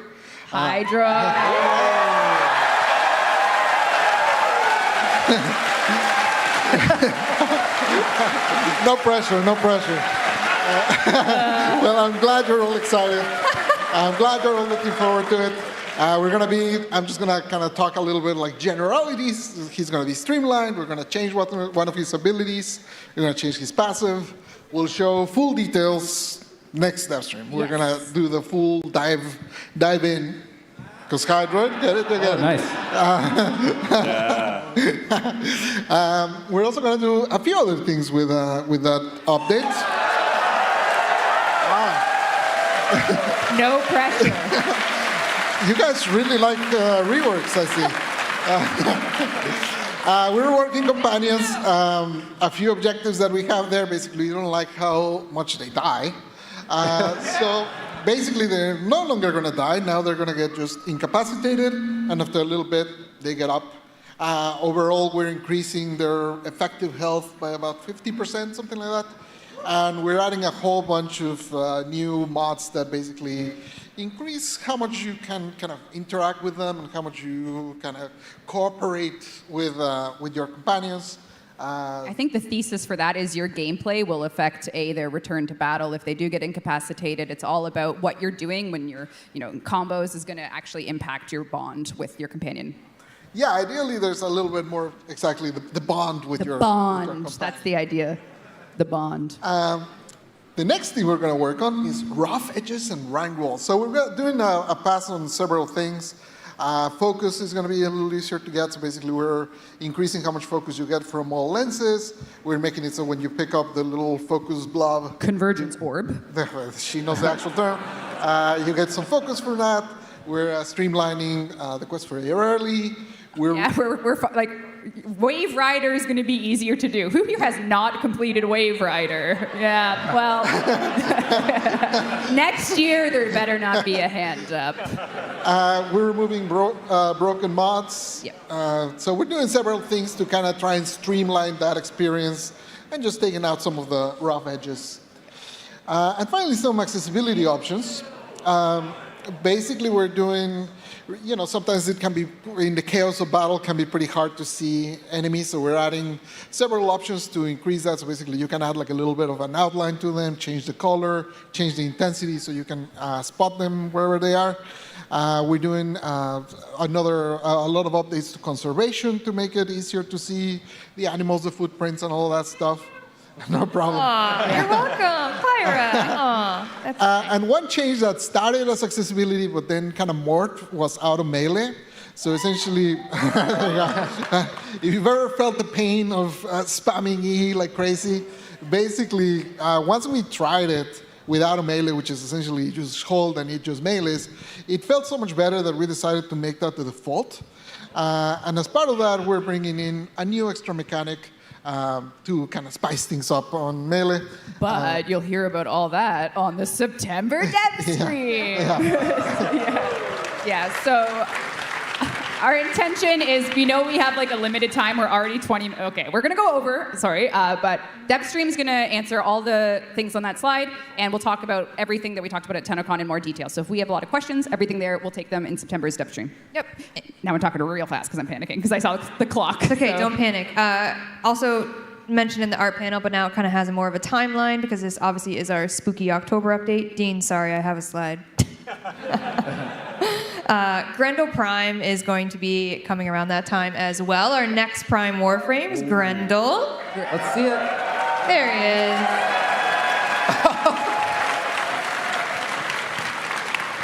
THICC. He's going to be coming with the Xylock Prime. Nice. He's got the Masseter Prime as well, and he has a Prime Cyandana, so you can kind of expect that in that time frame. And now I'm done.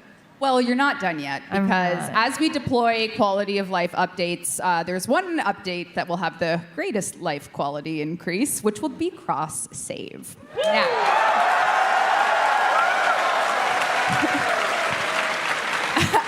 why don't you answer that one, Steve? I literally walked to the show this morning with Jeff to set up, and I heard from the crowd lining up, "Cross-save win!" Yes. So we are happy to announce that it is coming this year. So you will be able to participate in cross-platform save in 2023. We intend on rolling it out in phases, which is to say the Dagoth update might have some under-the-hood changes that won't actually bring the feature, but they'll prepare the database unification we require to actually launch this. So we are going to be rolling it out in phases. We are going to get it out before the end of this year, unless we just really don't want to break your accounts. So our goal is to have it and your account safe in this calendar year, and we're very excited for that. The team's been working very hard on it. So cross save is coming. When? This year. Yeah. This year. And now you know why mobile is next year, because I could be playing right now, and it would be nice because my main account is, pretty. Yeah. We get it. You ready? I don't know what's next. You know what's next. Is it demo time? It's demo time. Are you ready? Okay. I got the pitch for this demo at Tim Hortons. Yeah, I pitched this, yep. And we were in Toronto to record that amazing quartet score. And yeah, I was having like a farmer rap and a double-double. If you're a Canadian, you know what that means. And I was just like, can I work on that? And Rebecca said no. Yeah, so Megan's going to be running the demo. This is live gameplay. It's about 30 minutes, so please get comfortable. Do a little stretch if you have to. And People are actually stretching. That's awesome. If someone's yeah. Okay, cool. Yes. Meg has to walk over there, and she can't trip, so I have to give her some time. What to say about the demo? Our goal with the future of Warframe 10 years in is, I didn't rehearse the thing. I was just hoping you would talk. Oh, am I supposed to say something? I'm very excited to bring you our next arc in Warframe, next cinematic arc. What you're about to see truly is the, don't look at the computer, but it's the beginning of the next cinematic quest arc. This is the first couple missions of the next cinematic quest arc in Warframe. I won't talk too long about it, because it kind of speaks for itself, but I just want everyone to know that the fundamental goals and what we want to do is take everything you love about Warframe, which is a lot, because you guys really left me a very easy job, I think. Thank you for setting everything up. And I want to take... Yeah, we made all the pet companions die. Yeah, thanks so much. Yeah.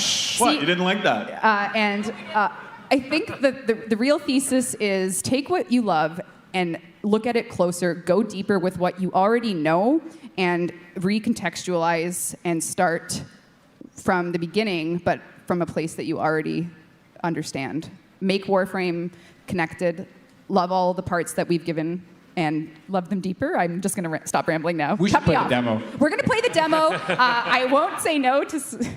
And there's a whole new, this, I always like to rant about technical stuff. I don't mean to cut you off. No, you're good. GI lighting. Yeah, I mean, this is a whole new lighting system that we are using in Soulframe. It is. It's amazing. And so pay special attention only to that and ignore everything that Rebecca thought of. No.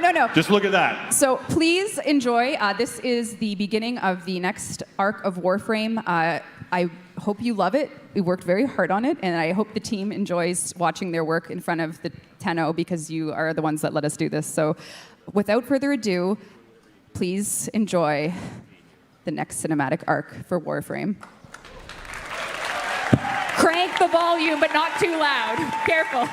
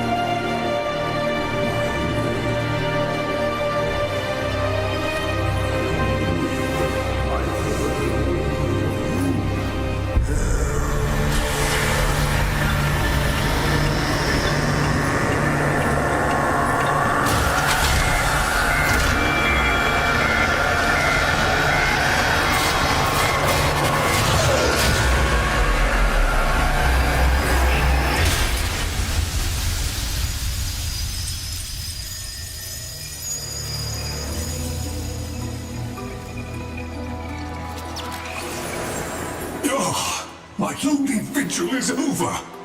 Follow me, Tenno, and on no account wake the family.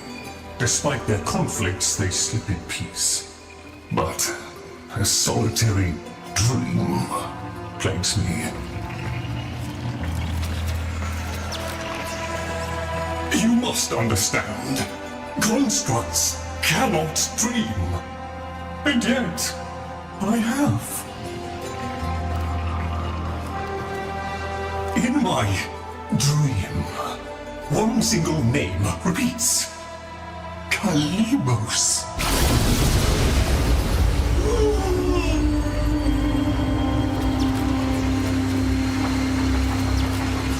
The memory surface, long locked away. This was no dream, Tenno. It was a precept. The Kalimos sequence.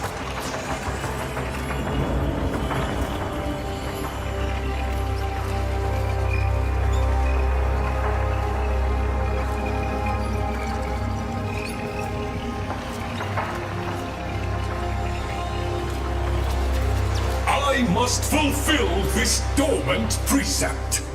The Kalimo sequence has begun, and it cannot be undone.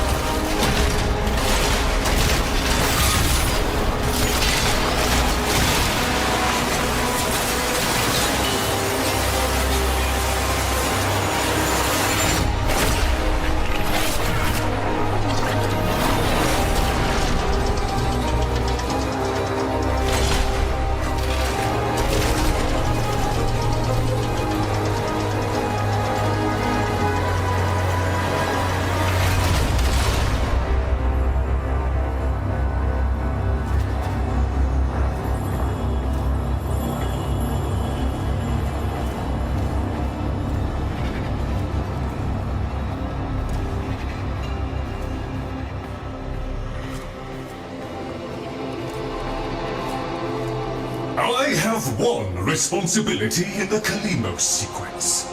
Awaken the sleeper. But I cannot do it alone. Please, assist me once more. This update. Oh, they turned off my mic. Oh. Cut off again.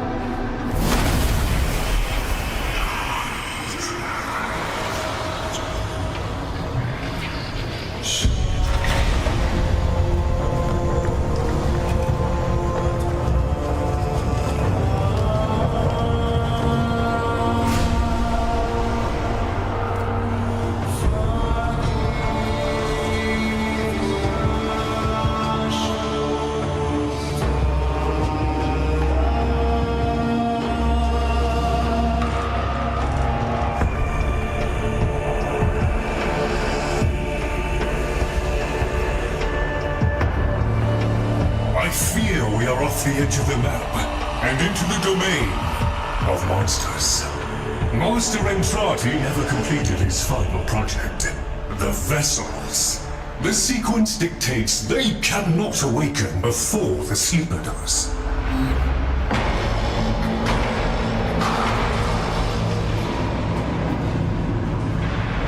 Do you hear that? Let us hope the sleeper is untroubled by such strangeness. Find them.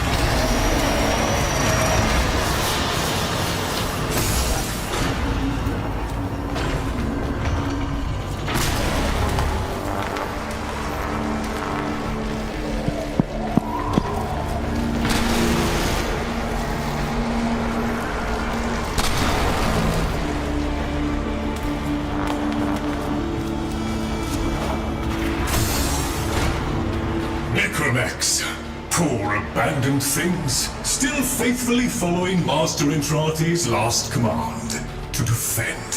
Show mercy, Tenno, and them.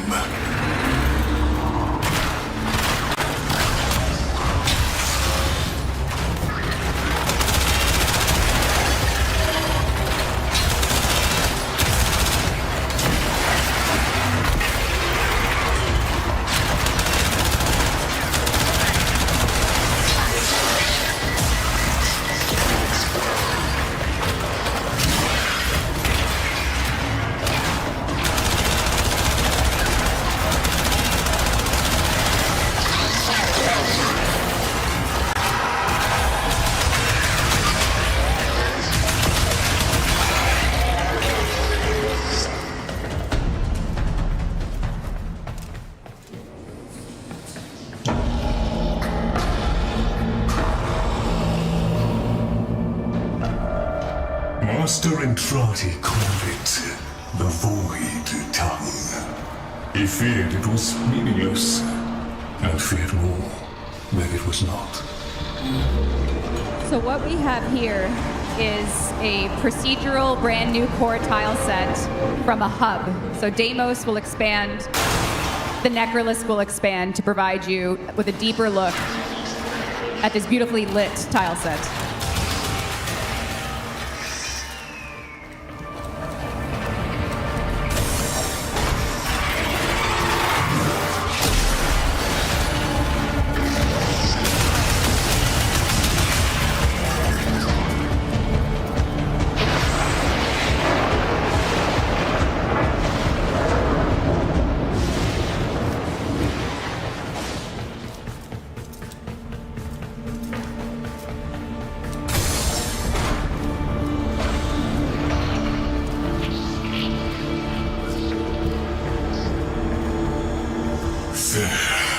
That book was like a diary to Master Entrati.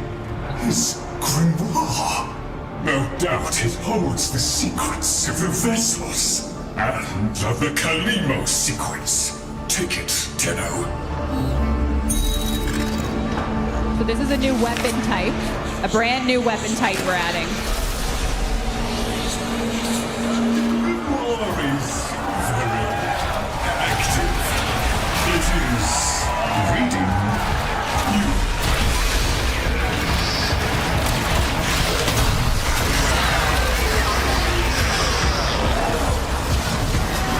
I confess it galls me slightly to see a compendium of knowledge used as a weapon. But means must.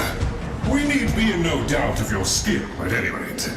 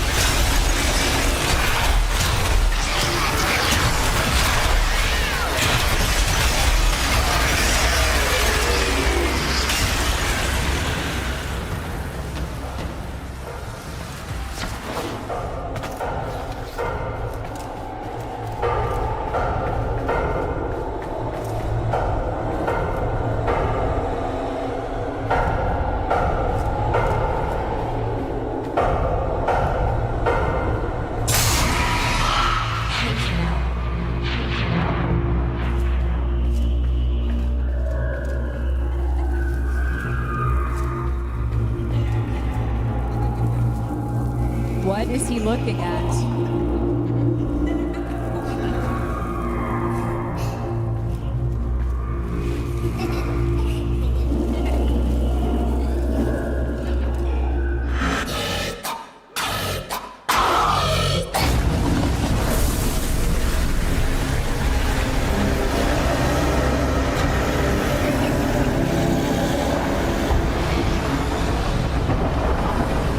Monstrous danger, these labs. Better off sealed. We can only hope the sleeper has been untouched by this vast horror, this great indifference.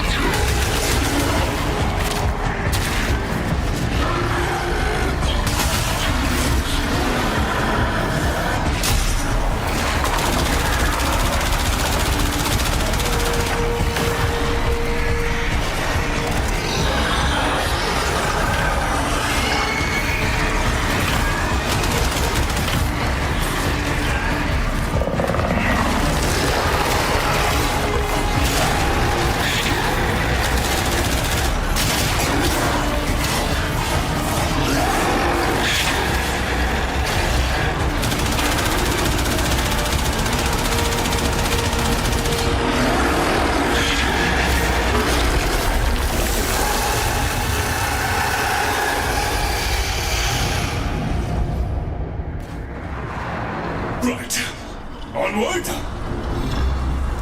So that is a new faction that's coming called the Murmur.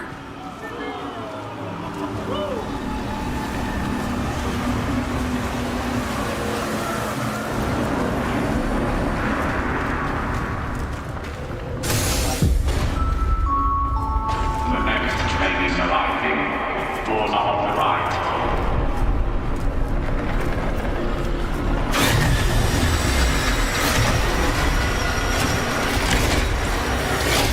A trap?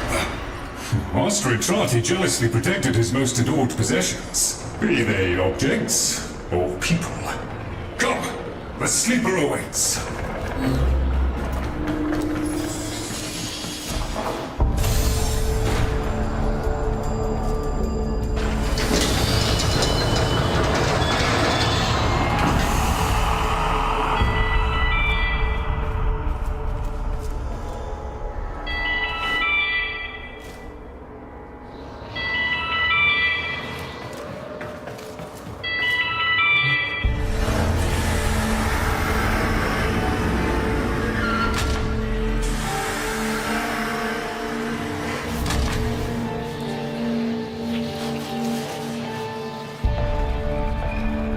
The Kalimo sequence has begun? Did he send you? Is he? No. No, of course he didn't. That would be impossible. This is, well, Lloyd, the original. All emotional centers very much intact. Did you have a good sleep? Ah, the helpful necroloid my Albrecht had made, so that I might have assistance and company. Perhaps that made it easier for him to leave. Resume your duties, construct.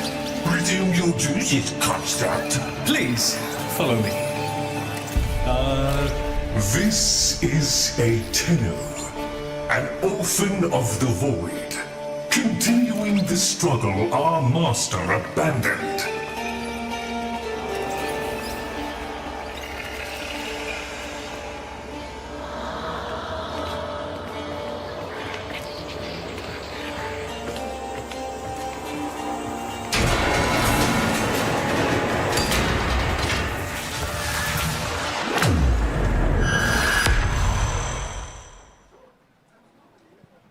So we're going back to the hub.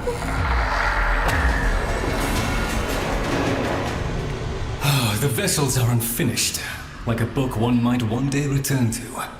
Operable, barely. The sequence dictates I'm to wait for their operator. Clearly that cannot be you. Oh, it can be. Tenno, Master Entrati's grimoire suggests you are the key. That colorless antique there? Use it.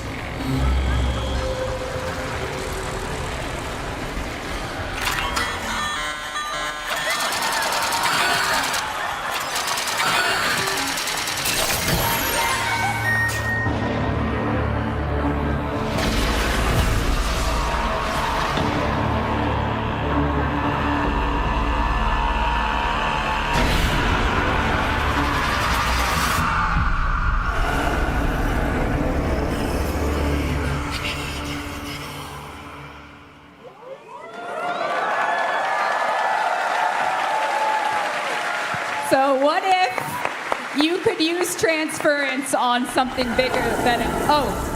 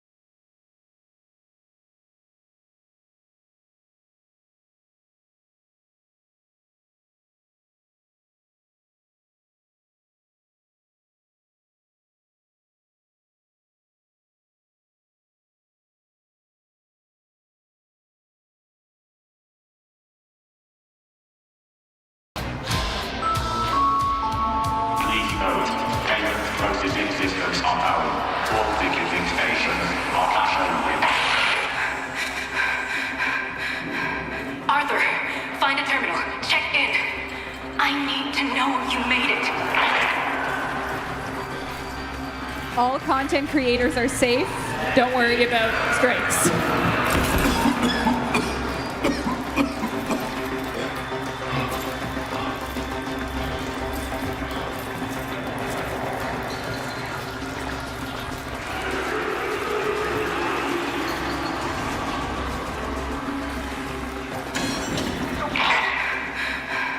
Nearly done with this bitch of a year.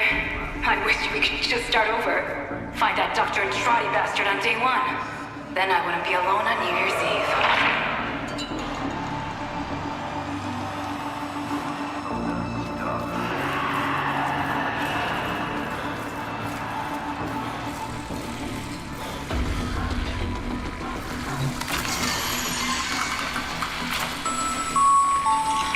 They found me. Keep going, Arthur. Find Dr. and Trotty. Follow him into hell if you have to.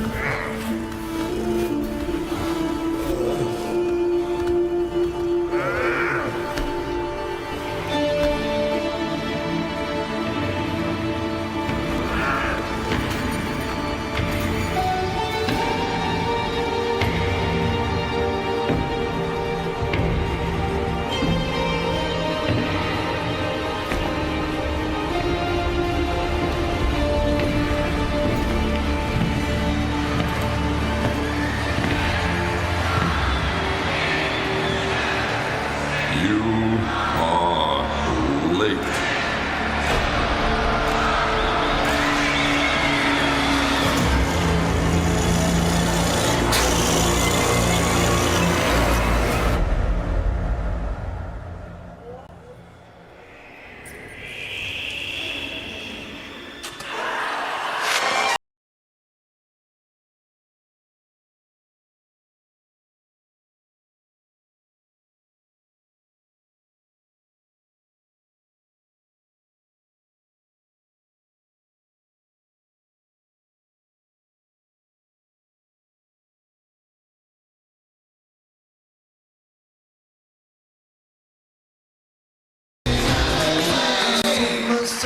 But myself keeps slipping.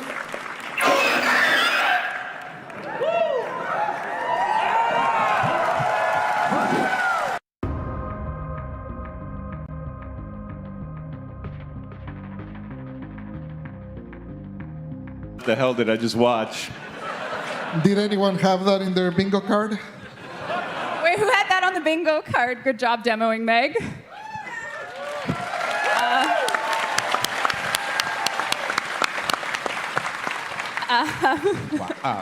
So that is where we are going, and we have lots of plans, and it has been an honor to hold the first in-person Tennocon. Oh, you're gonna make me cry. Yeah. Okay.